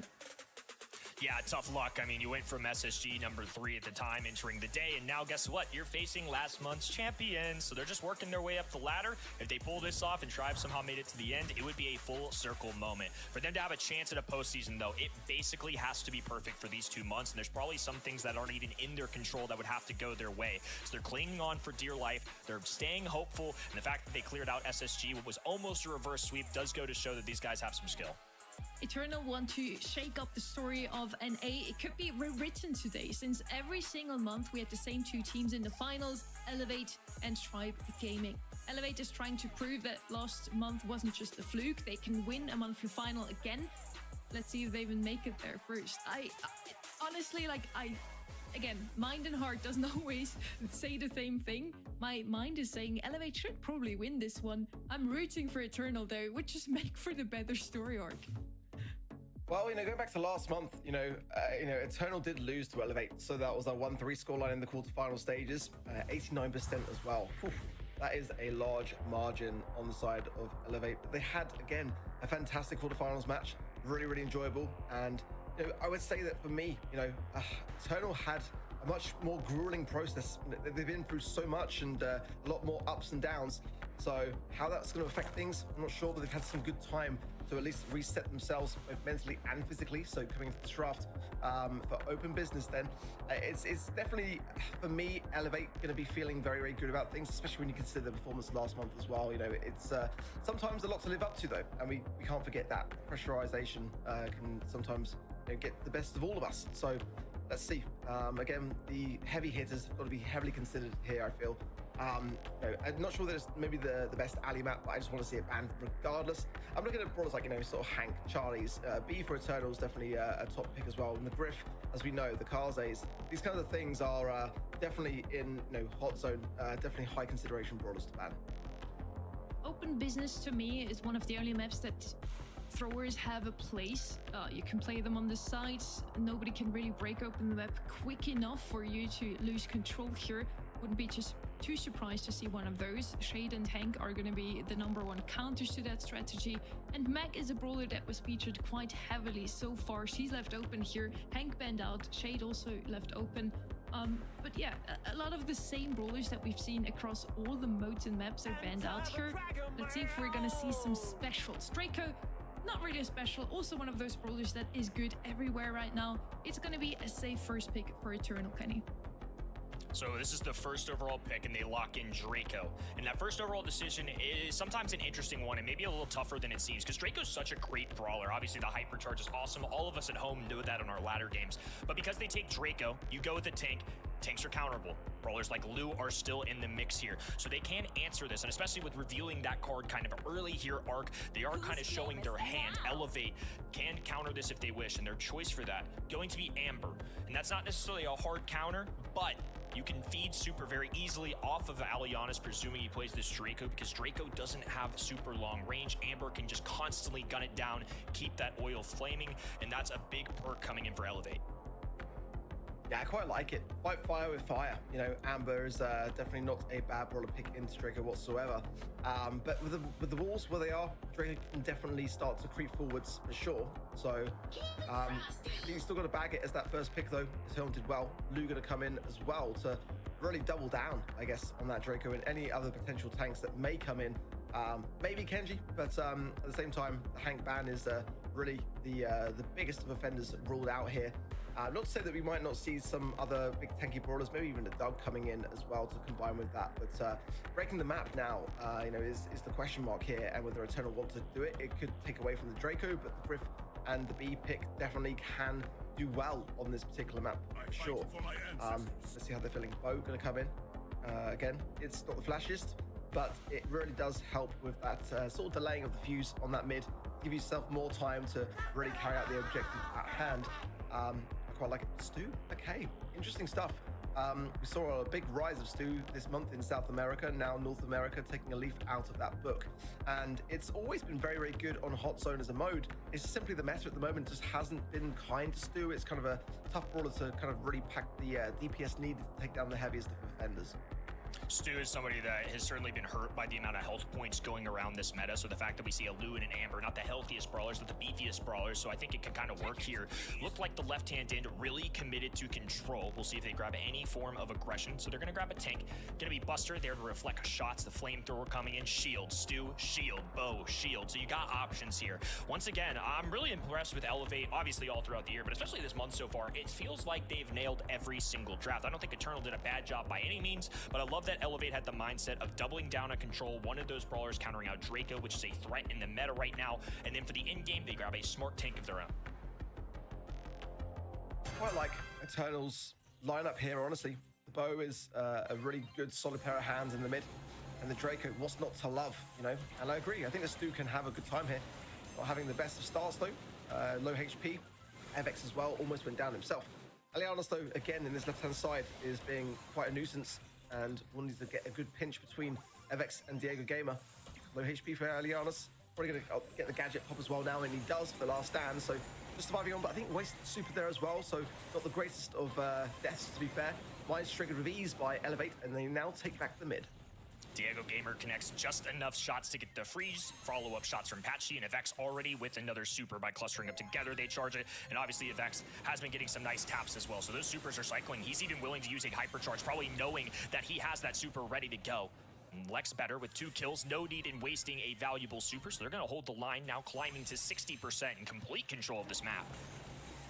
Yeah, it's a flying star. Oh, Alianis there straight into the ice rink. I'm going to fall for it. Patchy just triggering these mines with Evex, and again, very nicely done as they approach 75% now. Hypercharge pop for Frixie. Couldn't find the supercharged mines, though, off the back of it. Now Hypercharge for Alianis. Oh, but blocked and stunned. Oh, bad to worse for Eternal. Elevates made that look so clean. And look at that. Static on the zone as the objective is all theirs for the taking. 100% to only 14. A flying start. I'll say it, the nobody moving at all is underrated. That's the ultimate taunt to me. No pins, no spinning. They just let the game do the talking. Nasty work coming out of the young men on the left-hand side here. Patchy joining in, and the mechanics clearly not lacking. Like you mentioned, for a retired player, he's still got it. That was very convincing. But again, good shutdowns by Elevate there. For the Lu especially gave Alianis a real problem to have to deal with. Again, Mines pops with no problem at all. Burn into the mid. As Petruccius goes on the left-hand side. Choose to heal there instead of go for Patchy. And the Ice Rink down by Diego Gamer. That will delay things substantially on the side of Eternal, allowing then Evix to come back into the thick of things as well. Nice takedown there, Petruccius too. So already Elevate's getting back to business and already back on that objective. They just are rotating brawlers so well between Ice Rinks and Amber Supers, and then Avex kind of leading the front lines to just shield and progress the team forward. Just awesome to see this synergy come together. Another one going down. Bo just dropping mines, maybe with the intention of trying to break down these walls and open things up. It doesn't seem like Avex's mines. They're just going to tear through this map. Alianis on a gadget here, just trying to preserve his life as best he can, but it's not enough. It's looking closer and closer to yet another team wipe. Elevate wiping Eternal from the map. Stunning plays, absolutely stunning. And for me, Eternal just kind of walking into this quite willy-nilly. They're not really pushing as a whole team here. Aliana stunned out yet again. But now Eternal finds some good firefights. Gets a bit of a percentage on the zone. They are well behind here. They're going to have to hold firm for a long, long time to be able to even out this scoreline. It's just that the spawn cycles were heavily against them. They just kept walking into the line of fire. Now, though, with more control, this could be better. Oh, Evx down the left-hand side. Lovely gadgets. Gets the pull in, and now approaching 90% on the zone. Diego Gamer right hand in, trying to work forward. A couple spare mines, and now a hypercharge set on the ground as well. Alianis forcing his way through. Will be eliminated as a result. Diego Gamer holding on to the super, and Avex climbing his way up the map, triggering one map at a time. Ooh, and that's a misstep there. Now the mines on Avex's head. This is going to be a tall task for Eternal. They have to force Elevate away with just a few percentage points to go. Eternal cannot skip a beat. There's a nice hypercharge stun there. Petruccius now being able to use the Gassy Hill to come out of it. This is looking, well, much better for Eternal, but Evix now on the zone should be able to finalize things off. There was a little window of hope there for me, but it was not to be, as the set will go the way then of Elevate. These fellas are looking fierce today so far. An early lead here with a 1-0 up. Now, Eternal did show some good stuff against Space Station Gaming. They had a hot start, then SSG climbed their way back, but they ended up getting the win. I mean, this is the team that took out Tribe. That's one thing that both of them have in common. They're the only two in North America to do so. What a beautiful matchup then. And those two really are the only ones to beat that top seed. Yet still, Elevate kind of made it look easy in this one. A clean 2-0.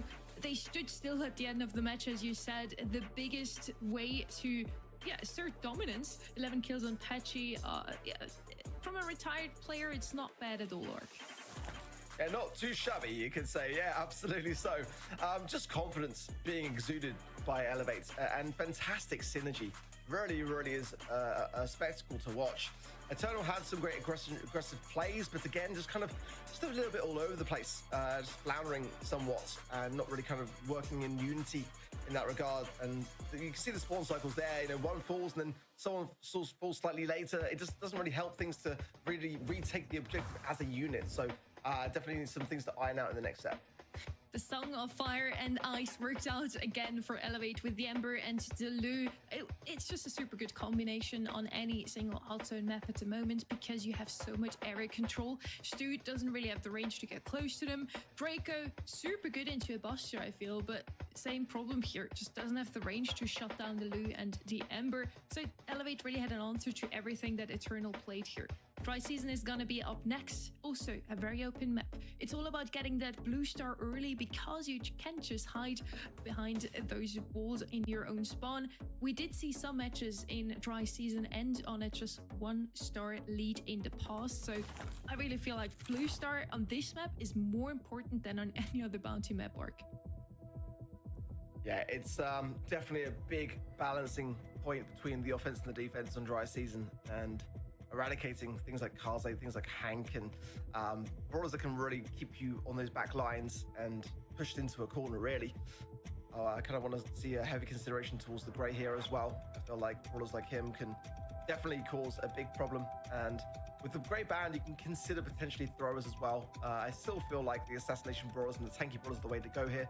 Brawlers like Body, Gus as well, to combine with some of those dive big, HP brawlers, go a long way here. So the bands in Kaze, the Grey, and the Ali for Elevate, the Hank, the Lily, and the Bell for Eternal. Wide variety can show up on this map for sure. no throwers in the ban stage so far, but wouldn't rule it out. I just feel like, especially on dry season, there's so many different choices. And it seemed like Elevate, very unafraid, a very wide variety as well in terms of what they can select just to have some kind of winning combination. I mean, we saw it demonstrated last time as well. They picked a Lou and an Amber, two very control brawlers. They still managed to excel with it, whether it's aggressive, whether it's control. This is a team that I fear. Eternal with a decision to make here on the first overall pick, and it's going to be Angelo. So this is a common one, I would say, in Bounty and Knockout across the world. Angelo, a very successful one throughout our last few monthly finals leading into North America, so they're going to put their faith in that. Quite a high win rate, but not necessarily the highest of pick rates. C, Elevate, then have their choice now. Lumi's open here, and I really quite like that as a brawler here. A lot of shutdown ability, the ice freeze as well. Really quite good at pushing into those spawn sides. But certainly, again, having that is a great counter tank deterrent. Mr. P is the first pick brawler coming in now for Elevate.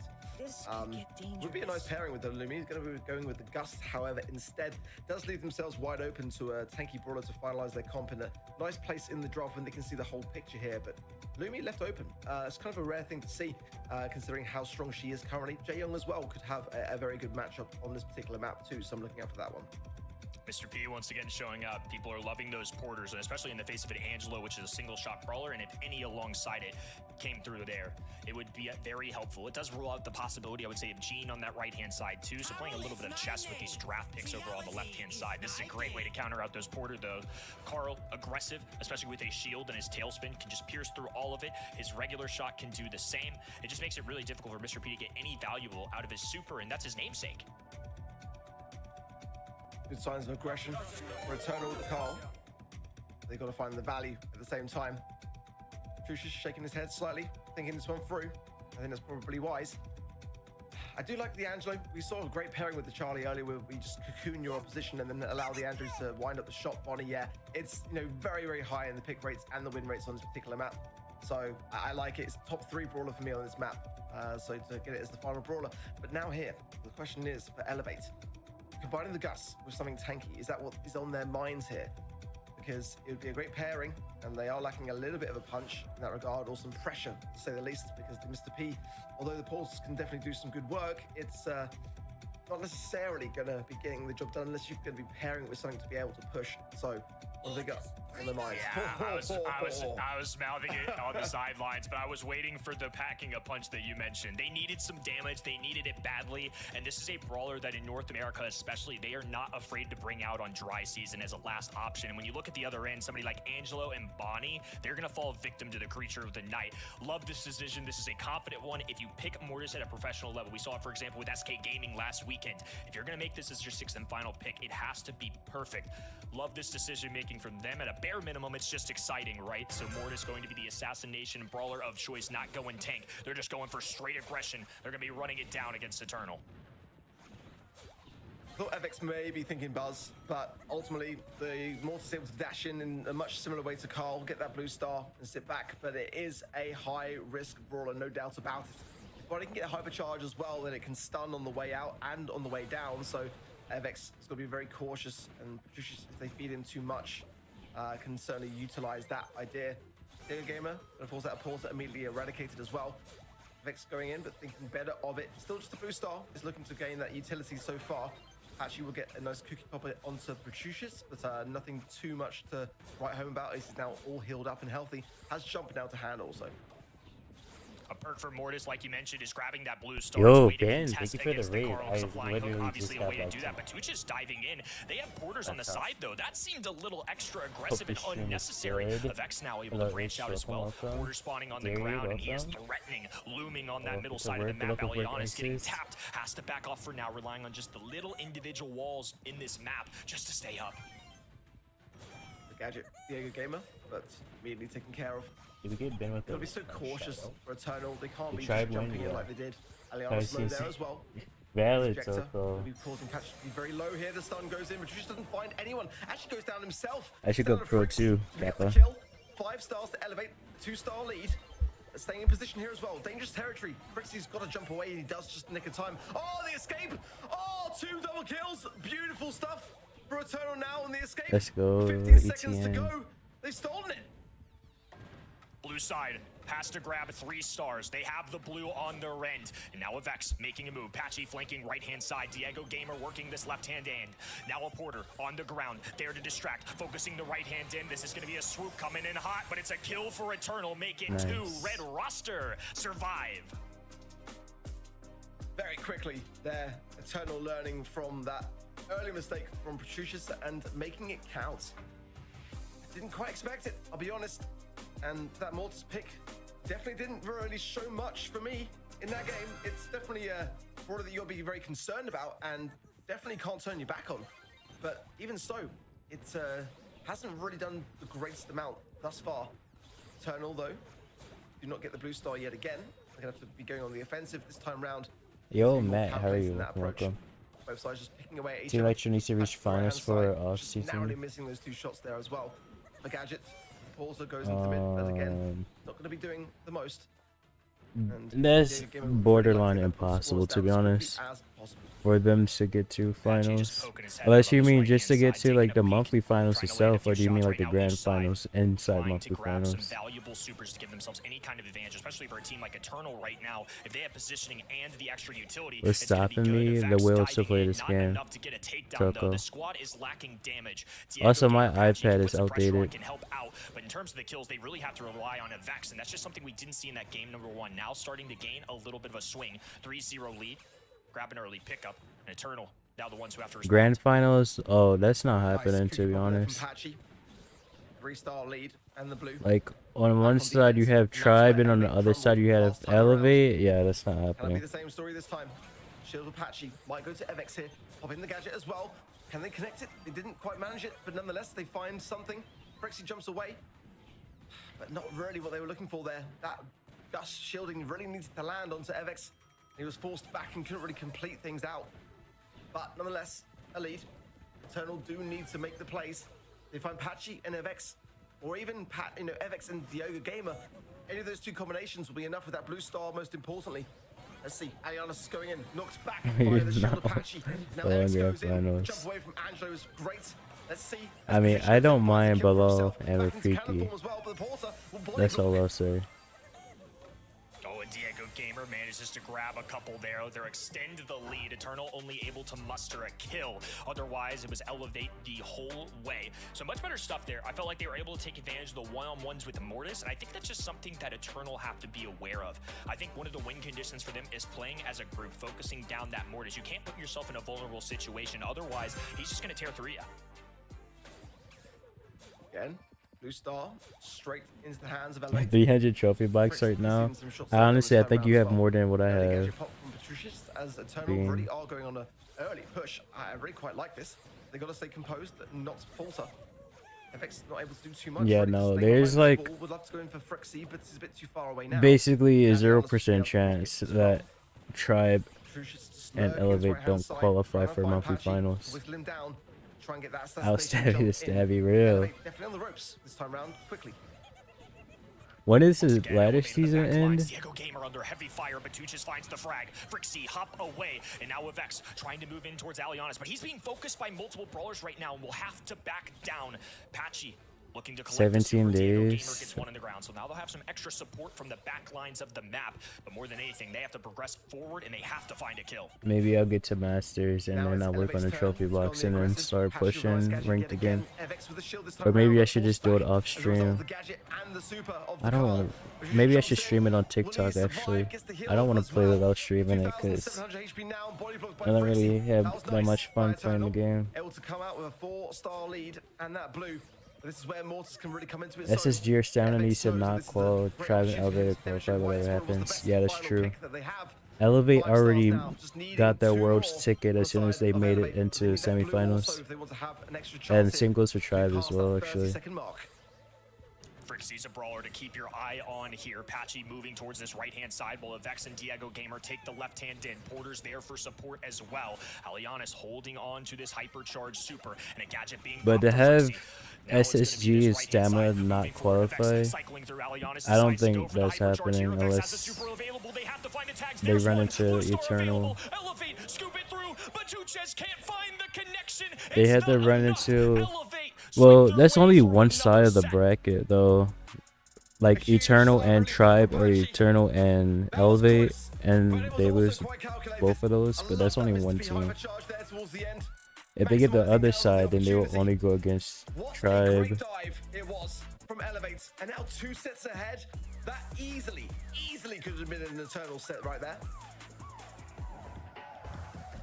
We had a very similar image before. Eternal faced off against Space Station Gaming first. They did take game number 1, then 2. The second was closer than the first one, and then SSG started to turn things around. Maybe Eternal can now do the same as their opponents did before. That second set certainly looked a lot better from them than Open Business did, Kenny. This is now 2 straight sets as well that Patchy has led his team in every single category available that we track the stats on. That's unbelievable. Most DPS as a Gus and a Vex did manage to grab a few kills in there. I think the blue star is something you have to look at and add a little extra value just off the map. You know, it's just something on paper you're not going to be able to keep track of, but you can feel it, you can see it during these sets. So everybody doing their part and contributing at least 3 kills for Elevate. Eternal were certainly in that, and I think the fact that Elevate grabbed that after a really risky draft, 1, going to help the confidence, but 2, probably going to put down Eternal's hopes. Oh, we'd love to see when the support brawler, I do that, has the most kills here in the end. Mortis definitely worked out. It is a risky pick, but as we mentioned coming into the draft, if it's picked up, it's probably good. Those players know what they're doing with that pick. Yet still, Patchy with the Gus will take the most wins or the most kills here. It's 2 now for Elevate. Something Surely we kinda take at least expected one to set, happen, right? But again, that second set looked a lot closer than the first one, Ark. It really did, and certainly today with Gem Grab as our next mode, it's just one of those modes today that just seems to be very unpredictable and just so back and forth. It could be the mode where maybe we might see a potential comeback occur, but Elevate just are that team. You know, there were so many people at the beginning of the year just wondering whether it was a fluke, you know, wondering whether Elevate really had what it takes to continue this level. Wait, of how did greatness. Eternal beat And they've Tribe in the proven so qualifiers? many I people wasn't wrong. there I love when it that for them. happened. I really do. And so far, this series proves to be no different. Let's see though. There's still plenty of time for Eternal to bring this back. They've already been under immense pressure today versus SSG. And they were able to still come out on top there. So you can definitely assume that they could do so again. It is crazy to me how you make it into every single monthly final as Elevate, always come second though until June, and people are still saying, is it just a fluke, or can they really beat the big names as well? The players weren't that known coming into the year, but they definitely are very well known right now, and definitely a team to look out for. Draft has started. We're in Crystal Arcade. I love to see some Lily here. Usually she's going to be banned out. Shade and Hank both left open. I still feel those have some strong arguments going for them on lane here, because you have those walls on the lane. They're the only ones that can really hide behind them, yet still shoot effectively against their opponents. First pick here from Elevate. Should go with something a little safer, maybe. Not a tank first pick. Never mind, there's the Hank. Yeah, Hank gonna come out here early. I mean, in North America, it's not that uncommon, especially in this map that's plagued by walls. I think it makes a lot of sense to try and scoop up your Hank early on if you're going to grab him. No Lily is an option, Ali out of the equation, Kaze, so they're losing a lot good, of those Aaron. more aggressive brawlers. I think on the other there's now like debating how do we counter this. We've seen a 2 lot more of Charlie matches in terms of after the this, so general meta like right now. This escapes the ban 2 more phase too, so in terms of hours, play rates and also combination of the give map or plus the take. Hank pick. Wouldn't be surprised if Eternal are looking at that. Yeah, Charlie and Draco are my kind of thoughts there. You combine the two, they're definitely 2 brawlers that would work well together. Thanks for dropping by. Loot as well, which does seem to indicate that maybe Draco is coming next in that regard, because you'd love to be able to shut down Draco with that loot, and that would give Eternal a really fantastic start in this draft. And Lou, of course, great into Hank also, and that's exactly what they're going for. So I'm really liking this starting hand for Eternal. Plenty of time for Elevate to consider their options here and get some potential counters, but that's a very good starting draft. Great analysis coming out of you. Draco is a traditional counter pick into Hank, and especially now with the hypercharge, it's almost a must. Lou, Charlie, some of those brawlers are ones that are going to be looked at for control / countering tanks as well. So Lou traditionally going to be a way to do that. Left-hand side, I'm curious what they're thinking. I wonder if it's like something like a Jay Young combo for support, or if Hank's just going to be a standalone and doing his own thing. Here comes the Charlie for themselves now. So now they've got their mid-range brawler. This is a possible lane option, and especially with those walls so clustered together on those left and right-hand sides. It's close quarters, therefore the Yo-Yo is going to come back just a little bit quicker. It works the same way as something like a Carl Pickaxe, for example. So I'm sure that's part of the influence for grabbing it here too. Yeah, I like this for Elevate. Certainly so. Charlie can just do so much work in this current meta.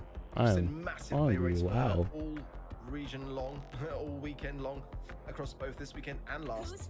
So Amber as well. Yeah, I was thinking it's got like a very, very low play rate, but again, into the Draco, it really does give yourself a very solid chance. The hypercharge as well for Amber, absolutely brutal on this map as well. So to like burn down the the side lanes is going to go a long way too. So I quite like how Elevate has responded to this. Certainly, you know, Draco cannot be underestimated. Yeah, I kind of wondered. It was like one of the sort of top 5. What makes you look at this and think Mortis? What the hell? But it's going to do well into the Amber. Certainly the Dancing Flames gadget is a concern. So you've got to be having quite a lot of precision with that particular brawler. So really, it's going to be focusing primarily on the Amber and then trying to get that out of the equation to allow the Draco to do more work. So I understand the strategy for it. But again, Mortis, so risky. It's kind of funny to me that in 3 sets, we've seen Mortis twice now. 2 in a row. I mean, that's crazy to think about in 2025. The amount of brawlers we have where he stands in the tier list, and down he goes early on an exit for Mortis here. So he'll be going to the graveyard for now. But Tusha is just working his way down this right-hand side, dropping a gadget. He's just trying to force his way through, and it is not enough. That's another kill. Vex, prime position on the top left-hand side. Alianis lurking, though, and there's that matchup we were looking for. Now Alianis has a super cycle. Yeah, Alianis is doing a great job just focusing primarily on that one particular brawler, as it's going to be just deflating what Diego gave. Can bring to the equation. Lovely cycle with the bats there as well. Staying at a nice level of HP. And this is so much better from Eternal. Great control. And again, Alianis just mirroring Diego Gamer. Diego Gamer can't do anything at all right now. Now he finally gets the helping hand to come back into this match. But it's taken a while for him to really feel present. Got the burn now as well. So Gasoline going to be going down that left-hand side. The burn, but not really the lane side. Oh, I get it. Alianis dangerous. Patchy can't find him either. So he's going to linger on, heal up, and be back with it with a hypercharge to hand this time round. Oh, and Vex trying to gun his way through with the supers, and it's not enough. But Tuchis is still able to find a way. There's a big reason why Draco plays right into Hank's hands every time. Patchy dropping a cocoon. This right hand in as well. Tucha is trying to pop out. Will go down. Diego Gamer there to focus. Vex moving up the middle of the map as Alianis dashes down. It's going to be a scoop of a gym here. Elevate. Gonna try and steal one, but they're in prime position to just hold on. Patchy with a nice pick up there too, getting one from Eternal's lane, and now the fire trickling down. Batuchas pops the gadget to do his best, but still not enough. Yeah, not the greatest of Draco hypercharges at all, and Patchy finds out one single yo-yo, and now coming back with 10 gems for the countdown. FX with a nice slow there allows Patchy to get a couple more shots too. Lovely angle there for him, and a burn there. To be fair, I like Alianis down low though. with a hypercharge. It will suffice. Cycled as well. Patchy's in danger. I'm not 5 picky seconds. at Is there all. enough time here for Eternal to go in for the jugular? They're going for the dive. Patchy is safe, and Elevates move on to match point. Patchy has been phenomenal this series. I feel like he have called I don't even so think he has a single great matchup, unless he doesn't get clipped by Amber. Allowed them to get that gym count and positioning in the first place. This guy has been on the money all day long, and now they're 1 game away from entering their 5th straight grand finals of the year. Wild stuff. I remember hearing the rumors around the World Finals last year that Patchy was going to be retiring. I remember seeing the retirement tweet and just thinking, such a waste of talent. You're so good, but so many other things going on in life you've got to consider. But so great to see him back. It arguably his best year yet, and who would have thought coming in that we'd ever see him again, yet alone in this form? It's just spectacular. 5 gems for Elevate now to the one only of Eternal, and it's tough to see Eternal coming out and breaking this mold as they've very struggled. The gadget is a problem. That's it, so loading. far, Elevated did a good job now, just working together a bit better. Patchy's But in if he danger, gets in though. Just coming between out on top still. 4 the gems orbs like that, then it's not that This big of guy's a working problem. hard. Right hand into Only Vex reason was it's a ready to problem go is with a because super shot combo those 3 into wall the cocoon. pieces. So they place the cocoon If he down, gets on the wait wrong side of the patiently. wall, Vex lines up the easy then he shots will for be kills. dead. That's part of the strategy, rolling around with Elevate right now. Vex now trying to get up the That's why I top say right-hand it's not side. like Will a go hard down. So that's counter. a The big lane Amber pickup here is for a soft Batuchas. counter. Much needed one. It's still fairly even in gym count though. Eternal now contesting and positioning here too. Batuchas will hop on the dragon. Now riding down this right-hand side of Vex. Can't close the gap, and Patchy left all alone with 3 Eternal brawlers swarming him. Yeah, really immense pressure. Well, Like not Apache even like a shaping his way soft forwards counter. as I feel well. like that I could love be a the awareness of Apache there, maybe just knowing to not like overcommit, 60-40 not to move Mortis. forwards too deeply into the map. Hypercharge for Alianis. Vex is low. One hypercharge cycle again. Apache still survives. It's We lost. exactly what you need for a Yeah, gem this game carrier. is over. In the meanwhile, 9 gems to Eternal. It was a Almost good the run, countdown. though. And Elevate have got to go into the mid now, pushing forwards with the hypercharge as well now. And Evex in a great spot for it. Now, on that left-hand side, got super to hand as well for the potential heals. 8 gems to Apache. It's neck and neck. Now Amber going to be dropping a super there. Alianis swoops through, bludgeons his way through Amber and will bury her for now. Batuches dueling, left-hand in. Avex dropped a super, not enough to stay alive though. Apache knows he has the cocoon, is trying to go for that extra gem. You can see it in his eyes, trying to move down there. Oh. A reset here though. Diego Gamer Oh gets the no, super off Diego as well. burned. Hypercharge Frixie. goes down. He can't All of go a sudden, aggro blue team now. have the countdown in the elimination. Absolutely this is insane. over. The way That was a Apache's nice playing and just run. being so cautious into the wind. Lovely cocoon cancels I know, out the what is that hypercharge of the leaderboard Draco, looking like? and an immediate shutdown as well, as Elevates should be in the clear and going to the grand finals in wonderful, wonderful fashion. Get the guns out, Apache. You've earned it. That's And it literally made what it I've been so saying, easy on Loading. Twitter. Like, since he even Unreal came stuff back, from like, Elevate today. he And wasn't a even real gone. He favorite was still coming playing into these grand finals. Matcherinos There's to no his doubt quote-unquote about it. retirement. They're the defending champions now, have an equal seat at the table compared to somebody like Tribe, and they've certainly put on a show all day long. I'm not one to influence Event.Brawl-Stars polls, but please, for the love of God, let's get Patchy an MVP. This guy's been unbelievable. Wait, Let's the see MVP if votes the are up? people will listen to you, Kenny. I do feel for Eternal a little bit. They still proved so many wrong by making it into I played the Elevate, semis. yeah. I love to watch I Elevate mean, it was play, the honestly. expected This results. 4-player roster had more swaps than most. They always managed to perform and compete with the best in the world, regardless. They started with Diego Gamer, Vegeta, and Evex, came into Brawl Cup with Patchy, Vegeta, and Evex, and now are back with Diego Gamer, Evex, and Patchy. They're just always mixing, and it's still working, Ark.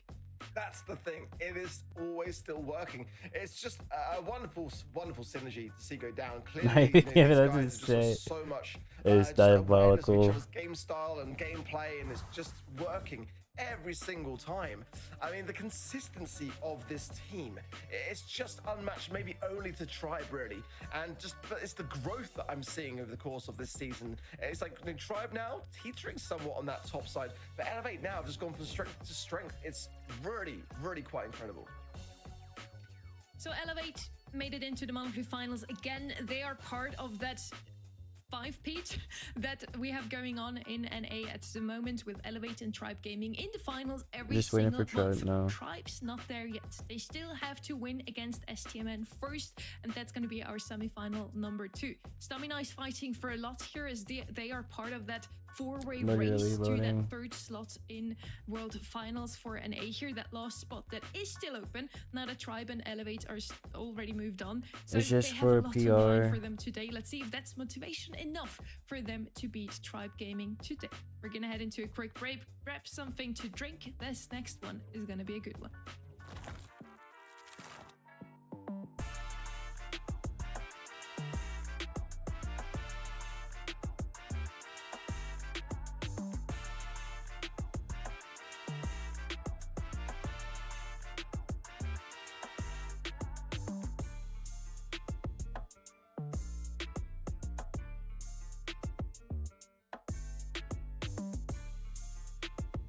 John Wick was actually retired up, fair enough.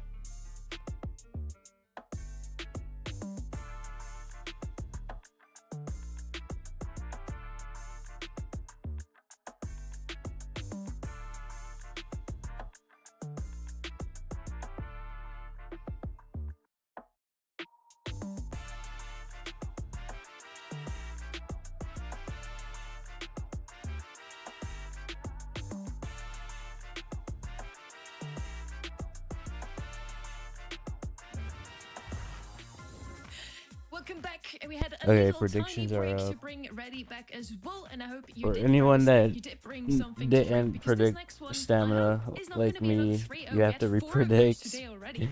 Ready, who's the MVP of the previous match? Okay, I'm going to go out on a limb here and say, Patchy, did I hit the 33% chance? I love the exhilaration. Yes! Oh my goodness, I'm 3 for 3 today. Welcome By the back, way, no Exes. insider knowledge. This is just my intuition. Last match just and ended. also, Sunny, our It was theory an that whoever unfortunate gets the sweep. star player on the winning team gets the MVP. Yes.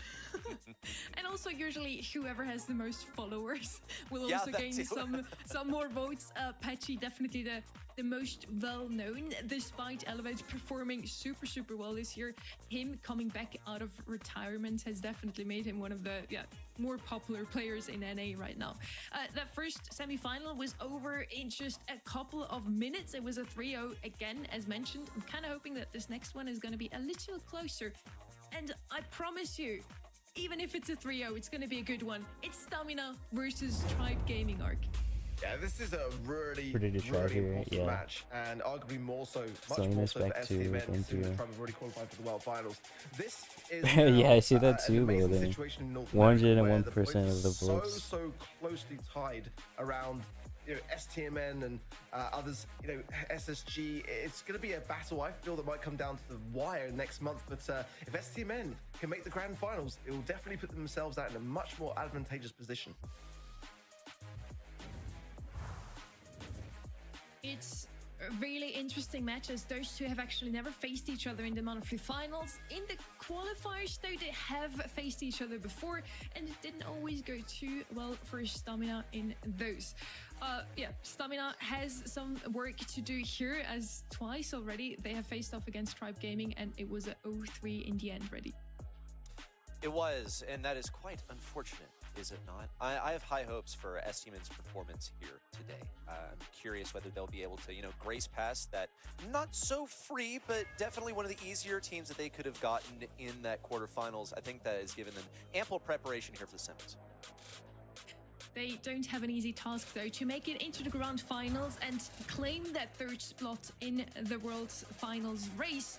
They need to beat no one other than Tribe Gaming. Still the #1 seed. They did go to Brawl Cup. They did win 3 out of the 4 monthly finals we had so far, Arc. That's a beautiful story. And if they make it to the monthly finals again, we do have that 5-peat complete with both Elevate and Tribe in the monthly final, grand final again. It's going to be a great match, but again, as Kenny was saying before the break, this is a squad that have only lost to Eternal Esports and Elevate, and that is just an immensely incredible run. I mean, definitely last month, that sweep in the grand finals by Elevate is going to be on their minds, but they came back refreshed in the quarterfinals. I've got a lot of high hopes for them today. It's always nice to also hear from the people behind the scenes, not the one on your screens whenever we watch the gameplay, but also the coaches, the analysts, the managers in the back, to really make sure that a team can perform at the top of their level. That's why we sat down with Killer. He's the coach of Tribe Gaming. Let's hear what he has to say about his 3 players. No, he was on que LG aún tiene Exes. potencial que no han estado explotando últimamente, pero aún tengo esperanza también porque son amigos. Quisiera que fuera un poco mejor. Who was their last teammate? What the fuck? I can't remember. He has high hopes that they will It do wasn't better again. Tuni, it We heard him wasn't in a previous Sword, interview as it well, wasn't saying that OG. they now Yeah, have it was kind of Toko gone for back to the sure. roots, looked at what they did so well at the beginning of the year, and they now want to come back, making it a 4-peat by winning the monthly final, not only making it into the grand final, but also that last month wasn't the Tribe Gaming that we're used to seeing. At least that's what he says. This month should be different again. He hopes for it. We kind of hope that maybe we're getting a different story this month, right? At least I do. I want to elaborate real quick why I voted for Stamina here. They are part of that 4-way race for 3rd place and the World Finals, as I mentioned before. And if Stamina now wins and makes it into the Grand Finals, they would actually I really take don't over remember who their SSG. last They're just 5 points behind them right now. Also, with the teammate finals was. that they faced there, they had to put all their focus on the Other than semifinals. Toko, of Really, course. they knew they would face either Tribe Gaming or Electros in the semis. Their focus has to lie in the semis here, ready.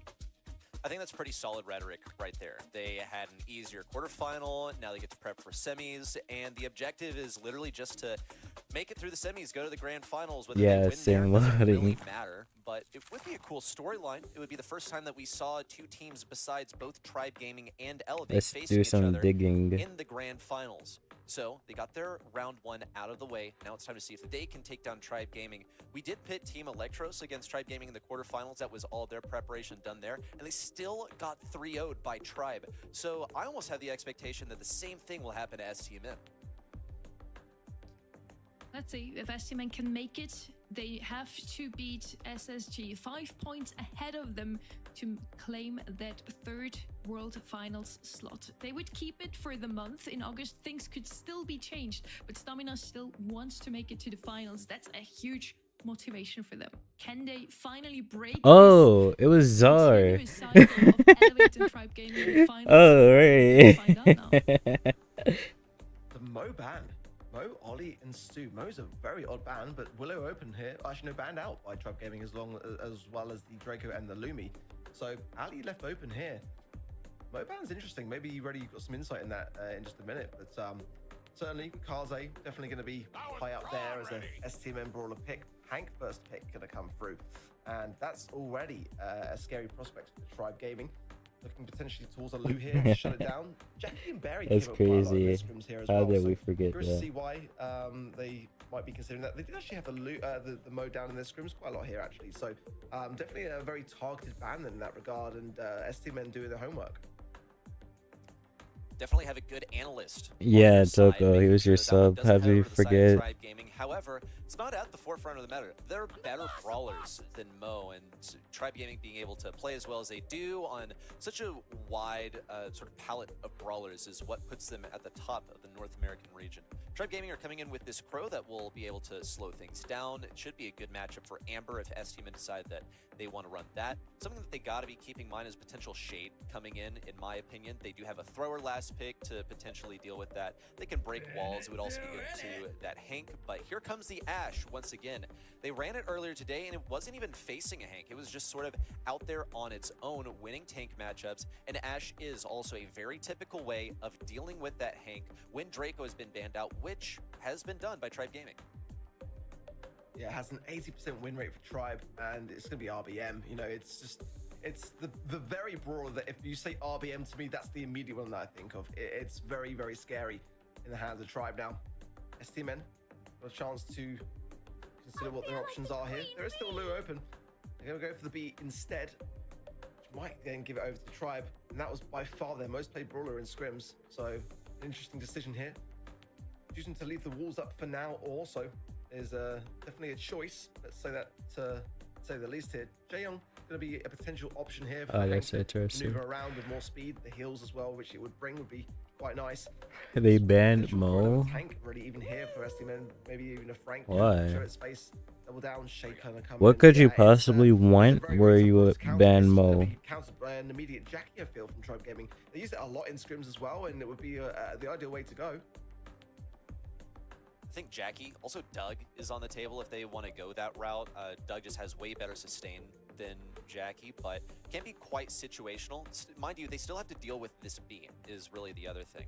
You mentioned Lou earlier on. I clocked that as one of the biggest responses to Shade, so that is even possible. I believe even SSG decided to use it. Kenji, so none of the things that were in our minds is going to go ahead and be picked here as a last selection for Tribe Gaming.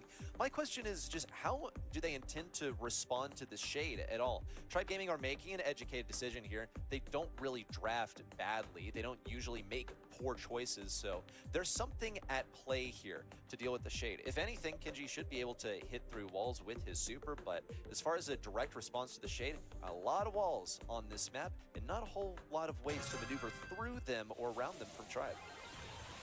Definitely wasn't the thing that I was thinking. Maybe RBM likes to play the Jackie, and they had to place him on the Ashe potentially here, but now in a 3 versus 1, nothing they can do, and that's a goal. I was looking It's down, surely look in the back opening up, and there's a 15 goal. seconds of What the play. fuck? So Tribe had to have a strategy and a plan up their sleeve for that draft, and already they're conceding a goal. Well, here comes the ball around the left side. Juan Carlos needs to clear it. Tacos with the second chain super in a row following the hypercharge. He's looking for 2. Hit Great the correct spot. question. Now looking to Loading. clean up versus Luffy because he knows he couldn't score that goal solo. It was a wise decision to stay here and farm up his super. He's well on his way Is to this a how second ETN hypercharge beat as them in the well. He's gonna do his qualifiers? best. Could get the takedown versus Tacos here. Intends to do it at long range with Kenji on the right side. RBM looking for the optimal matchup versus Juan Carlos, taken down by a torpedo. Now this ball's around the right side where Juan Carlos is going to look to keep pushing it forward. Meanwhile, Tacos is still working on that hypercharge. Gets it in the I was same there in your as stream when it his happened, super. Now, Exis. looking for the last one, just trying Well, to keep the distance I from popped RBM. by. Decided not to pursue it, I interestingly was, enough. and he was like, Get that KO. So it's wise I for don't him to remember. stay You said here. something Keep mode cycling game. I to don't remember just exactly hold what you this said. defense for STMN. This is my point. Like, which brawler's been the biggest? I think yeah, we're opponent just for playing Tribe for Gaming so far fun, in this if I set? remember Well, it's correctly. Tacos on the shade. Like, they've had a chance to really counter it, and they just went for the Kenji, which is now getting some good value as Luffy goes in Oh, onto man, Juan Carlos Tribe. there. That right-hand side gets the Bad pick as start. well. Ball is free and open for Tribe Gaming, but Tacos got the speed coming down the line and such a dangerous threat. Somehow RBM even takes care of it. Can you send it to me on Discord? I'm on my, like, how I have chat right now. It would be inconvenient for me to actually be able to watch Zeus it. on the right side has the hypercharge. He's very close to getting that super that can pierce walls. It was Take down one the game left from side on the L1. feet. He's gonna Oh, I leave a see. void in the STMN defense. Luffy intends on sniping it. Oh, what expert positioning from Juan Carlos and the intuition to defend that trick shot. Ball is now cornered. That's as defensive as it's gonna get. And STMN have super passive brawlers. Just gotta get rid of some of these rats. It's gonna deal so much damage to them. RBM even looking to cycle a super. Dive bomb from Zeus. Things are opening up. Luffy needs to stay alive. Has the super, but can't That get was a through. Juan terrible Carlos draft. and Tacos cornering this ball once more. 10 seconds to go. Tribe Gaming so far away. Just no possibility of them even getting towards this ball. That's game 1 headed to STMN. And in my mind, very much an outdraft. No response at all to this shade that proved to be a major thorn in Tribe's side. It's kind of baffling to me, really. You know, Jackie was the second most played Tribe Gaming brawler in their scrims. Kenji, it's okay. I mean, it's getting some value, but it's not a direct response. And Tacos is so dangerous. Wait. But now, Tribe with I'm an early looking start, at a bit of a it, breakaway. And again, Tacos again. There's so much coverage 0 on this and map to utilize, 15 and the is speed at which fucking they can bring this ball forwards diabolical again Exis. might even equate to another Holy early goal. shit. And it is in 14 seconds to play this time round. I mean, Tribe had the perfect opportunity to do something about this, and they just didn't. They're gonna feel the heat from that hypercharge once more. Pain looking for the pass. Taco's still alive. Wow. An open goal for STMN to walk this one on through. And I'm just mind blown. Why didn't they counter the shade? Either there's something that I'm missing, or this is a massive blunder, a mistaken Kenji pick. It just doesn't make sense to me. To me, yeah, draft was better. STMN just also played it phenomenally. It did work out for them almost, perfectly. I don't know what else to say here. Looking at the quarterfinal matches already, I felt like Tribe Gaming, yes, they won against Team Electros, but I didn't always love their draft. Stamina played against Prodigy. It was kind of hard to tell if they won their quarterfinals simply because they are the better and more experienced team, or because they actually know what they're doing. But it was a 2-0 all the way for Stamina, so it was still a very impressive run for them. Now we're looking at the stats here. Shade with the most kills here, really well played from Tacos. He had some great moments. Triple dribble is the map for Henry Yeah, and I don't Shade. know why they Both of wouldn't those counter bullets left Shade, open like, and handed over to like, Stamina. that was, A like, huge fumble on Tribe's side. straightforward. It was allowed to have those moments. That's the thing I just don't understand. Tribe had the final pick, and they went with Kenji, and it was the shade all day long. Why would and you the go stats say the same Kenji story, last pick? and they just didn't go with the That most doesn't make obvious of counters, sense. despite it being their second most played brawler in their scrims. I'm so baffled. I'm so unbelievably baffled. I mean, they qualified for the World Finals. If this is them just now taking it slightly easy, I don't know. It's the only thing that I can think to explain any of this. But STMN need these points, and they're playing so well. You can't just give them a draft on a platter. It's just kind of ludicrous to me. That's exactly coming into this match what I was thinking. Stamina, it's such an important match for them. They need to make it to the grand finals to claim that third slot in the leaderboard, which is a world final slot for NA. It means a lot to them, and every single chance they get to punish Tribe for a bad draft, a bad play, a missed hypercharge whatsoever, they're gonna take it. still, it just puzzles me why the shade was left so open. I feel like it was quite telegraphed. A lot of times, Tribe are that sort of team that can leave something open as a trap, and then they outdraft it, right? This was not one of those moments, though they did come close to scoring a few goals. I think Game 2 was the most egregious example. I, as well as Tribe, are probably ready to leave set 1 in the past, so let's do that. We'll start talking about Ring of Fire. It's time for set number 2, Sunny. Lewis Bench, Lumi left open. Those two brawlers always come to mind at the moment in Hot Zone because of the ice fields, because of the area control they bring along. We did see some Dog yesterday. Could work out here is left open, and many of his counters, many other tanks are out of the way, such as the Ellie. That this probably is her best map because of all the bushes, because of the water. She's really useful on here. Makes a lot of sense that Stamina bans her since they have last pick. First pick is going to be that Lumi. Yeah, as mentioned, no surprises here. A very safe pick here. And I think that's what Tribe really needs here, Ark. They definitely need, a lot of something, that's for sure. It was definitely a brawler which STMN would love to have got their hands on. The Hank being open here, Charlie as well, definitely going to be cause for concern for sure. Glad to see the alley ban, no doubt about it. The 8-bit ban is definitely an interesting one by Tribe Gaming. Wasn't necessarily a brawler which really stood out to me by STMN, but Ray going to come in. That could be quite nice. Tribe might like to get hands on a Pam, and that can pull the healing station away from that. So certainly a big deterrent of any kind of thrower on this map. Not that they're that common anyway, but the TP into the mid is where the kind of cheesy comps can definitely thrive in that regard. And the Hank into the mid, that's what I'm feeling.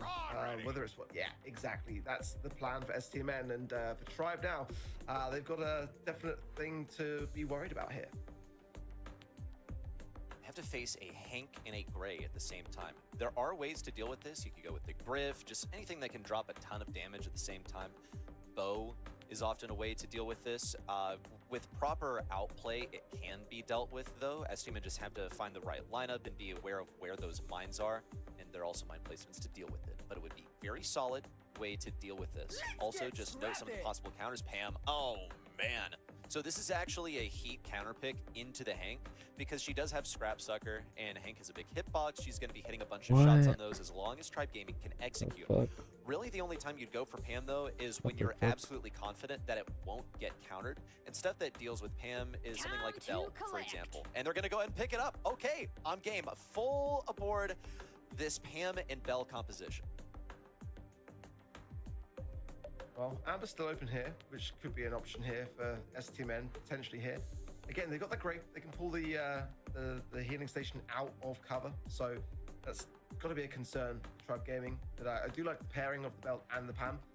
Pam stood out massively so as their top play brawler in scrims, so they're looking for. Juju actually makes an appearance this month. I was kind of worried and wondering, but it's a great map for her. I mean, I'm actually kind of all for it. This is like a fucking like crazy raccoon draft. It's just terrible. Place, obviously, with the ability to walk on the water, additional range from the bush, great sort of tank deterrent, and Pam's very, very tanky in that regard as well. And you can just kind of throw it on the healing station, let it do its thing, and whittle it down, and then give yourselves back the position. So, it's not my favorite brawler ever on this map, but I think it's still, pick worthy under circumstances as a final pick for sure. Well, if Adino's watching, I know he's like, pumping his fist in the air because I've seen him play this brawler on this map many times before, and it has been pretty good.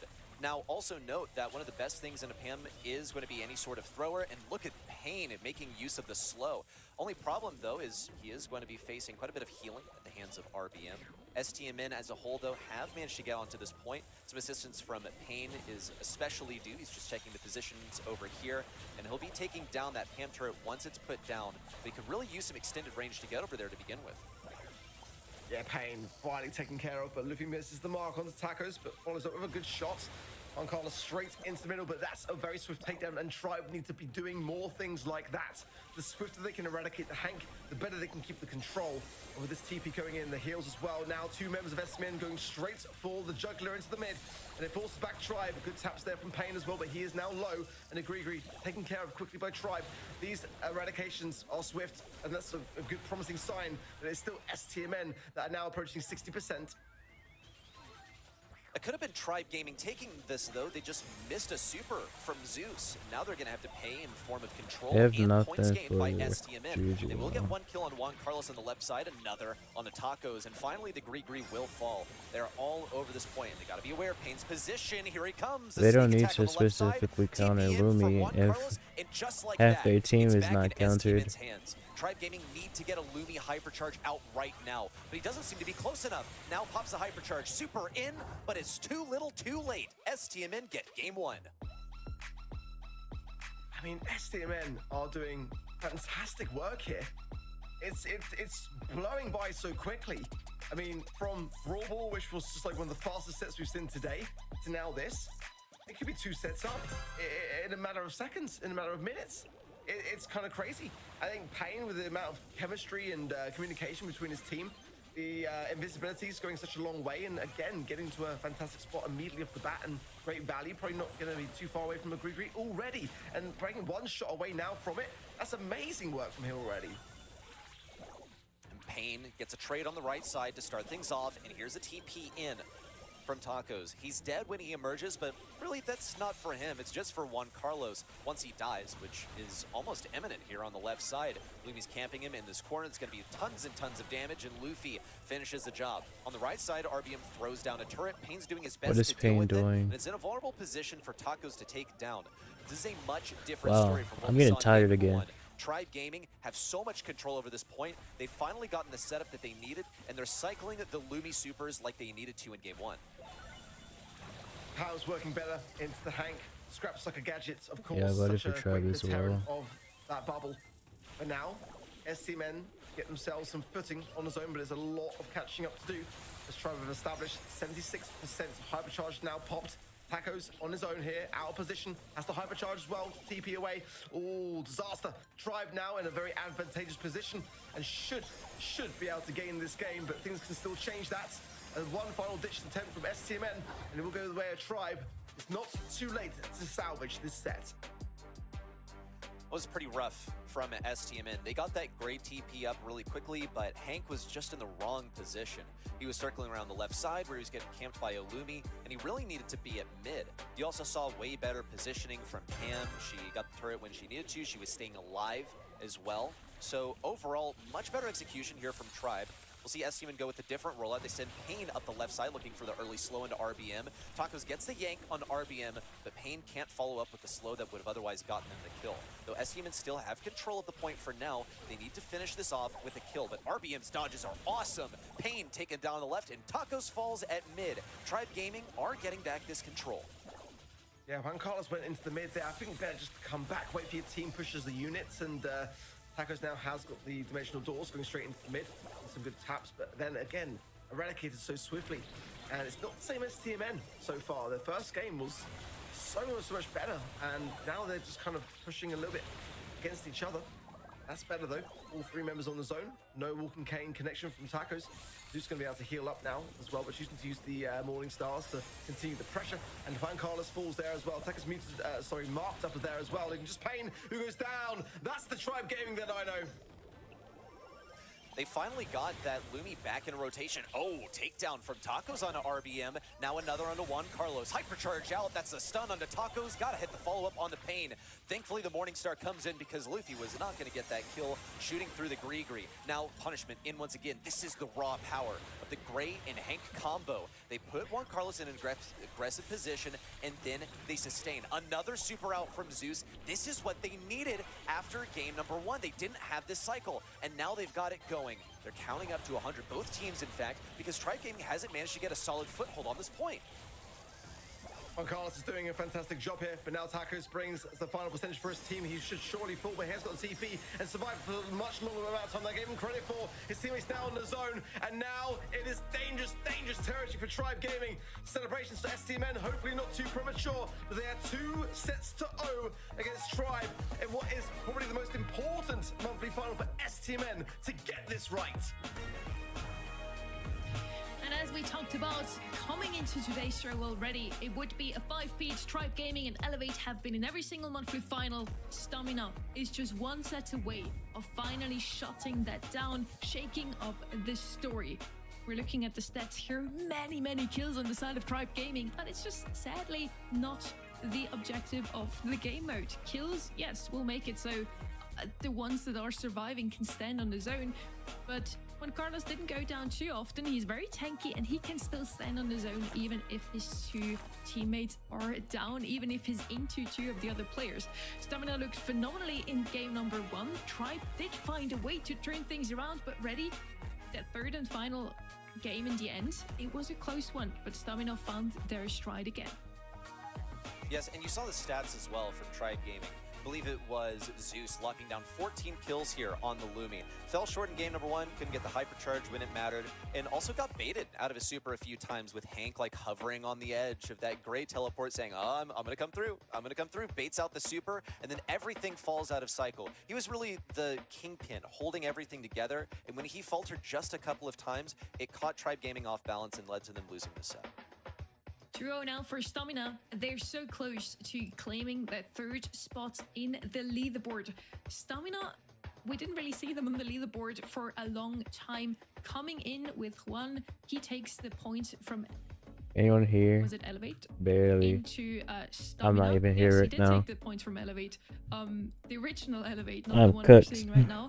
And now Stamina, all of a sudden, so close to being third, so close to making it directly into World Finals arc. Yeah, it's honestly one of the biggest stories of this year. And look at Tribe, just so deflated. And that's not what you want to have when you require to turn everything around. You need 3 consecutive sets now. And, you know, I just didn't see this coming. I mean, head in the hands there from Luffy. It's really quite hard to see. But they've got to dig deep enough to be able to bring each other up. That's the thing. I mean, when you're down, you don't want to be out. You need to sort of get that communication rolling and just remind each other that, you know, you've been in this position before. You can do it again. Top team in the region all season long. And, you know, from just what was a bit of a questionable qualifier to now this, it's just, you know, it'd be the first time the Tribe wouldn't make a grand finals. That's absolutely wild all year long. Bans are in for New Horizons, the Bonnie, the Brock, and the Gus for STMN, the Byron, the Bonnie, and the Gene for Tribe Gaming. Yeah, this is a must-win draft here for Tribe. Potentially the last draft here, Stamina wins it, and we're heading over to a map that is new to the map pool. New Horizons. I'm very sure Stamina has prepared it well since they have already played it into Prodigy Esports. Tribe Gaming on the other side, they had to focus on that quarterfinal match. It could have happened that they lose to Team Electros today, so maybe they're not as prepared for the semis as they usually are. New Horizons, Angelo, a phenomenal pick here. Tribe still in the driver's seat, at least if we're just talking draft so far already. Okay, response into the Angelo. What do we have here? Gotta be some kind of aggressive brawler that will be able to get in close range versus him, or a respectable long-range brawler that will be able to contest him on the lane. Lots and lots of possibilities here. Could go synergistic, could opt to play this as individual lanes. We've seen both over the course of this weekend and last. But Kaze is a top priority on this map, and she has been all throughout the weekend. She gets that aggression, she gets positioning on the side lane. She's also able to switch to a mid-range brawler whenever she really feels like it. The mobility is awesome for bringing in the possibility of some kills, and she'll open up the doors for a follow-up from another aggressive brawler by going into sort of the entry fragger and weakening enemies. I really like the Jaeyoung here. I think it's quite versatile, and with Kaze, definitely a threat. Ali's open here, by the way, and for me, it's one of her better maps, but not necessarily one of the brawlers which both these two teams were scrimming too much, but then we see that with every team, because ultimately, Ali's as good as she is, so most teams don't even bother to be able to play her because she's often banned. Angelo's a good starting hand here for Tribe Gaming. Potential here, yeah, I was gonna say Gus, but Hank, and then potentially even a Gus if they want to pair that alongside with it. It is banned out now from STMN, so the Gene as well banned by Tribe. But nice for some heals to be added there. They could go with a potential wall break even here with the Griff if they really wanted to, but I mean, Brock had a lot of high play rates, hence the ban from STMN as well. But no, Angelo and Griff, Angelo and Hank, sorry, I think it's a good starting hand, and I just wonder whether they might go for the Ali. Delicious damage. Could make an appearance. I'm not looking at many optimal brawlers to dive as an ally here for Tribe Gaming. He could get some solid damage onto RBM, maybe, but he's bound to get a super. Luffy can jump away. Zeus is going to super on you. it's just not looking like a strong one for STMN to pick up that brawler here, and I feel like Tribe Gaming have had this draft quite influenced by the fact that that brawler is present. You know, these meta-defining brawlers, they define the meta around them, okay? They're not just the namesake of the meta. Sprout coming in as a final selection. No real counter to this from Tribe Gaming unless Zeus decides to start breaking open some walls with his super. I'm seeing potential for it to work here. It's just possible for it to be approached by the Hank, which does make me a little bit concerned. Ali not banned or picked is kind of wild to me, not gonna lie. But I mean, I love what STMN have cooked. I really do worry for Tribe. I understand the Pearl with the Kaze makes some sense here. I think Pearl quite underrated as well. Definitely Knockout is her best mode. Is it this map which is her best mode? I'm not overly too sure. RBM under already intense scrutiny. In the Heels of Pain, hand out equally as quickly. The Sprout final pick, you know, it's quite a scary prospect for me as well. And if Juan Carlos can shut down these lanes, it's definitely going to be a tough time for Tribe. Again, they've always made the grand finals, but STMN now have just been playing so exceptionally well, drafting so intelligently and prepared for every outcome. It's hard not to side with them. Certainly is, especially when they've already gotten a 2-0 lead versus Tribe Gaming, coming into possibly the final set if they can execute with the Sprout that they opted to go for as a last pick. And Juan Carlos on the Sprout is a classic combination. We've seen him play Sprout on this map many times before. Here comes some aggression onto Zeus. RBM's looking for something on Juan Carlos, also splitting up the team. Now Fanstorm in, hypercharge style from Tacos. That's Juan Carlos stuck outside. He's going to be the last one to fall. Tribe Gaming had so much pressure in the mid that STMN weren't really able to respond to it. Because when you look at this team, they don't really have pressure at range. Juan Carlos is able to get a wall up, but the one that he didn't get any value for the team. Everyone was so far spread apart on that left side. Now they're going to opt to do it across the middle. Pain's going to get taken down, though. What was he thinking going so aggressive? Juan Carlos in the same boat. He'll get pressured by Zeus from the top, and Tacos is the only one left alive. Yeah, this is going to be a chance for Tribe to get some utility, and that's a very swift takedown. Jay is W picking this map, yeah. For Tribe then. It's not over just yet. But again, the way the STMN have been playing, they can still believe, yeah, true loading. It's been a long time that we've already kind of seen Tribe have something to say for this series. So this might be the very thing that they actually need. If they can just start to slow the advance of STMN, remind themselves of who they are, I think is the best way to put it. Thank you for like access. Team of this region, you know, you expect to see them in the grand finals. Well, Sleepy Duck, literally. Because it seems STMN is slowing themselves As soon as this is right done, now. I'm gonna end the stream and This draft so far, check it out. So Probably. Sprout isn't doing what it needed Oh to wait, do I need at all. to work on the video about the start. I mean the angel drops. Right here. Because look at the brawlers that he's facing against. He's facing against an Angelo that should be outranging him in this mid, which is, folks, where the game is going to be when the poison closes in. So that like as I end the stream, I could just post that just to have another post up today. These brawlers have practically infinite HP against that matchup. But I digress. Tribe Gaming have finally been pressured back. STMN are finding a foothold, but they have to be mindful of this gadget out from Luffy. Nearly a one-shot onto Oh, they got a Carlos, but Pain Sprout. was there to keep him Nice. alive. Tacos, you're dead. What are you doing? But now, STMN down to 2 men, and Tribe closing in for the assault. That is a very, very clean round for Tribe Gaming. 1 round away from taking this entire set as quickly as that. And that would be a huge result for them. Again, not even having to go up against the match point would be a massive blow, massive aid to their confidence, rather. And a blow for STMN. Let's see if they can start to turn things around. But it's definitely not been the set for STMN thus far. Am I streaming again later? I don't know yet. They have Juan Carlos with a hypercharge, and here comes RBM. Predictably, he's able to shoot through walls. Throwers aren't going to have as much value into If I'm awake, especially ones that can't like really if fit I'm just themselves like with high not really DPS. tired, Sprout I'll is stream. not a high damage, But thrower. There are other I'm not options gonna that they could have promise gone any with that would stream have tonight because more I DPS, streamed but they 4 opted for the times in utility 2 of having days. this wall. And my expectation is that they're hoping to wall off this Angelo or get him in a bad position so that Pain can swap to the healing, pop the gadget, and fire off 3 shots to get the kill. Here comes the hypercharge out from Juan Carlos. He was trying to get the punish onto Luffy, but it would have taken him 3 shots. Realistically, he's not going to be able to do that. The Hyperfan Storm out from STMN, and Tribe Gaming completely unbothered. Yeah, I'll be there if I'm awake when you go live. Juan Carlos, the poison should tick down, but RBM is low. Takker's going in, finds one. RBM and Luffy are both so low here, and it should be easy pickings for STMN. Luffy gets the gadget off, but Pain too high in HP, picks it off, and still a chance. There's no way Tribe gets swept, alright? There may be hope yet for STMN. We'll see what Tribe Gaming do this time and differently, because they've already won 3 rounds in a row. Hypercharge in from RBM and taken down on the tacos. Pain and Juan Carlos remain, but it's 2 brawlers that lack the DPS to make a significant difference. They know if they don't move now, then there's never going to be a chance. Hypercharge out from Luffy, baited! Juan Carlos throws the wall into his face, and he'll be able to recover that too, provided that he has the gadget ready. Pain also utilizing the speed to keep up the pressure, get people low.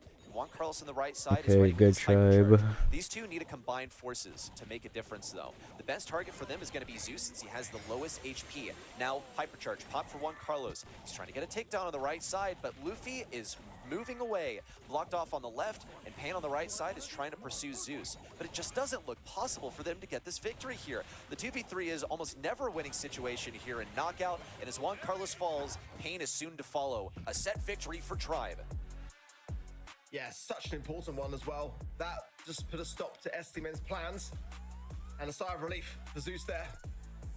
Tribe now in a position where they can take some downtime, breathe that sigh of relief, as the whole team needs to really recollect themselves here. STMN was starting to storm away with that, and thankfully did not get onto a match point for Tribe's sake. In any case, STMN did manage to evade that 0-3 LCQ, as long as I'm not busy during LCQ, I'll stream it for sure. All 3 days that are usually happening. It's also not going to be a 3-0. One of the first ones today, as we have seen 4 of those already. Looking at the stats here, maybe that Sprout pick did not work out quite like STMN would have liked. RBM and the Hank with the most kills here. It's the perfect counter to any thrower here on the map, because he can't just hide behind the walls. That's also why that Sprout was struggling so much. Tribe Gaming was just able to wait it out until the smoke comes in, closing out most of those rounds in the last few seconds, because they have the tankier comp with that Hank, because the Sprout, again, out in the open, what can he really do, Ready? To add on to that, I'm looking for the DPS from STMN, and I'm coming up empty-handed. Really, the only thing that can pack solid punch is that Jaeyong, and that's when he uses the gadget. That one's on a timer. It's not like a reliable deterrent as well, and you're facing 2 really tanky brawlers on the enemy I wasn't side. paying attention to the draft. My eyes might have closed for a little bit. I guess, you know, things all balance But out. also, with drafting, they usually 7-1, talk together about the STMN draft. are It's not follow-up usually to just a even things out in that one-person respect. thing. I really hope Stamina Unless you're is like now not 1000% closed confident out on the after being pick. 2-0 up already. I hope this isn't making them wobble now. One bad draft, it's okay. They let the door open for Tribe, but I kind of hope, also because I predicted for them, that they can now close it out. Hard Rock Mine is one chance they get. Hot Potato is going to be the next one if we're going to go all the way to set 5. Yeah, we see it a lot, don't we, across many teams where they just on the cusp of greatness and just almost stuck inside their own heads to really kind of finalize things out. And Tribe are a team that have got a cool composure about them, so that's what that level of experience brings and success. Let's see, draft coming in soon here. I've got to be wary of the tanky brawlers here. Certainly Tribe, I mean, Hank, Ash, Bull, Draco, take your pick, really, honestly. It's definitely a really tough map to draft for. That might go against STMN in that regard. Ash would be an STMN pick as well in that regard. So, Kaze, let's see. Yeah, okay, we actually are seeing a lot of those bans. Daryl, Ash, Bull, and the Tara, Daryl, Ali as well. So, good stuff all around. I hope that Stamina can stay calm and collected here and not overthink too much. I agree with you on that, Ark. We see so many teams struggle in the end here. When Carlos with the first pick, it's going to be Hank, that one brawler. I mean, I wasn't paying attention to the draft, so I can't say if Sprout was a bad pick or not. Good pick, I think. Like, in general. To pick it as first pick, that's something that I've been saying all day, and yet it happens over and over again. I don't know if it's just something that is going on in this region, but tanks as first pick, if it's the best tank to pick, maybe that's just a strat to go. Well, I mean, look at these bans. You say, is it the best tank to pick? It might just be like the only one. Triple tank ban from STMN, and Tribe Gaming have gotten rid of one as well. So you can tell that STMN really wanted this tank. They made the call, they called their shot that Tribe Gaming would get rid of this Draco, and STMN also decided to ban out this Ashe. So there's not really a great way of dealing with Hank. Could go for the wall break. Tribe Gaming are going with much different things here than we usually see, but Colonel Ruffs is a total sleeper pick here on Hard Rock Mine. He can sit in the back lines, he can give a hypercharge to someone that would usually struggle to get it, and Colonel Ruffs is going to be a pretty solid way of doing that. He has good range, and he's able to bounce that shot No down the side. loading. It can be a good Plus last you pick. have, That's why I things said over I here. can't say It's it gonna was be a great bad pick open without areas, seeing the and it's draft. always a solid response to a tank. We're not going to comment on Zeus then, are we? I couldn't tell whether he was doing breathing exercises or falling asleep. It was like very confusing. But I think just yeah, taking some downtime to recollect his thoughts, and I think that's probably a wise call, really. I worry for Tribe because this is a map where they would love to go tank, and there's just no option really left now for them. So For real, the for real. Sphinx and Put Ruffs X's on the combo, ground, it's he definitely, wins that. an intriguing one for me. Whether it was their A-game plan, I'm not too convinced. The Gus and the Hank, the STMN is already a fantastic start, and the Lily as well. I mean, It's Lumi a very literally good means draft so far. nothing to Let's Sprout. see how Tribe will fare. I think they've still got the potential of a Charlie here, which could be something of a pick. I don't think there's really a need to go into the more stat. Also, obviously play around with scrims. What is Competition wait? make What which am is I pretty watching into it, here? but, Thanks, Steve Ruffs. sometimes makes an appearance here as well for them. Wait, go But, Primo. You know, this Finks, this Ruffs, it's two bronzes that we don't see very often at all. I still feel like Finks is definitely on a bit of a Oh, rise, in this though. We draft. haven't Oh, seen okay. nearly as much as I kind of Or want to Buzz, see. that He works. looks still My pretty bad good. loading. I thought you were talking Buzz, about the other going game. for Tribe. I told you I Anything didn't see the that draft you're at feeling all. really good about, or is it So just like the final slim pickings?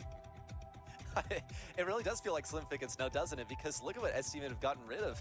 Tribe Gaming, they have a reputation for spamming tanks, pretty much. This is RBM's specialty. He's not a one-trick pony. You see him on, like, the Bell every now and then. But when you take so many tank options away from him, then he's got to default down to what's left, basically. So yes, I think you're correct in that judgment. I think Buzz also has some pretty solid matchups into the Hank, and so we're gonna see that matchup appear here. We're also trying to find out what these individual lanes are gonna be. Tacos is trying to circle back to the back lines. Meanwhile, Juan Carlos feeling the heat from RBM. He even popped the gadget, but he's still taken down. Wait, I by wonder if it Kane. shows on It's the only event because of that website. 2v1 that he was eliminated. Overall, I'd say the Buzz is a No, pretty solid way to it deal with this doesn't. It only shows like this Tackers is so the dangerous. best I mean, stats or whatever. How often do we see Lily banned here? You know, the fact that it's escaped through this draft and in the hands of Taco is definitely a dangerous prospect. What here is that for Fink Tribe skin? Gaming. Let's see. I thought it was a It's Jesse pretty for a even moment. start, actually, in terms of the gems, Taco now into the realm and going behind enemy lines. Can't quite close the gap though. Luffy now, the time walk down is going to deter Taco substantially.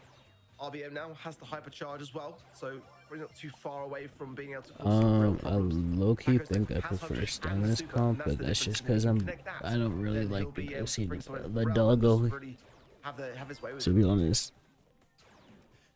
Tribe Gaming have control at the moment. Payne has a bunch of sandbags to chew through. I Juan think so, Carlos, go loading. take him down with your bubble, please. Oh, hypercharge out from Tacos on the left side. Goes for one, looks for two. Juan Carlos in with the surprise hypercharge as well. Now, here comes the hyper for RBM. He's off to the races, looking Holy straight for the lifeline of the shit, team. Payne RBM. blasts him away with the bubble. Juan Carlos Holy needs to kill. shit, Double stun for RBM. and he's got all the support in the world. Tribe Gaming, what a reactive Holy play. shit, that was crazy.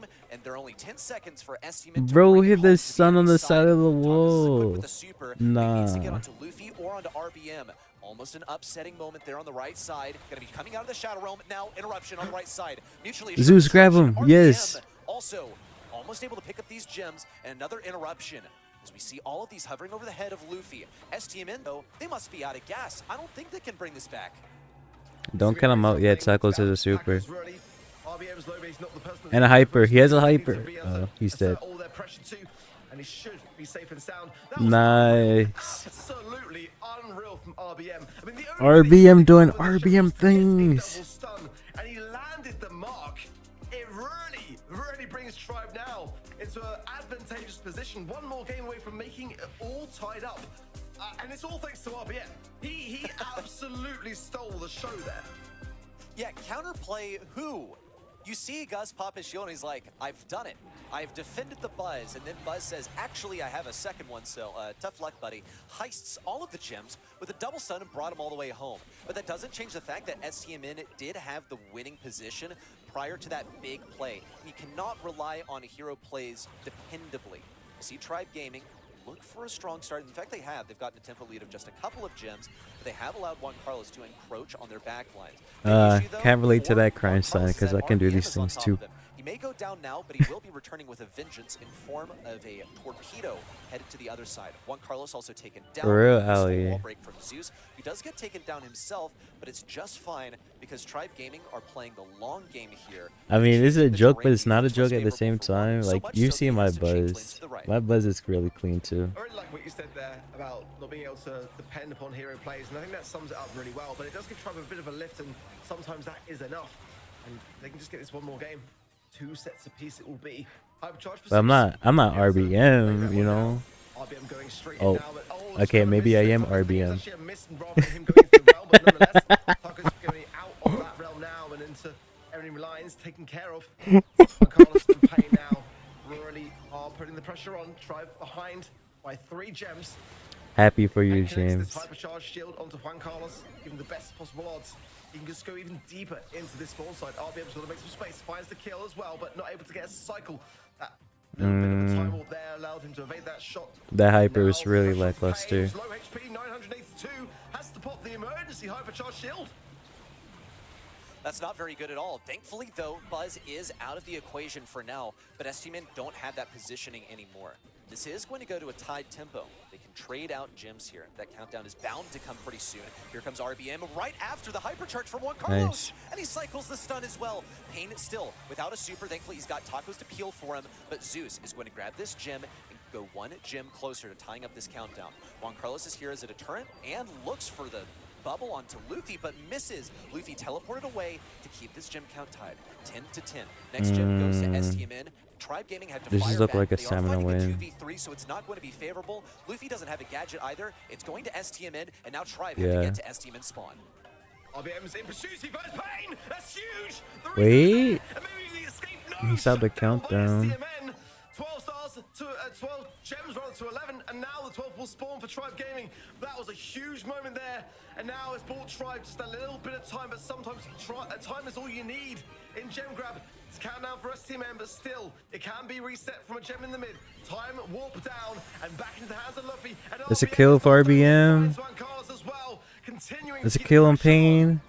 It should have Well, been. gems now for STMN, but they got to get one more. Hypercharge now over to RBM. He's not going to be taking it, not quite yet. Just a few seconds left. Everyone here from Tribe needs to stay alive. Juan Carlos trying to move in. Taco's going to pop out of the Shadow Realm, and RBM Nice. taken down. But Tribe Gaming still have all 13 gems that they needed.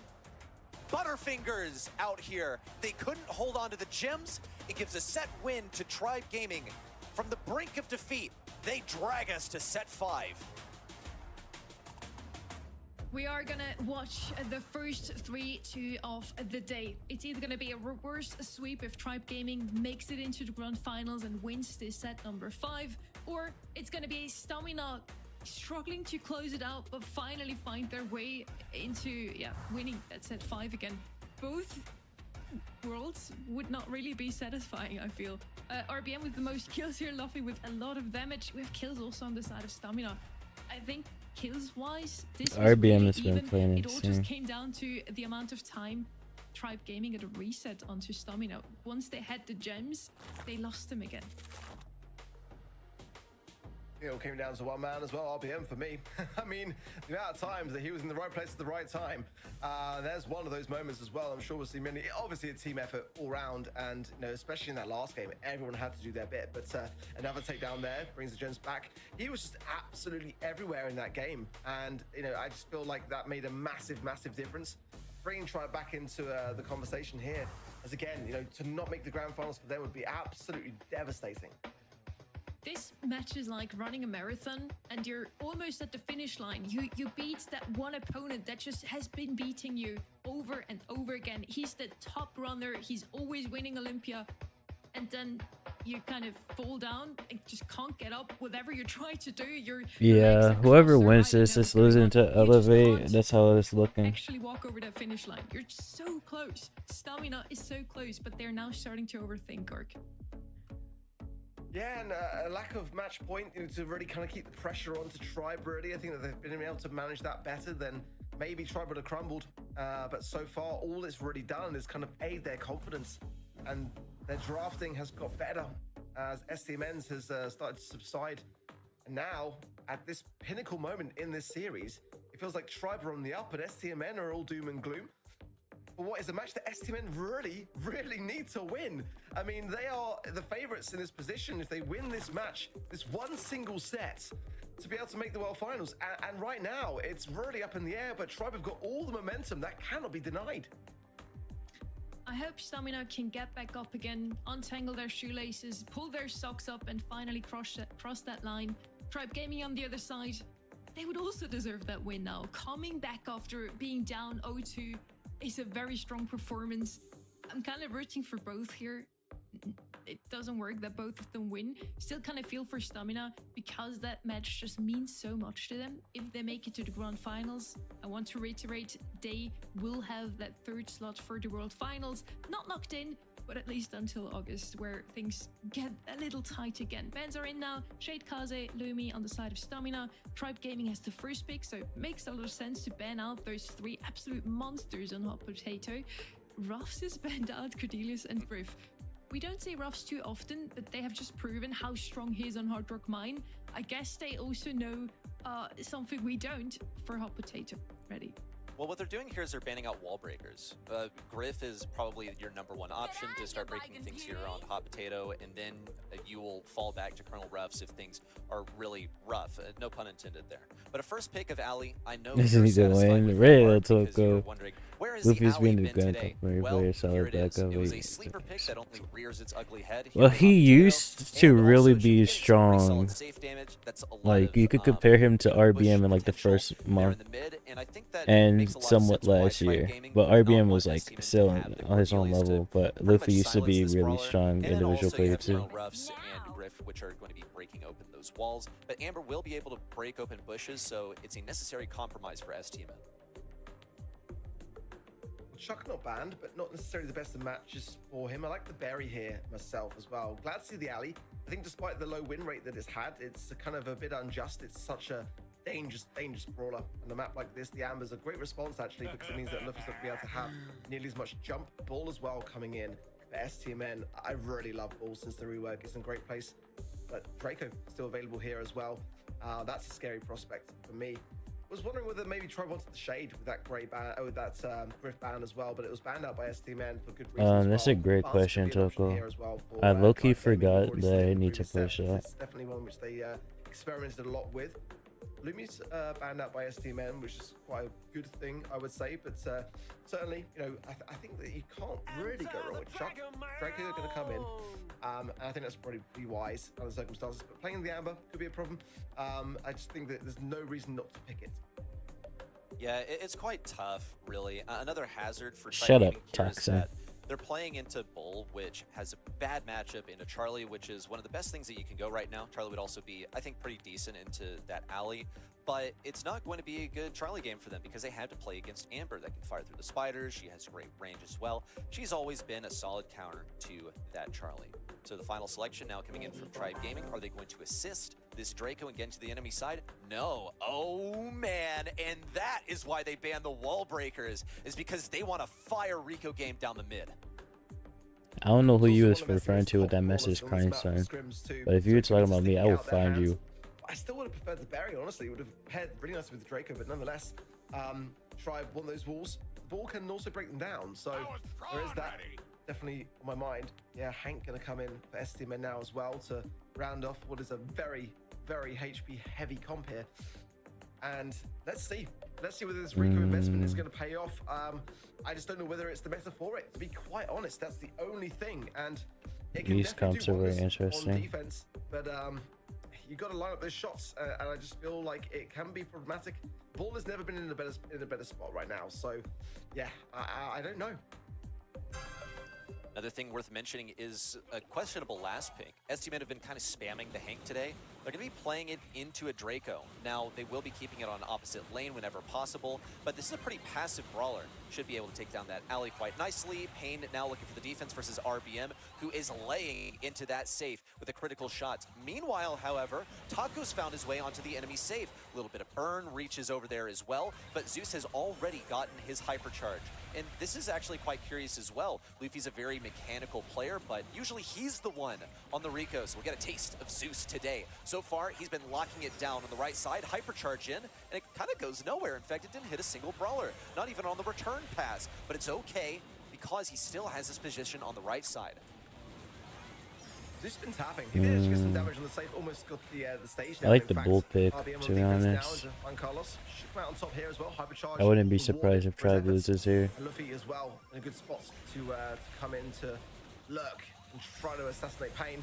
Again, Zeus is holding his own. Holy on this shit, Rico pick, Draco so does so unlucky for that much reason. And a stage down damage. Again, Tribe Gaming now in a very good spot. Juan Carlos going to slow down RBM though, but the last stand, Oh, a couple more jabs good on the triple safe, tap. and now gives Tribe Gaming the lead by 5%. Tribe Gaming moving in with this super from Luffy. That's lots of damage, and he's still invisible. Pain trying to check the best he can. Meanwhile, on the side of Tribe Gaming, they have had to defend against Tacos. Juan Carlos coming in for another attack to drop this safe down to its last legs. Final shield now brought out. Zeus is still having to play around mid, but he's not being given a No, good you had to matchup. kill there. Should have been playing around mid instead, opted to take the matchup versus Pain. And Tacos is No, this literally game allowed is so to over. straight line down the field. Needs 2 more shots. Even a super could do it. 1 more shot. No. The pitiful reload speed of Bull came back to bite him, and Zeus gets the kill. Wait, no, they still lose 22% this. remains on STMN safe. It's anyone's game right now. A super from Zeus Hello, can Black change Bat, how are everything. you? Even Luffy's gonna go for it. STMN full commit. Hypercharge forward from Juan Carlos. A super from him. Yeah. And the final bubble to take down Tribe Gaming in this game and send STMN to a match point. Unreal. So close. Really is neck and neck. But I just feel like there's so much HP on the side of STMN. And Tribe couldn't really find the balance there towards the end as well between going the aggressive or staying back for the defense. I thought they might have just been able to shut that down in an amazing final moment and maybe could have turned it around, but it wasn't to be. Luffy straight off the bat there. A nice takedown. The ball exposed on the right-hand side, going up that right channel. Should be taken care of there by Zeus. Let's see RBM popping again that gadget, allowing Luffy to come into the safe now as well. There should be a stage down here for Tribe, and it is. Tribe Gaming doing their best to defend here around mid, but Pain has proven to be a huge thorn in Zeus's side. He would love to get a matchup at mid, but when no one is playing mid, then he doesn't This really is have the any great semifinals positions. Tribe match. Gaming There's punched through. Juan Carlos is one doing his more best to match defend, after but this game. just doesn't seem to be working out. Meanwhile, on the side of Tribe Gaming, we have seen that shield This would be dropped down literally the second one of the game. first RBM different grand gets the wipe finals on if 2 brawlers Tribe on this loses. side, and now we'll bring STMN safe down to 32%, close to that final shield. Insane. Insane from RBM. Now Luffy going to get that stage down Okay, as they well. broke the final And barrier. RBM continues the assault. Tribe should win this Hypercharge game. down to Juan Carlos, and that's gonna be Yeah. safe. Absolutely decimated. Tribe Gaming level it out. It's match points. Hello, Jonah. How are you? Jonah, I think you were here when I was talking about it yesterday, but I was like half awake and I saw your name and you just let me call you that until I actually looked at the chat on my phone. And folks, now we could see it happen in the semifinals by no team other than STMN. An underdog in this matchup has brought it to double match point. Unfavorable matchups across the board for STMN. You see Juan Carlos could get diffed by RBM, who's opting not even to take that matchup. Luffy already on top of the safe. RBM much of the same. And that's just a distraction on the right side. Luffy's got 3 shots to fire into the safe. No shield just yet. He was barely away from bringing it down to 75%. Meanwhile, Zeus has been locking it down at mid with a super. Wanted to get a good reflection there, but once again, won't really get the value that he wanted. He gets burned up by Pain. Tribe have not had this scoreline all season long. It's only ever been 3-0s, 3-1s. We'll go in against them with losses. Who'll get Unbelievable MVP stuff, if but can they seal it? I'm gonna Or win? are they going to choke? Do they have the ice?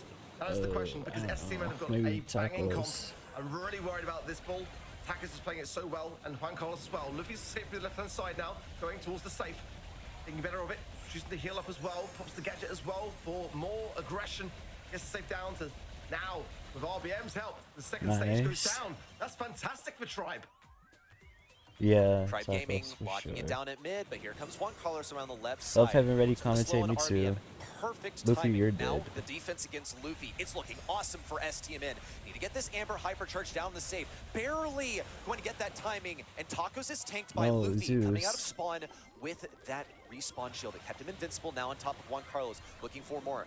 Juan Is he Carlos killed it? risking getting No, that super Juan back. slowed Thankfully, he's him. bailed out by Pain, respawning and Well, circling around Tribe, to the yeah, left RBM side. for It's a sure. close game, On only Tribe. 11% separation, and this shield is bound to come out from Tribe Gaming's side. But RBM wins the victory on this right side, has That's a this barrier, position guy. to get the safe taken Nice. down to just 25%.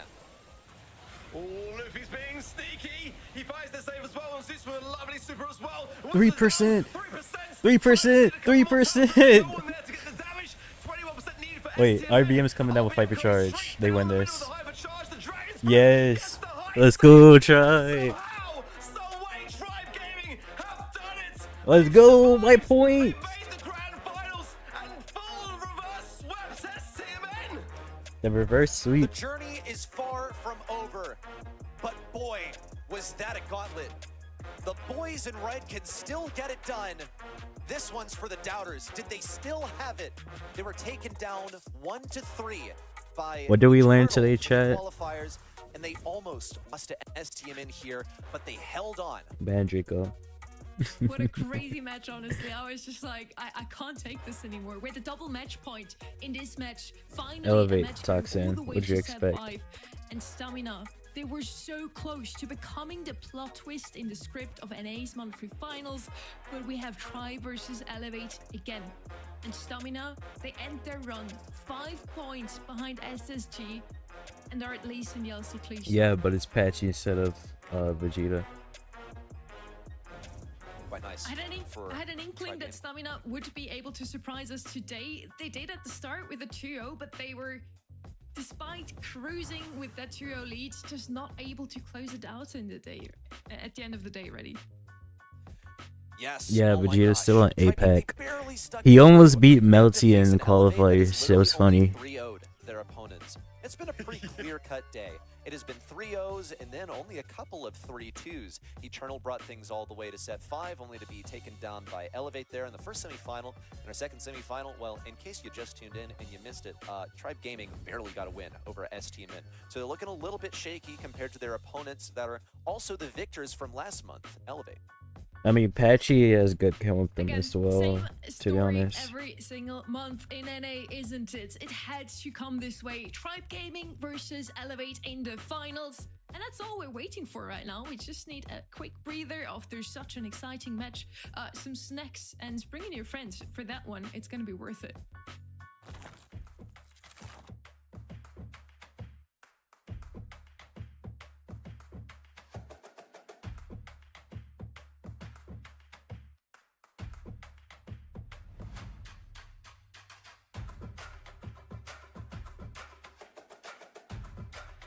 Snacks.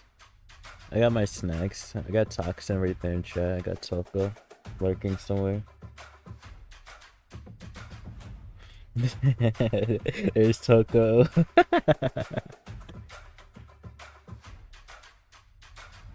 Whoever wins quarters is it probably next month. I see. Cheering for KCP. That's what I'm cheering for personally.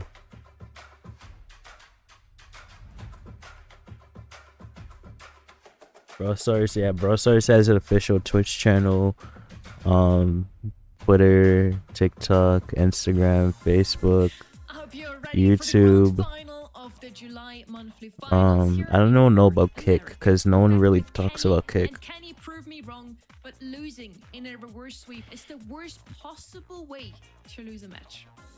It's absolutely the worst way. I mean, that's got to be a devastating loss for STMN to see yourself so close against Tribe Gaming, 3-time champion of this region. And it would have really helped in terms of points too. I mean, getting themselves all the way to a grand final secures a little bit of extra comfort going into the final month, because this is a team that's in the hunt. There's no guarantees. Tribe and Elevate are the only 2 guarantees. And once again, Chapter 5 starts here. They're in the grand finals for a 5th straight month. The MVP of that match has to be RBM here. The Draco against the Hank, it was just not possible. 0-16 is fucking diabolical. How do you go 0-16? Picking up that Hank as last pick might not have been the solution. RBM has been shining throughout that last 3 sets of the match. Yeah, very well deserved, and he takes that MVP quite often. So there must be a thing to his playstyle, especially when he's on tanks. Well, look, he's always been an excellent tank player, and what meta are we in? Oh, right, the tank meta. So, yes, he's going to be playing those pop-off brawlers. He was against Juan Carlos on a Hank that actually took the star player for his team as well, so much respect has to be given there. Juan Carlos gave him a real run for his money. But I think we can expect to see much of the same here out of RBM. Pop off on those tanks, you can try and ban all of them, but it's still not enough to stop this guy. Talking about much of the same, I'm super happy to announce our 2 grand finalists. It's Elevate versus Tribe Gaming. How else could it be, Kenny? The inevitable. Death Taxis Elevate Tribe. That's all I know. It's just some good stuff overall. I think Elevate have been so impressive all day long, and Patchy has shined to me. We crowned him an MVP a while ago, but pretty flawless execution all around. I've been thoroughly impressed with the drafting more than anything, though. I just feel like they've had an answer. They have such a wide variety of brawler pool, aggression, and control. It does not matter. These guys have a plan in place. And Elevate has only managed to beat Tribe Gaming once in 4 monthly finals that they had to go up against each other. Elevate only came out as the winner in June. Let's see what they have to say about them. Tribe Gaming was the best team on the region. I think we can try to beat them. Like, we have the confidence now to try to beat them. So let's see how it works. I think we can win our monthly final again if we face them in the finals again. So That's always game reverse sweep, really. Why can't you vote? I don't know. High praise from My the vote man already went himself, through Diego because I Gainer predicted on Elevate and Elevate. Tribe He's in grand back playing finals. with them. Now it's Vegeta that is out. He's at the moment in East Asia. Patchy is back in, and we have that new Elevate roster. They did beat Tribe Gaming. Yeah, if you already last voted for last month, Elevate can they Tribe do it grand again with finals, so this you're not going to be new able to vote formation of again their because the 4-player vote was roster already here, Eddie? locked in. I think so. I think they should be able to do it. I think I only they've got one pretty much wrong everyone today, important here, right? which Not was to say that the Vegeta isn't stamina important, but game he's still gonna be on comms to versus help things out Prodigy. and draft. I think that's really one of the biggest aspects that Elevate need in their back pocket. When we start talking about Tribe Gaming, I have to wonder, what do you attribute their performance in that previous match to? Is it that they put all their chips on the grand finals and weren't adequately prepared versus STMN? Is it that they've been on sort of a downturn lately? I mean, their performance in the monthly qualifiers would certainly say so. We had the whole team of Space Station Gaming just post, thank you, RBM. They're very happy that they're still ahead of Stamina after that performance. Yeah, that's what happens if Tribe Gaming makes it into the grand finals. Nothing really changes in the leaderboard, except if Elevate does win today. So let's hear what Tribe has to say against those 1 opponents that were finally able to beat them in a monthly final. Un equipo bastante sólido, bastante conocimiento del meta y del macro. Generalmente eso tengo de perspectiva de ellos. We saw Killer once again, the coach. Again, so nice to see the people behind the scenes as well. They are a huge part of the team as well in making the team play or perform at the best of their level. Tribe Gaming versus Elevate. I voted for so Elevate far to in those win. 4 matches, So 3 times Tribe Gaming has won. whatever Yet happens, still, happens. I believe we all 4 voted that Elevate will take this one. Why is that, Ready? Well, they took it last month. Case, open and shut. It goes deeper than that. Tribe Gaming, they haven't been as dominable as previously. Elevate, they've gotten sweeps. They looked fantastic in the qualifiers. Tribe, I already touched on this briefly, but Tribe did take a 1-3 loss against Eternal there. And while Eternal did win their quarterfinals match, they lost to Elevate.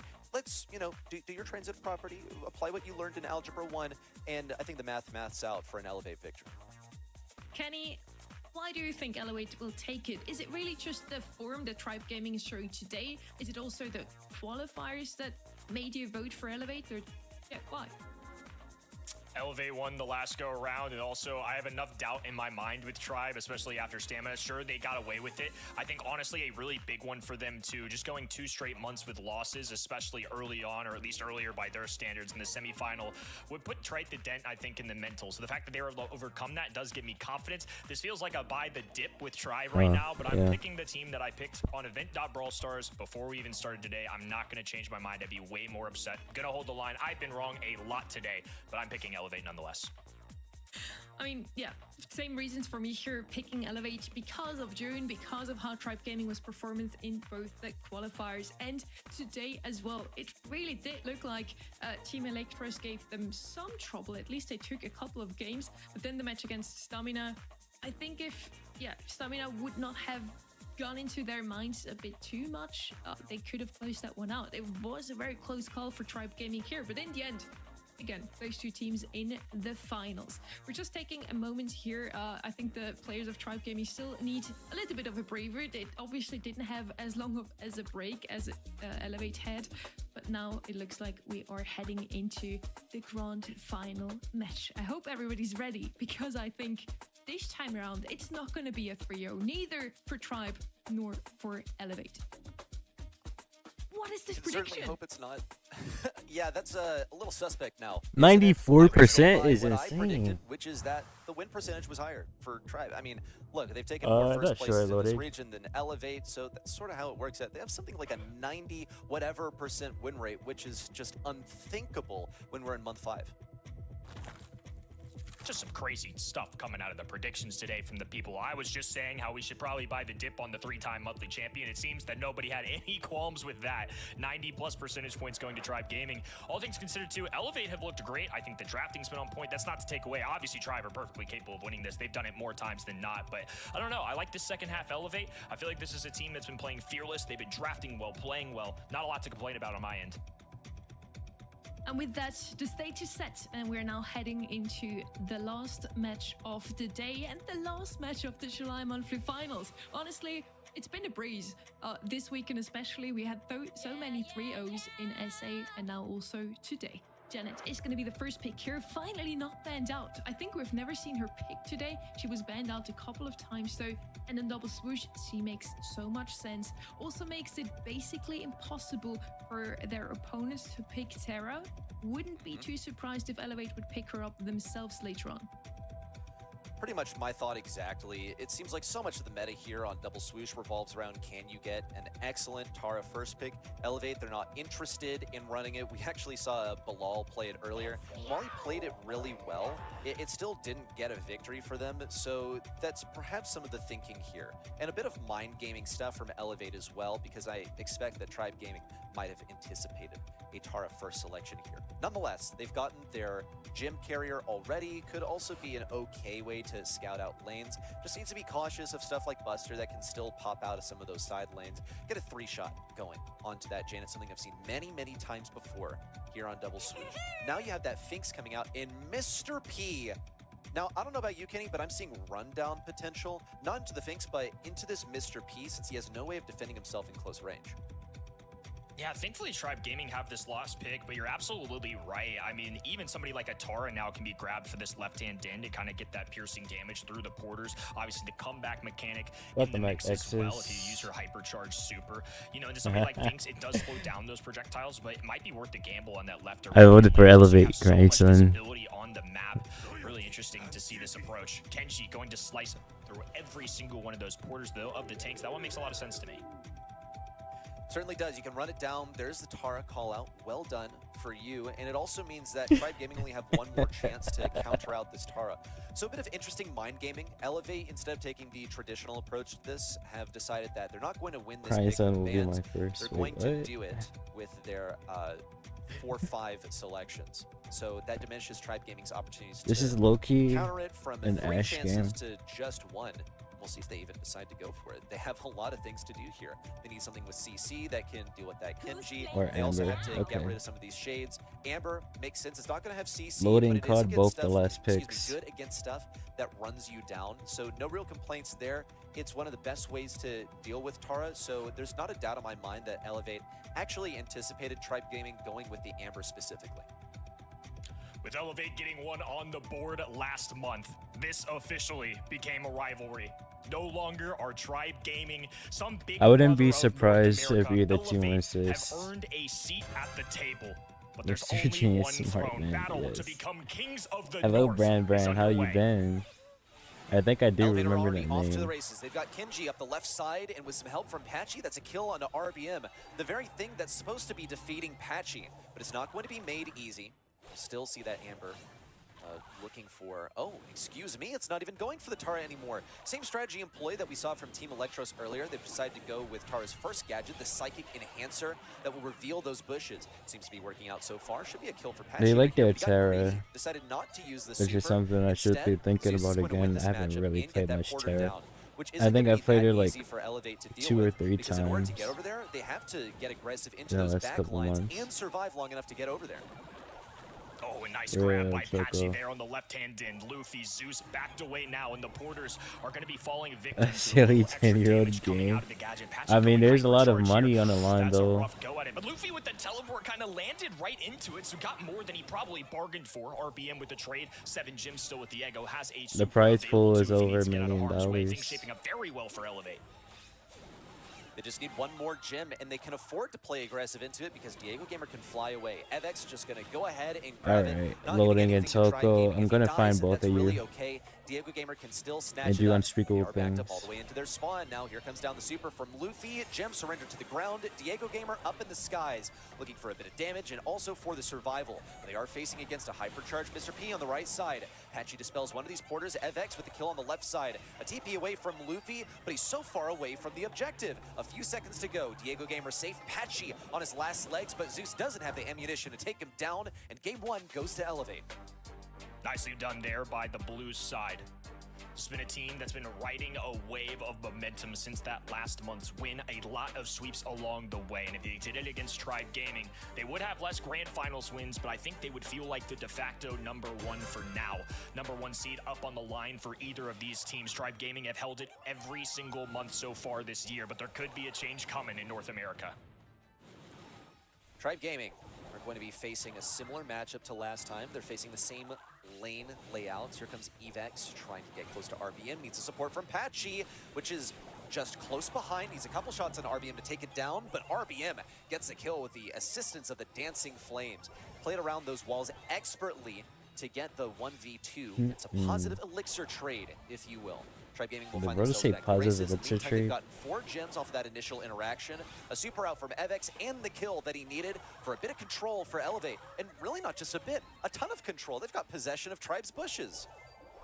Possession of the bushes, the entire map left to right. I mean, Tribe Gaming are really relying on porters right now just to expand their territory. Luffy migrating to left-hand into Vex, unafraid, dashing forward. Patchy cleans up the right-hand side, but Diego Gamer just hangs tight. I'm not throwing gonna up shots even whenever give any necessary, a context to gadget the, here or there that to noise assist. I made. And unfortunately, that super If from you know, Vex you will know. not affect the gadget, so some piercing damage still going through. And finally, Tribe have a little leg.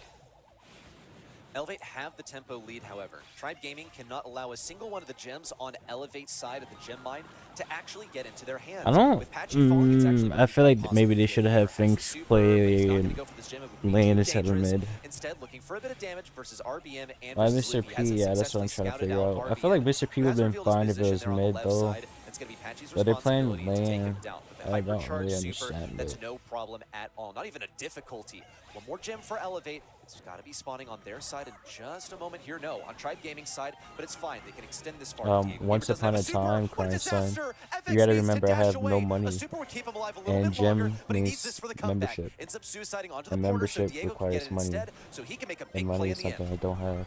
Patchy right hand in, trying to move up the maps. The Porters are getting pesky though. Amber engulfing this map in flames. Avex desperately trying to get the hypercharge out. Slowed down by the Fink Super. A cheeky teleport away. And Tribe have tied things up. Elevate had to know they could not Yeah, afford that's to true, go for Soko. that gem.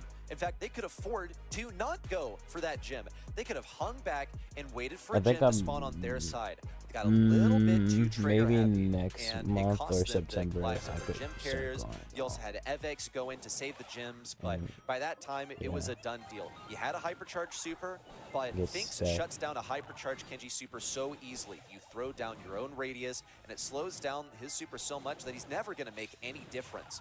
Now, Elevate find themselves in a similar situation, but they have switched up some of the lanes. Patchy on the right side rather than on the left. So far, Evex is looking for the matchup versus RBM, but with no support, it was a losing matchup, and Tribe Gaming stormed their bushes. Diego Gamer has to fall back. A safe gym carrier, but has to rely on that super as a crutch if they get in harm's way, and that was an issue we found in game number 2. Just couldn't quite get away with it. Tribe Gaming, full possession of the gyms. 5-1, Diego Gamer scooping one up. Finally, Patchy rotating left-hand in. Going to get the support from a gadget to try and see what's going on the other side. We'll have complete vision of that grass. Avex making a move there. Don't know about that one. It was a full trio on the other end waiting for him. Tribe Gaming are in a great position. Got 6 gems to their name. And they have possession of these bushes just the way they like it. Porter alive as well, could be disrupted by Evex. He's specifically targeted at the same time as Zeus. The only one that's going to get hit by it RBM anyway gets is caught in the Crying pinch. Son, so it's Diego okay. Gamer and Patchy find an elimination. There's only 2 more gems for Tribe Gaming. They can play pretty passive here. They just need to avoid giving that hypercharge to Evex, and they should be able to win this game. They're ahead by 2 gems, which means that really just with another gem lead, then they should be able to trade out till the end of the game. There's a takedown onto Kenji. Hypercharge available for Zeus. Will get the extra benefit from these beefy Porters. 3 of them even running down on the map right now. Oh, yeah, Diego it's Gamer will cheerleading. touch down on the enemy side. Gonna be able to stay I don't know safe. if James is here right RBM now. He was working looking his left earlier. hand in, does get that Look at gadget him off song as well. about Tara souls. forced to move her way to the right-hand side. Really difficult. Elevate, treading lightly here. These Porters kind of swarming all over the place. They just haven't been able to bring down that station. As a result, Mr. P's just getting so many perks. Yeah, you Really see hurting how they Diego switched Gamer to have a on this Mr. P gen, in who's middle? been stretched thin. Like he has that. a hypercharge that he'd love to turn it into a combination with a super, but no one's been throwing him a bone at Oh, all. Loden was RBM asking if would you be could a candidate, but we're down to just a few snooze seconds. the Diego ads, Gamer's gotta but make I something think they might happen. be already Huge playing hypercharge super now. out from RBM, and a countdown interruption. Tribe will get it back. Hypercharge out from Diego Gamer. Wants to get a kill onto RBM, but he's Diego? dodging them all so effectively. Now gotta go back behind the Diego? indestructible. You would've Some hit in shots front of from that Luffy. Those are hypercharge? respectable. Drop Diego to just 169 HP. One more gem for Elevate will tie things up once more, but it's not on a good brawler. It's on Evex, and they no longer have control of this mid. It should spawn towards the side of Tribe Gaming this next gem. They need to play aggressive to get it. You definitely could have grabbed that gem, Zeus. Diego Gamer's probably just gonna have to force his way up Okay. there. They're holding on for dear life. The kill goes What through. am I Diego witnessing? Gamer in the sky as well. What He's safe. just Luffy happened? trying to flank Something that right-hand should not side. have 2 weak happened just brawlers, Bottom happened. left hand into the map. Porters flying up the middle of the map. Zeus lobbing up another one. Patchy there to body Reduce? block as well. That's Hypercharge not. goes down. No, Double we were talking connection. about Diego Gamer though snoozing burning them, to a not crisp, but it's reducing gonna them. be a reset. Evex has to keep this aggression. He's going to volunteer to be gem carrier. Can't really afford to Wait, play there's aggro. 15 Forfeit gems these back gems there? down to What the ground. He's hell? gotta stay safe. Patchy also working his way to his next super. Can afford to pop the gadget. Now has to keep the momentum. Also against RBM on the left side. In with the dancing flames. Takes to the skies. Evex alive on the right side. 5 seconds to go. 2 shots from Zeus would take him down. Anything sneaking through from Luffy could do the job as well. Zeus now with nothing. Holy Tribe Gaming all the way up to the shit! sky and set win. No way! Something about Tribe Gaming and Gym Grab today. That was Maybe 3 of the most insane. entertaining sets of the entire year. With those gyms spilled out on the drowned, Tribe Gaming actually survived due to the countdown. What a crazy technicality. Almost all of the gems possible had to spawn in again before Tribe Gaming claims that win. That It was a so close one, but crazy, Tribe bro. just scrapes by, takes that first set, and they continue their win streak that they started with Stamina. 4 sets in a row now taken. 13 kills on RBM. X's and a lot Elevate's of team damage had done as 15 well. gems, I but they think that died Ember last pick was actually second and couldn't perfect. pick all the Yes, gems back Elevate up had in the time. Janet and they had the Terra. They kind of picked the Janet so nobody else could pick the Terra here, but they kind of forgot about that Ember. It feels perfect counter to her. Those shades didn't really help her at all. But yeah, overall, Tribe, they make it close, but they do win. As they just did in our second semifinal. Wow, how things repeat themselves. But on the topic of the Amber, I feel like this is one that Elevate absolutely expected. That was a When you see robbery. Tara, It you was had to be fucking thinking, insane. Oh, yeah, Amber, because it's double swoosh. She was already good here, even when she isn't playing into a Tara. And I think Elevate addresses way better in game 1 than they did in the subsequent sets, because the on-the-fly adjustment that they made was switching Tara over to the right lane. Biggest problem with that was that Tara was the way that they were pinching out that Amber and getting that victory in game number 1. So that was the adaptation that ended up hurting them, but I feel like it was a necessary one. I definitely feel like that Terra has They two cut counters out on the that good map. part. One is the Janet, the other one is Crazy. the Ember. So the adaptation, it had some reasoning behind it, but yes, as you said, Reddy, it in the end hurt them badly. Now let's Welcome see back, if Black the draft Belt. gets any better on Pit Oh wait, Stop. did Crying A Sun map see that? is super brutal Or was in he at terms the of end? just a pure base race. And Heist has been one of those sets where Tribe Gaming did win against Stamina before. Using a prime If sub, I appreciate Heist that. goes Thank the you, same way Black Belt. Gem Grab just did, Tribe will take that too, Kenny. Yeah, and now moving into Pit Stop as well. This is a hyper-aggressive map. There's so many tanky brawlers or aggressive ones that come through, and then I feel like we have just a little sprinkle of some of these defensive ones. Cordelius has really risen. I see Lou come out in North America sometimes. Of those aggressive brawlers as well, we're going to be looking out for a few. Shade comes to mind with the new Hypercharge. Draco with the Flamethrower coming out, and obviously the Indestructible Gadget. New brawler Ali is on my horizons, and Lily going to be at the top of my mind for those kind of tankier brawlers. We're in Pit Stop, another heist map where it's all about the base race. Despite the little change with those bubbles that you need to pop at 3 different stages, you can just go with tanks. It works out wonderfully. 2 that come to mind here are Hank and Shade, especially because you have this unbreakable wall in front of the safe. Miko had a nice little showing today as well. He is going to be left open as well as the other 2 I just mentioned. That is shaping up to be a very interesting draft, Ready. Will we see it again? Well, Cordelius is out of the mix, but we also learned that Cordelius is not the end-all be-all counter. Wait, what do you mean Monkey total Brawler. Shade 422? now finding its way in here as a first selection. Usually will get banned out here, so that's curious. You shout that out, Sonny. Now, with the Shade being picked first, Elevate gave that to Tribe. There are some pretty high priority brawlers to ban on this map, but just keep in mind when there's a top brawler in the game and your enemy has first pick, and you choose not to ban it, you are giving that to them. And that also indicates, at least at the pro level of play, because it's quite Oh different no, from it's what you just see the amount of in, subs over Power time, League like games, new that subs. They have a But plan for the Shade. What are they going to do I don't even know against how it? long I've It's got to had be that something that can shoot through goal. walls. Hank, one of the best meta ways to deal with it, because he can shoot through walls, and he's already a good brawler. This If is a really that's a goal, it's interesting been up for a mentality long coming out time. of Tribe Gaming, because those defensive brawlers that we're kind of talking about, the Lou and the Cordelius, oftentimes are ways to try and deal with What some map of are these we aggros on? like Shade. Pit Stop? Shade No, I gets away wouldn't for go free, Jackie but here Hank's for still loading. on the board. That's going to be one of You the gotta better go ways to something deal that can with still do Shade. damage, And then honestly. this Bull coming out too. I wonder if Tribe Gaming have a hardcore tank counter in mind that they're relying on that's still left or maybe hidden, or if they're just going to go all out Oh, they aggression. banned Something like Lou. the I would Miko say Lou coming out again would defense make a if lot it of was sense to open. me. Lumi's still left on the table. It's just a good brawler What, in what general. we said This is RT really like curious to me. No yesterday. berry, so in terms of throwers, the only time I ever really see anybody else is if I see a dynamite played into And the then berry. fair enough. Looks like they're grabbing the Lumi here. Yeah, just Give I mean, a X a safe Bull and and very good Hank. brawler. I think Tribe Gaming are just making a calculated decision to just believe in the Shade. Pretty much. I think this will get the majority Probably of their Bull. damage. Also, you can sit behind a wall versus, say, the Bull, for example. Oh, They have to be mindful Ali that is by doing open. damage to him, you are giving him a wall break ability, and he's only going to be stopped by the indestructibles that surround the They need objective. some mad So just damage. keep in Maybe mind they will also go the still monkey. Not a good matchup into Hank at all. Well, what And else there's could they nothing even really go from here? Tribe Gaming that directly Daryl? responds to the Okay. Hank just yet. Fair enough. Daryl is going to create some momentum for Tribe Gaming. It'll get them on top of the safe. There's no doubt about that. And I think it should do so more Monkey? reliably than this bull. But as far Monkey, as what monkey, Elevate goes monkey. into this, they're already equipped with something Hearing to that without deal the with this shade. context is crazy. And I think they should be able to get some pretty solid DPS into this Daryl.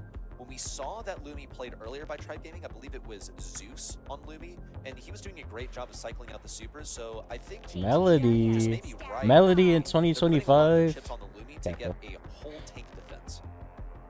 And the left-hand side contributing to the aggression as well. So we got two tanks. We've got the literal tank of a Hank, and then we've got Bull and a Melody coming out. I don't really like the Addition of Melody, insane amount of damage, to be honest. especially with Unless a it's gonna be hypercharge. assassin So not a lot Melody of to defense going assassinate down. This Lumi. might be a more classic base race and a lot of battling between all of our lanes. Tribe Patchy Gaming and Melody. up 1-0 Mateng, here isn't Mateng to at start A2? off our grand finals. They are the Oh, Mateng three-time is something champion of else. this region. Elevate, of course, got one of their own last month, are looking to become the de facto Evex or number one. Melody. But they need to Patchy and bounce back. Bull.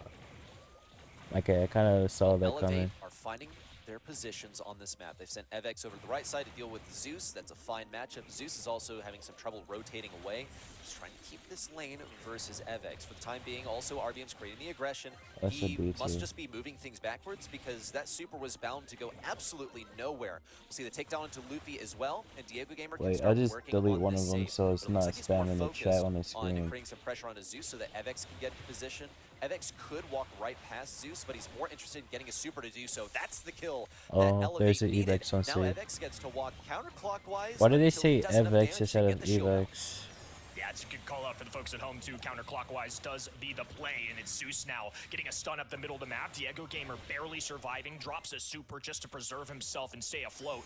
Patchy rushing it down. Hypercharge for Diego Gamer, doesn't have a super. Will just use it to deter Zeus. Elevate is And a not couple supers on the clutches. other end. Oh, Nah, look at that it's Unison definitely coming out. winnable. RBM with the roll forward. Luffy in and out between the walls, and they'll punch their way through this next tier of the high save. They barely Now, lost though, the Elevate first also round. contributing to the top, and they're below that 25% threshold. Patchy being real cautious about this one. Diego Gamer gets to delete Luffy. Here comes a stun on a Diego Gamer. Patchy's looking for the perfect moment. Hypercharge in from RBM. Oh, it's going to be a Damn, race. RBM. Trying to get through this last shield. Oh. Meanwhile, Patchy left Oh. all alone. 2 shots Oh. is all he need. There's one. Looking for 2. Let's go, Nothing on Patchy. Elevate. Safe How you in doing, Tribe Tiny? Gaming. We'll see their I've seen this map for trickle years. down It to came 0 back at the hands of last Patchy season, I for believe. an Elevate win in Or game maybe, 1. yeah, last season. These two teams Last have ranked been season. so good all year And long. wait, no, wait, was Especially it? on a Yeah, map it was like this last where season, everybody's right? just kind of playing all out aggression. I It's barely really got it, fun to though. watch the mechanics here. Bull Because in is terms of bull, matchups, yes. we're just kind of throwing it out the window to a degree, right? Where we removed Lou, we removed Cordelius. There's shotgun brawlers for both ends, brawlers with mobility on both sides, some really powerful ones on each end too. So it's just a lot of gunfire going down. for both He teams is so cooked far, so for good worlds. Tribe Gaming. They're able to extend their territory up on the top side though. Melody making that counterclockwise Good double rotation there, stun. about 20%. So far, so good for both squads. Ooh, missed super for Zeus. That's going to cost him. Because So he does even have if to the hold on to visual matchup is versus gone 2 for tanks. Patchy going in, the Lumi for super, you something, can still but get ends up snagged empty-handed. for like a Thankfully, second. Diego Gamer is there to finish the job, and Luffy will get a few crits on the safe to drop it to 75%. Patchy not really able to defend because he can't go through this wall. True but he loading. also doesn't have And the he's option to looking not really defend not great either. At least right he's now. taken some damage to get his hypercharge online. They're forced to send Diego Gamer back to rotate over. This is a losing game for Elevate at the moment. They are on top of the safe, but they're behind on the lead. That's going to be another shield coming out Nice, on Elevate Diego. safe. But the crits are here from Good Luffy. defense. Hypercharge activated. Diego Gamer gets the defense. Meanwhile, Tribe Gaming must have made an error by not defending their safe properly because they're at an equal percentage to Elevate. No, try Diego Wences. Gamer clutching up for his team, but Unless now it's an a onslaught crazy from Tribe. defense. RBM rolling down the left-hand end. Vex forced to play defense. Pashy marches forward, crushes his enemy, and now the right-hand side is covered in ice. Zeus being backed down into a corner. The musical notes will pierce through that wall. Shield up for Vex as well. It pierces through the wall, but it doesn't hit Zeus because it's too far away. Oh, a nice contact there from Zeus. No, Now try trying to look towards Wences. this high safe. Less than 10,000 HP to go. RBM rolling forward. And Yeah, will I saw be that one enough coming. to close out here. Tribe They couldn't Gaming kill Zeus tie in the up set corner. number 2. So winnable for Elevate. If they hadn't let that shade get on top of the safe without any counter in sight. They're fumbling I like just really have to close wonder, games were multiple they looking times. for an opening to bring the Hank back to deal with it, or what? Because Patchy didn't really have an option to go anywhere else. He knew that that shade would win the base race solo, so he had to do something in terms of defense, just place his body there. And once Diego Gamer rotated back, it was the only thing that could deal with it. Once again, Elevate. We're looking for that early game kill onto Lumi on the right side. It's just mutual. RBM also with the stun. Damn, Not a dumb RBM. stun onto Diego Gamer, can still get defended, and out comes the Gadget for a bit more damage, but still no kill onto Diego Gamer, who finds himself being the sole defender of the Shade. Shade has been a star the last couple games Hello, in terms of John. heist safe damage. Diego How you Gamer doing, John? closes out though on defense. He has been there to save Elevate. Vex, top left-hand side, working those musical notes and piercing them right through that heist safe. Patchy holding on to a hypercharged super. Diego Gamer has one of his own, and behind the walls, he can still attack. Luffy, though, going right on through. Patchy will take him head on. The stun going down. Teleports back. Knocked nicely him through done the here. wall. Patchy will survive, and all three members of That Elevate was a can terrible still super move up from the map. Patchy, but it was funny. Zeus in with the hypercharge, that's a kill, and total destruction of this safe. Threatening to drop it down to 50%, but only gets as far as 56 for now. Tribe Gaming on their safe are starting to feel Yeah, some of that Tribe damage wins this from game. Patchy as well. It's only down to 76. There's no Still way got Elevate their comes first back shield, from this. but second one is bound to come out of Elevate as we see Bro, Mace RBM from is Zeus fucking come in to insane. deal destruction. Patchy, also Patchy, looking for whatever's like, possible did we onto not learn Luffy. from the Once last again, time? Same position, but Luffy's got the kill this time. Diego Gamer tries to move in. It's going to take him a couple shots to deal with Luffy, and he gets it, saving that final shield on Elevate safe. But they're so behind on schedule. I don't like the they're Hank probably pick. not going to be able to get this. Long way to go for Elevate, and RBM is continuing the assault. Zeus now on this right-hand end, just throwing down Morning Stars with low HP, willing to sacrifice himself if it means they get just a little bit closer. Luffy breaks through the defense, penetrates through all the defenders, and with 3 percentage points to go, RBM dashes in, closes out, and Tribe Gaming now with 2 sets on the board. Once again, Elevate lead with the game one, and Tribe download their opponent's This game's moveset. big, They yes. figure out exactly what needs to be done. I don't know why Biggest they let change Hank was on this they were map. able I to don't reliably understand. Get that shade on the enemy side. Patchy found himself all alone on the defense, and a couple of times it seemed like he actually made a misplay, charging directly into the shade, and with the bull rework, that bounces him back. You can go through a wall, then you can't reach him anymore. with This bull. should have been 1-1 right now. They really played Instead this of one 2-0. well. Diego Gamer with the most kills, but it's not about kills in heist. It's about that save damage. And with 2 tanks on their side, Tribe Gaming did really, really well. The Daryl and the Shade versus 2 tanks on the other side. I would have kind of loved to see a triple tank coming into this, honestly. But yeah, Tribe takes it despite not having the most kills. They just focused on the heist save, and I feel like I'm repeating myself here. They did that before. It's now one of 2 scenarios that can happen here. Tribe Gaming, they needed a tiny little bit of time to get warm in their match against Stamina, winning 3 sets in a row. Now another 2 sets against Elevate. Maybe they just needed some time to really be awake for their match against Elevate. If Elevate now reverse sweeps Tribe, Reverse they sweep. would kind of just return the favor and yeah, take revenge for Stamina's sake, Kenny. Definitely a spicy one. We've seen a lot of instances of Elevate playing against Tribe Gaming. Reverse sweep hasn't quite been on the table yet, but wouldn't mind it if we got it for this 5th month here. It's been a really great rivalry all year long, and look, the people at home really showed their support for Tribe Gaming in the polls. All of us on the casting desk picked Elevate, and I've been really impressed with them throughout the day, but draft's looking good, mechanics looking good. Look, Tribe Gaming are mortal. Sometimes they're just going to stumble a little bit, and maybe that's what we're seeing here. Maybe last month wasn't the new wave. Maybe it was just a fluke, and I think Tribe Gaming are really trying to silence any doubters that are in this region. Some of the draft things worth calling out. Traps played by both teams. One that stood out to me there on Pit Stop was giving Tribe Gaming the shade and thinking, okay, well, if they pick it, then we'll just go for the Hank. If they don't, we could pick it together. And then they went for the shade and they still beat the Hank. Hank got a bunch of kills on the shade, but did it really matter when Shade was running it down, beelining it to the enemy safe to be the biggest differentiator in winning that match? And guess what? We're headed into yet another awesome Shade match. It just has to be a ban at this point. With, in my opinion, Elevate's confidence in that matchup shattered, I feel like they are going to have to correct and go ahead and get rid of it in the ban phase. Both Tribe and Elevate are now 5-5 grand final appearances. Will Tribe Gaming make it 4 out of 5 wins, or will Elevate take their second today? Still everything open, but Tribe looking like, yeah, they can close it out here if they not also get a little shaky, overthink too much. But as experienced as they are, I don't think that's going to happen, honestly. They just Yeah, need it's to fine, win loading. one more set, and they're the So July this monthly just final drops winners. right now. Heading into our potentially Kaze last draft here, was if Tribe open. Gaming Wait, what wins, map are we on? Kaze is going to be our first Layer pick cake. here.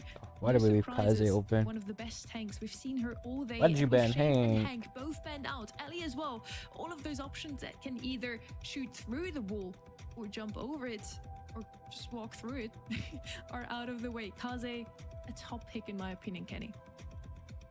Definitely one of the higher ones in terms of ban rate and play rate all throughout our few weekends here for the monthly finals. Has been a real threat, and despite balance changes, new hypercharge coming out for some of these other brawlers, Kaze has still been in the mix. Mr. P, though, his stock has gone way up this month, especially in North America. Just played a good amount. I mean, more than I think people would expect, you know, for all those people grinding ranked out there, having this brawler on your side. Take some notes from these pro players. It's a good one to have. Super useful. Also note that Gene hasn't been banned, so it could be a good follow-up. If Elevate decide that they just want the Mr. P, then that's cool as well. Gus now making an appearance on their side. They're providing a strong foundation for a final selection, though there's still potential for them to be upset by something aggressive. I feel like Tribe Gaming have already gotten a good amount of that aggression that they're going to go for with this composition, but there's always an option like Daryl. We've seen them run it already, and it worked quite well. Just a quick comment on the bans as well from Tribe Gaming. You see the Hank, that should be a dead giveaway, but if it weren't, Doug Gray and into Willow, Mr. all P is just iffy. amazing ways to deal with a Shade, and you can see that Elevate sort of shut that down with their Shade ban. Really, really shrewd of them to go ahead and correct over the previous set where Shade messed them up despite them having counters, and this time they wouldn't have had counters, so it's even better that they got rid of it. It's a good call out from you, and definitely three lethal ways to try and deal with the shadowy ghost figure that's on the top left of our screens. Aldi coming in on Yeah, this loading. right-hand I don't side know for how Tribe they Gaming. determine how Hypnosis long still a the ads will powerful be, feature. even though I it don't really says see it's a Ollie set other amount than of time. maps like Bounty and for KO, but I think it makes a lot of sense. Just kills being the name of the game. If you can line up some freebies for your teammates, a really good way to do that. And when we do see Ollie, a lot What of do you times we either pick see Brock on the here? other end for that wall break plus range, or you see it on your side so you control the narrative as far as that wall break goes. So that's why we often see them as Jackie a is an carry more option recently in here. pro play. Or Okay, Elevate's Ash. final selection. Need to be cautious about this because those walls are going to be broken down. Keeps Elevate from Buster, throwing any sort okay. of throw I was here, getting there Buster eventually. is the Just a approach they're taking. tank. Really, really passive composition here from Elevate. I think that they will be able to get up in Tribe's faces, but it's going to be a I pretty really like the hard-fought Brock battle here. just to get there. Yeah. They will be staying close together since they're going to be taking this one long range at first. Really, I don't expect them to start playing aggressive until they have that Mr. P as well. They want to have that Mr. P porter up. Also some potential for them to pick up this blue star off the beginning if they can get a properly placed Buster gadget. Will Elevate off to the middle of the map, and Blue Star will rest with Luffy. An easy dash forward, so the quickest brawler en route to get there. And that's an important one, because now Tribe Gaming can dictate the pace of this match. If they want to get on the offensive, sure they can, but they don't really have to move. It's left for Elevate to be the more aggressive and the proactive team. Evex getting aggressive on the right side, pushing Luffy back. Knows that it should be a winning matchup for him as long as Luffy doesn't hit the crit spots. But he needs this 1v1 pretty badly. Meanwhile, on the left side, Diego Gamer is still going for that super. It's going to be pretty difficult for him to do it because it's quite a dodgeable shot. Oh, upset by Luffy on the left side. He wasn't aware of the position, but now Luffy could get punished. Patchy blasts him away with the super. That's the takedown Elevate needed, and they're back in the lead. Blue Star now resting with Patchy. He's going to be in the middle of the map from a long range. Vex working this right-hand end alongside RBM, who's dueling him for positioning. Now Tribe Gaming forcing their way through. You see him hovering over the super. There he goes, looking for the hypnosis. The reflection going through, so it'll only claim Patchy. It's still a trade, though. Zeus is able to grab the Blue Star, and along with it, an important kill. Tribe Gaming in a favorable position. They're just holding on to that Blue Star. They need to be mindful of the hypercharge possibility of Evex moving in here. Also doing a great job of denying that super to Diego Gamer so far. I want to at least see a set 5. I don't mind if I lose my prediction. Into the last 30 seconds At of least the get game. a set That's when he needs 5. to be getting his Don't get hypercharge. swept. Before this would have been even better than that. But Elevate also have other methods of getting in. They have 2 hypercharges at their disposal. 20 seconds to go. Evex ready with his hypercharge, and same goes for Patchy. Patchy can dish out that shield at a moment's notice, whether to himself or to other people. Hypercharge being activated, he'll go for it. RBM dashing nice. goes through for a Vex though. 2 stars, make it 5, swinging their way. Let's it's a go. lone Luffy facing a projectile shield from a Vex, and it's an easy waltz to the back of the map for the blue side. Beautifully done there. Elevate will take game 1. So smart there for Elevate. They knew that that Buster would work out, and also the way that they played it. You saw it there towards the end. You had Gus on the right side pop his hypercharge, and then Buster pop his hypercharge on the left. And so what happened? You saw that Ollie move towards the Gus. Gus's reaction was, well, I'm going to pop my super, so I better survivability. And then FX dodged all the hypnosis and moved over to the right side. Oh my goodness, he might also get the kill. Oh. No, barely misses it. Oh, Diego gets it just Okay. on the end of that. Wait. With one of his Oh, suitcases. good Also reflection with on an early Zeus. super, blasts away Luffy, looks for the Wait, kill in there's the a early game as well, 15 but FX can't HP? reach it. Okay, Patchy with good another pick, good shot. pick. Oh my goodness, it's wonderful. An excellent start from Elevate. Diego Gamer already set up with a turret too, so establishing some porters in our early stages of the game allows for Elevate to have better odds throughout, the closer they get to that hypercharge as well. And as you mentioned it, the hypercharge is a difference maker. It's what makes Mr. P even relevant right now. Vex low HP, Patchy dishing him a shield. Has to be careful about where he steps though. The fan storm on this right-hand side. I hate how Corral inconsistent the to top right Kaze hand, supers and are. RBM is looking for shots, trying to grab an angle if he can, but will be forced away. Vex back. Welcome healthy back, and ready to get Selena. back How in the are you? mix. Tribe Gaming playing as passively as they can. Really what they need here is to get some hypercharges and a super to move in confidently. But that's pretty tough when you're up against FX on the right side who has a hypercharge and a super. They have some utility at their disposal. They have Luffy on the left side with a hypercharge. He's looking to move in to create some of the momentum, but RBM's going to have to be the initial Hey, one yo, in Carson. with the super. Patchy hypnotized. This could be the moment. No, Luffy. All the shots have been Nice, tanked, but it's clean still a up. trade in the end. Only Super thing out is Diego from doesn't have a Brock. He super. won't be getting the kill that he needed. Zeus just has not been getting value here really at all. He finally got his first super of the game, and there are only 30 seconds left for Tribe Gaming to make a difference.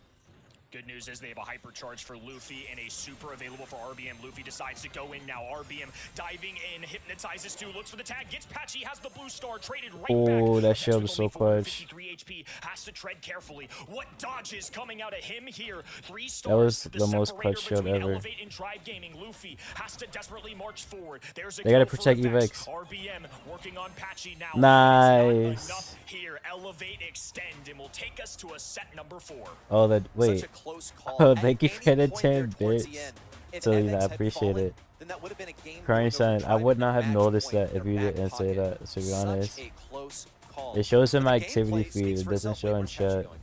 Is he showing off the new merch? Hey, get back here, man. You got another set to play.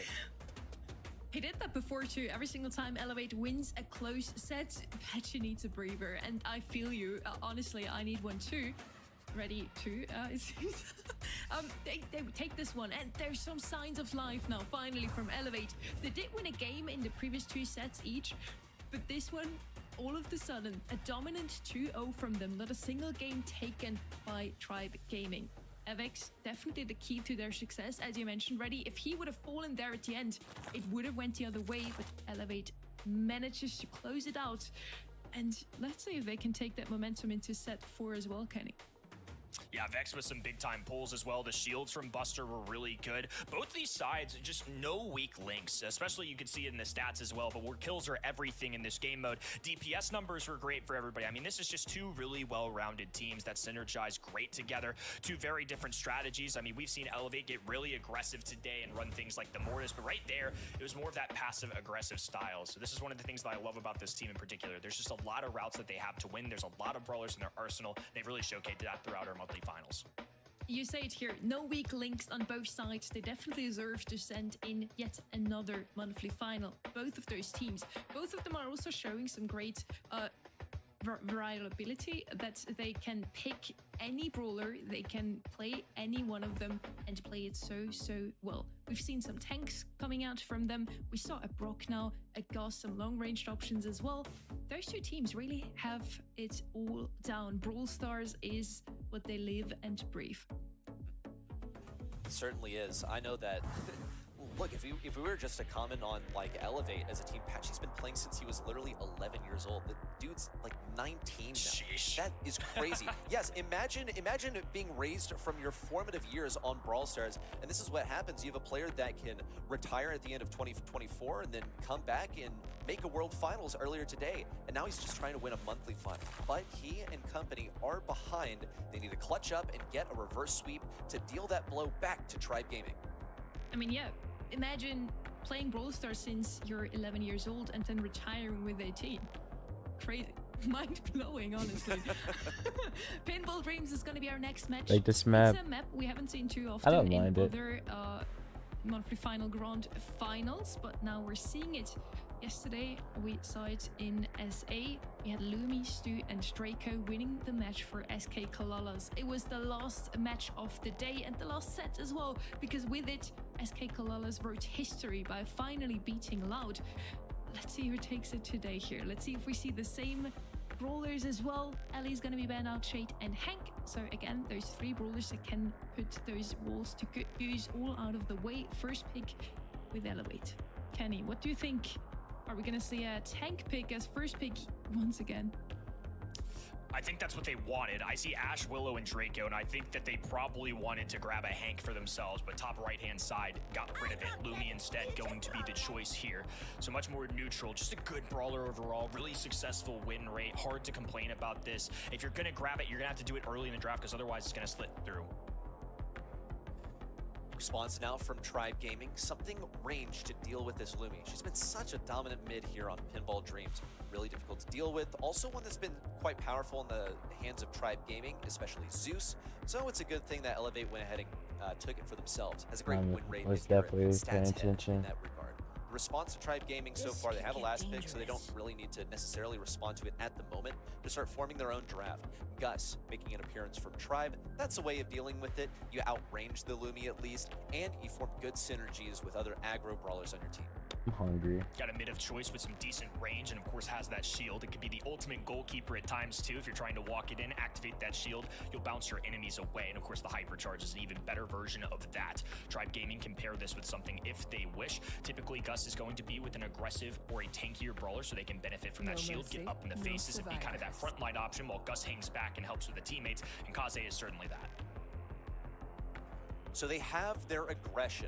What else can Elevate do to deal with this? Because so far, Lumi's a strong way to start things off, but you need something that can get some CC versus that Kaze, and deal with the aggression properly.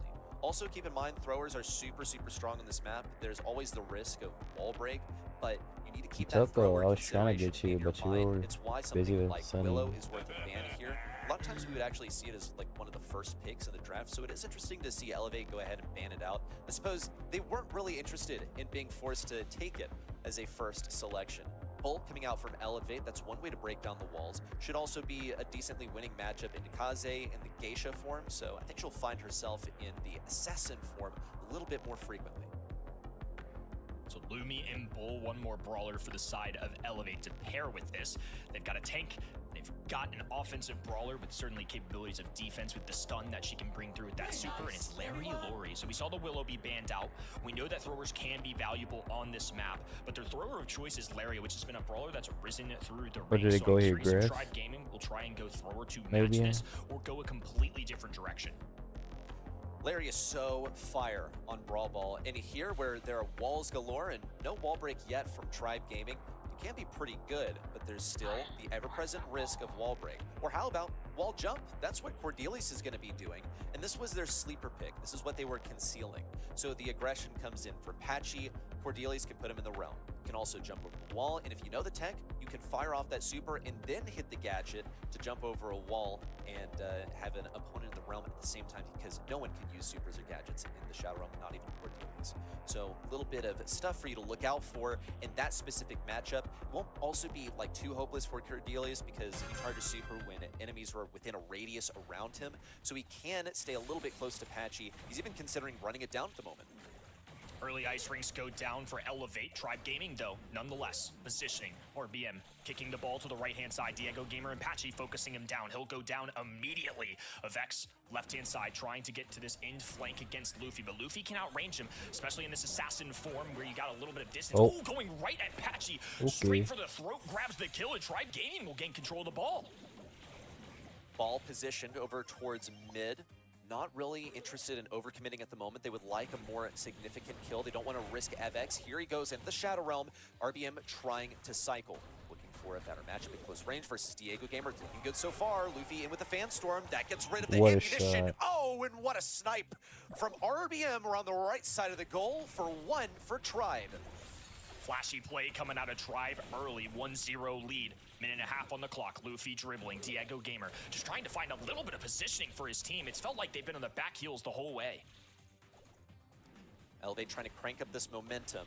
They could really use some positioning in Tribe Gaming's side, but they haven't been able to get past Rodrigo the here, mid. yeah. Haven't even crossed the line of scrimmage. Same. Aggressive play in from Luffy. Diego Gamer punish. This game RBM is ready over. for a pass, but he's in the realm. Thankfully he gets a kill. Walks it right on nice and easy to bring Tribe to yet another match point. Cordelius came in with a big-time bucket and then right there dropped a Shadow Realm to easily allow them to walk it in. So either he gets that kill or he just stays down there long enough to not allow another brawler to pop out. So either way, from our POV, it looked like there was a brawler Nope. there, but of course, one is underground and one With is my above with us. predictions. Elevate need a win here, Yeah, I'm otherwise not it's going to be upset Tribe about Gaming taking their 4th of the year. In comes the Cordelius for the entry frag. Diego Gamer taken down. Ball passed around to Luffy on the left side, but Avex is the deterrent. He's taken down by the Kooky Popper from Zeus. Now the shield's going to be useful for Luffy, but he whiffs it. A pass forward, and he doesn't get it on the exit from his dash. That was a potential goal right there, now forfeited by Tribe, and that's super costly. Valiant effort, but Patchy will puppy guard this ball in this right-hand end. Ooh, a connection there. RBM with a nice hop away. Clever use of the gadget to survive. So all 3 members of Tribe Gaming standing tall. Now a shield going down for Luffy, dashing on to Larry and Lori. Doesn't stand a chance. Will punch through every bit of it. Bull trying to move up the map, and now 3 brawlers for Tribe left alone. Patchy at the goal now, trying to play goalkeeper. RBM with a nice dish over to Luffy, and he'll walk it on through.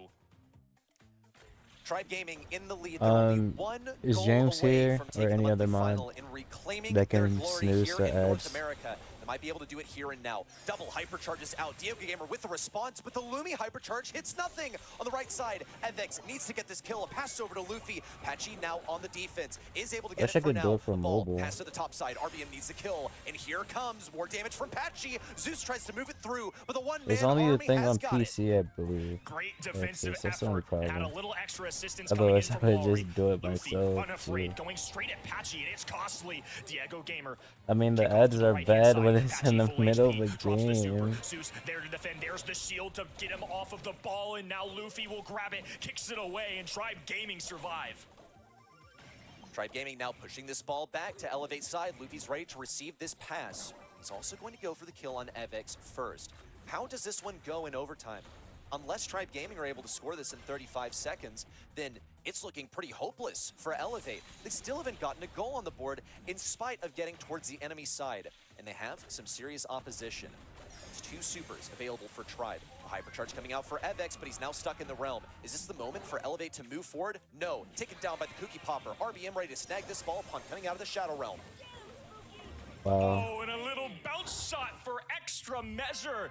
Last month, Elevate won. Okay, but you can who's see it streaming? on Luffy's face. It's a fluke. Puts the doubters to rest, and Tribe Gaming, just like they've done all year long, will hold on to be NA's #1. They had to fight through a couple match points, but they made it happen. I probably Elevate, raised it. despite their best effort, were not able to recreate that success they had last month. A 3-0 for There's, Elevate. like, no one Now the sharing favor right now, returned. so I thought there's, like, 3-1 2 style for people. Tribe.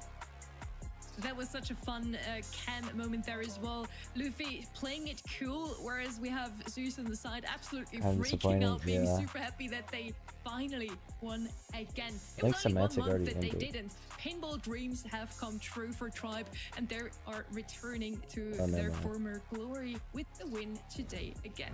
Tribe Gaming scraped through the semis by the skin of their teeth. We're sweeping Staminas to keep the rivalry between Elevate and themselves alive, and now they take title #4, Kenny.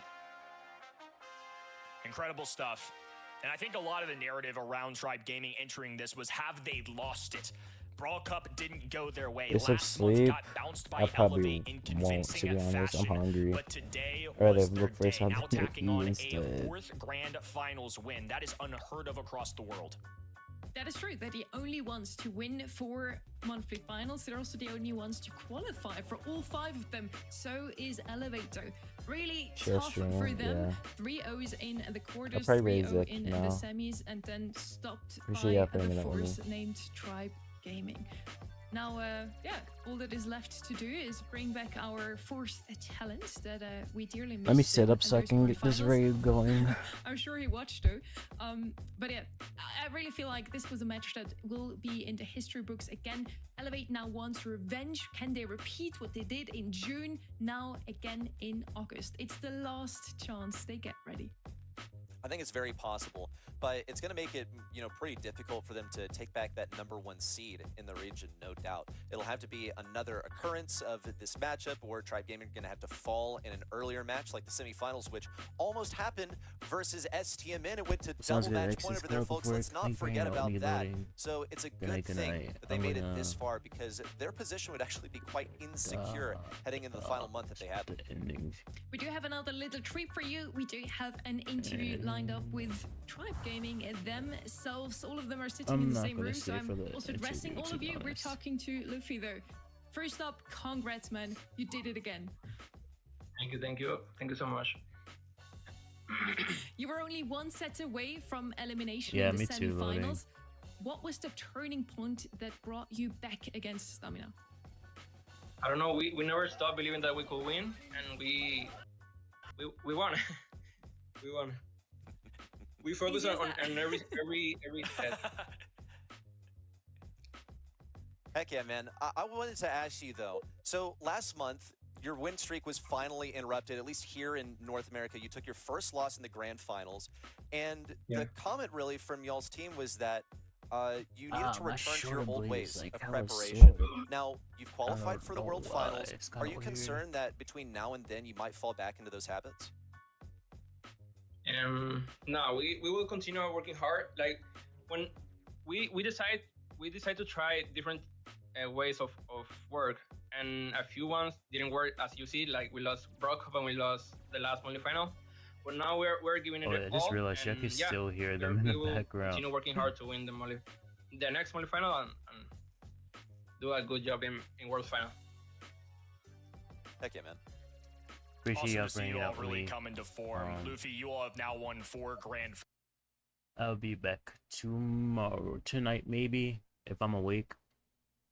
If I'm not awake tonight, I'll be back tomorrow.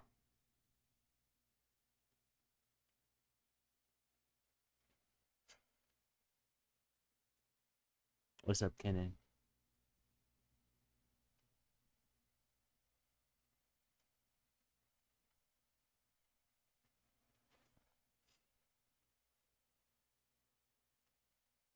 What's up, Tucko?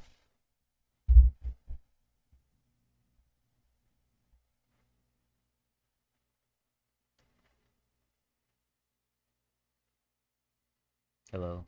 Goodbye.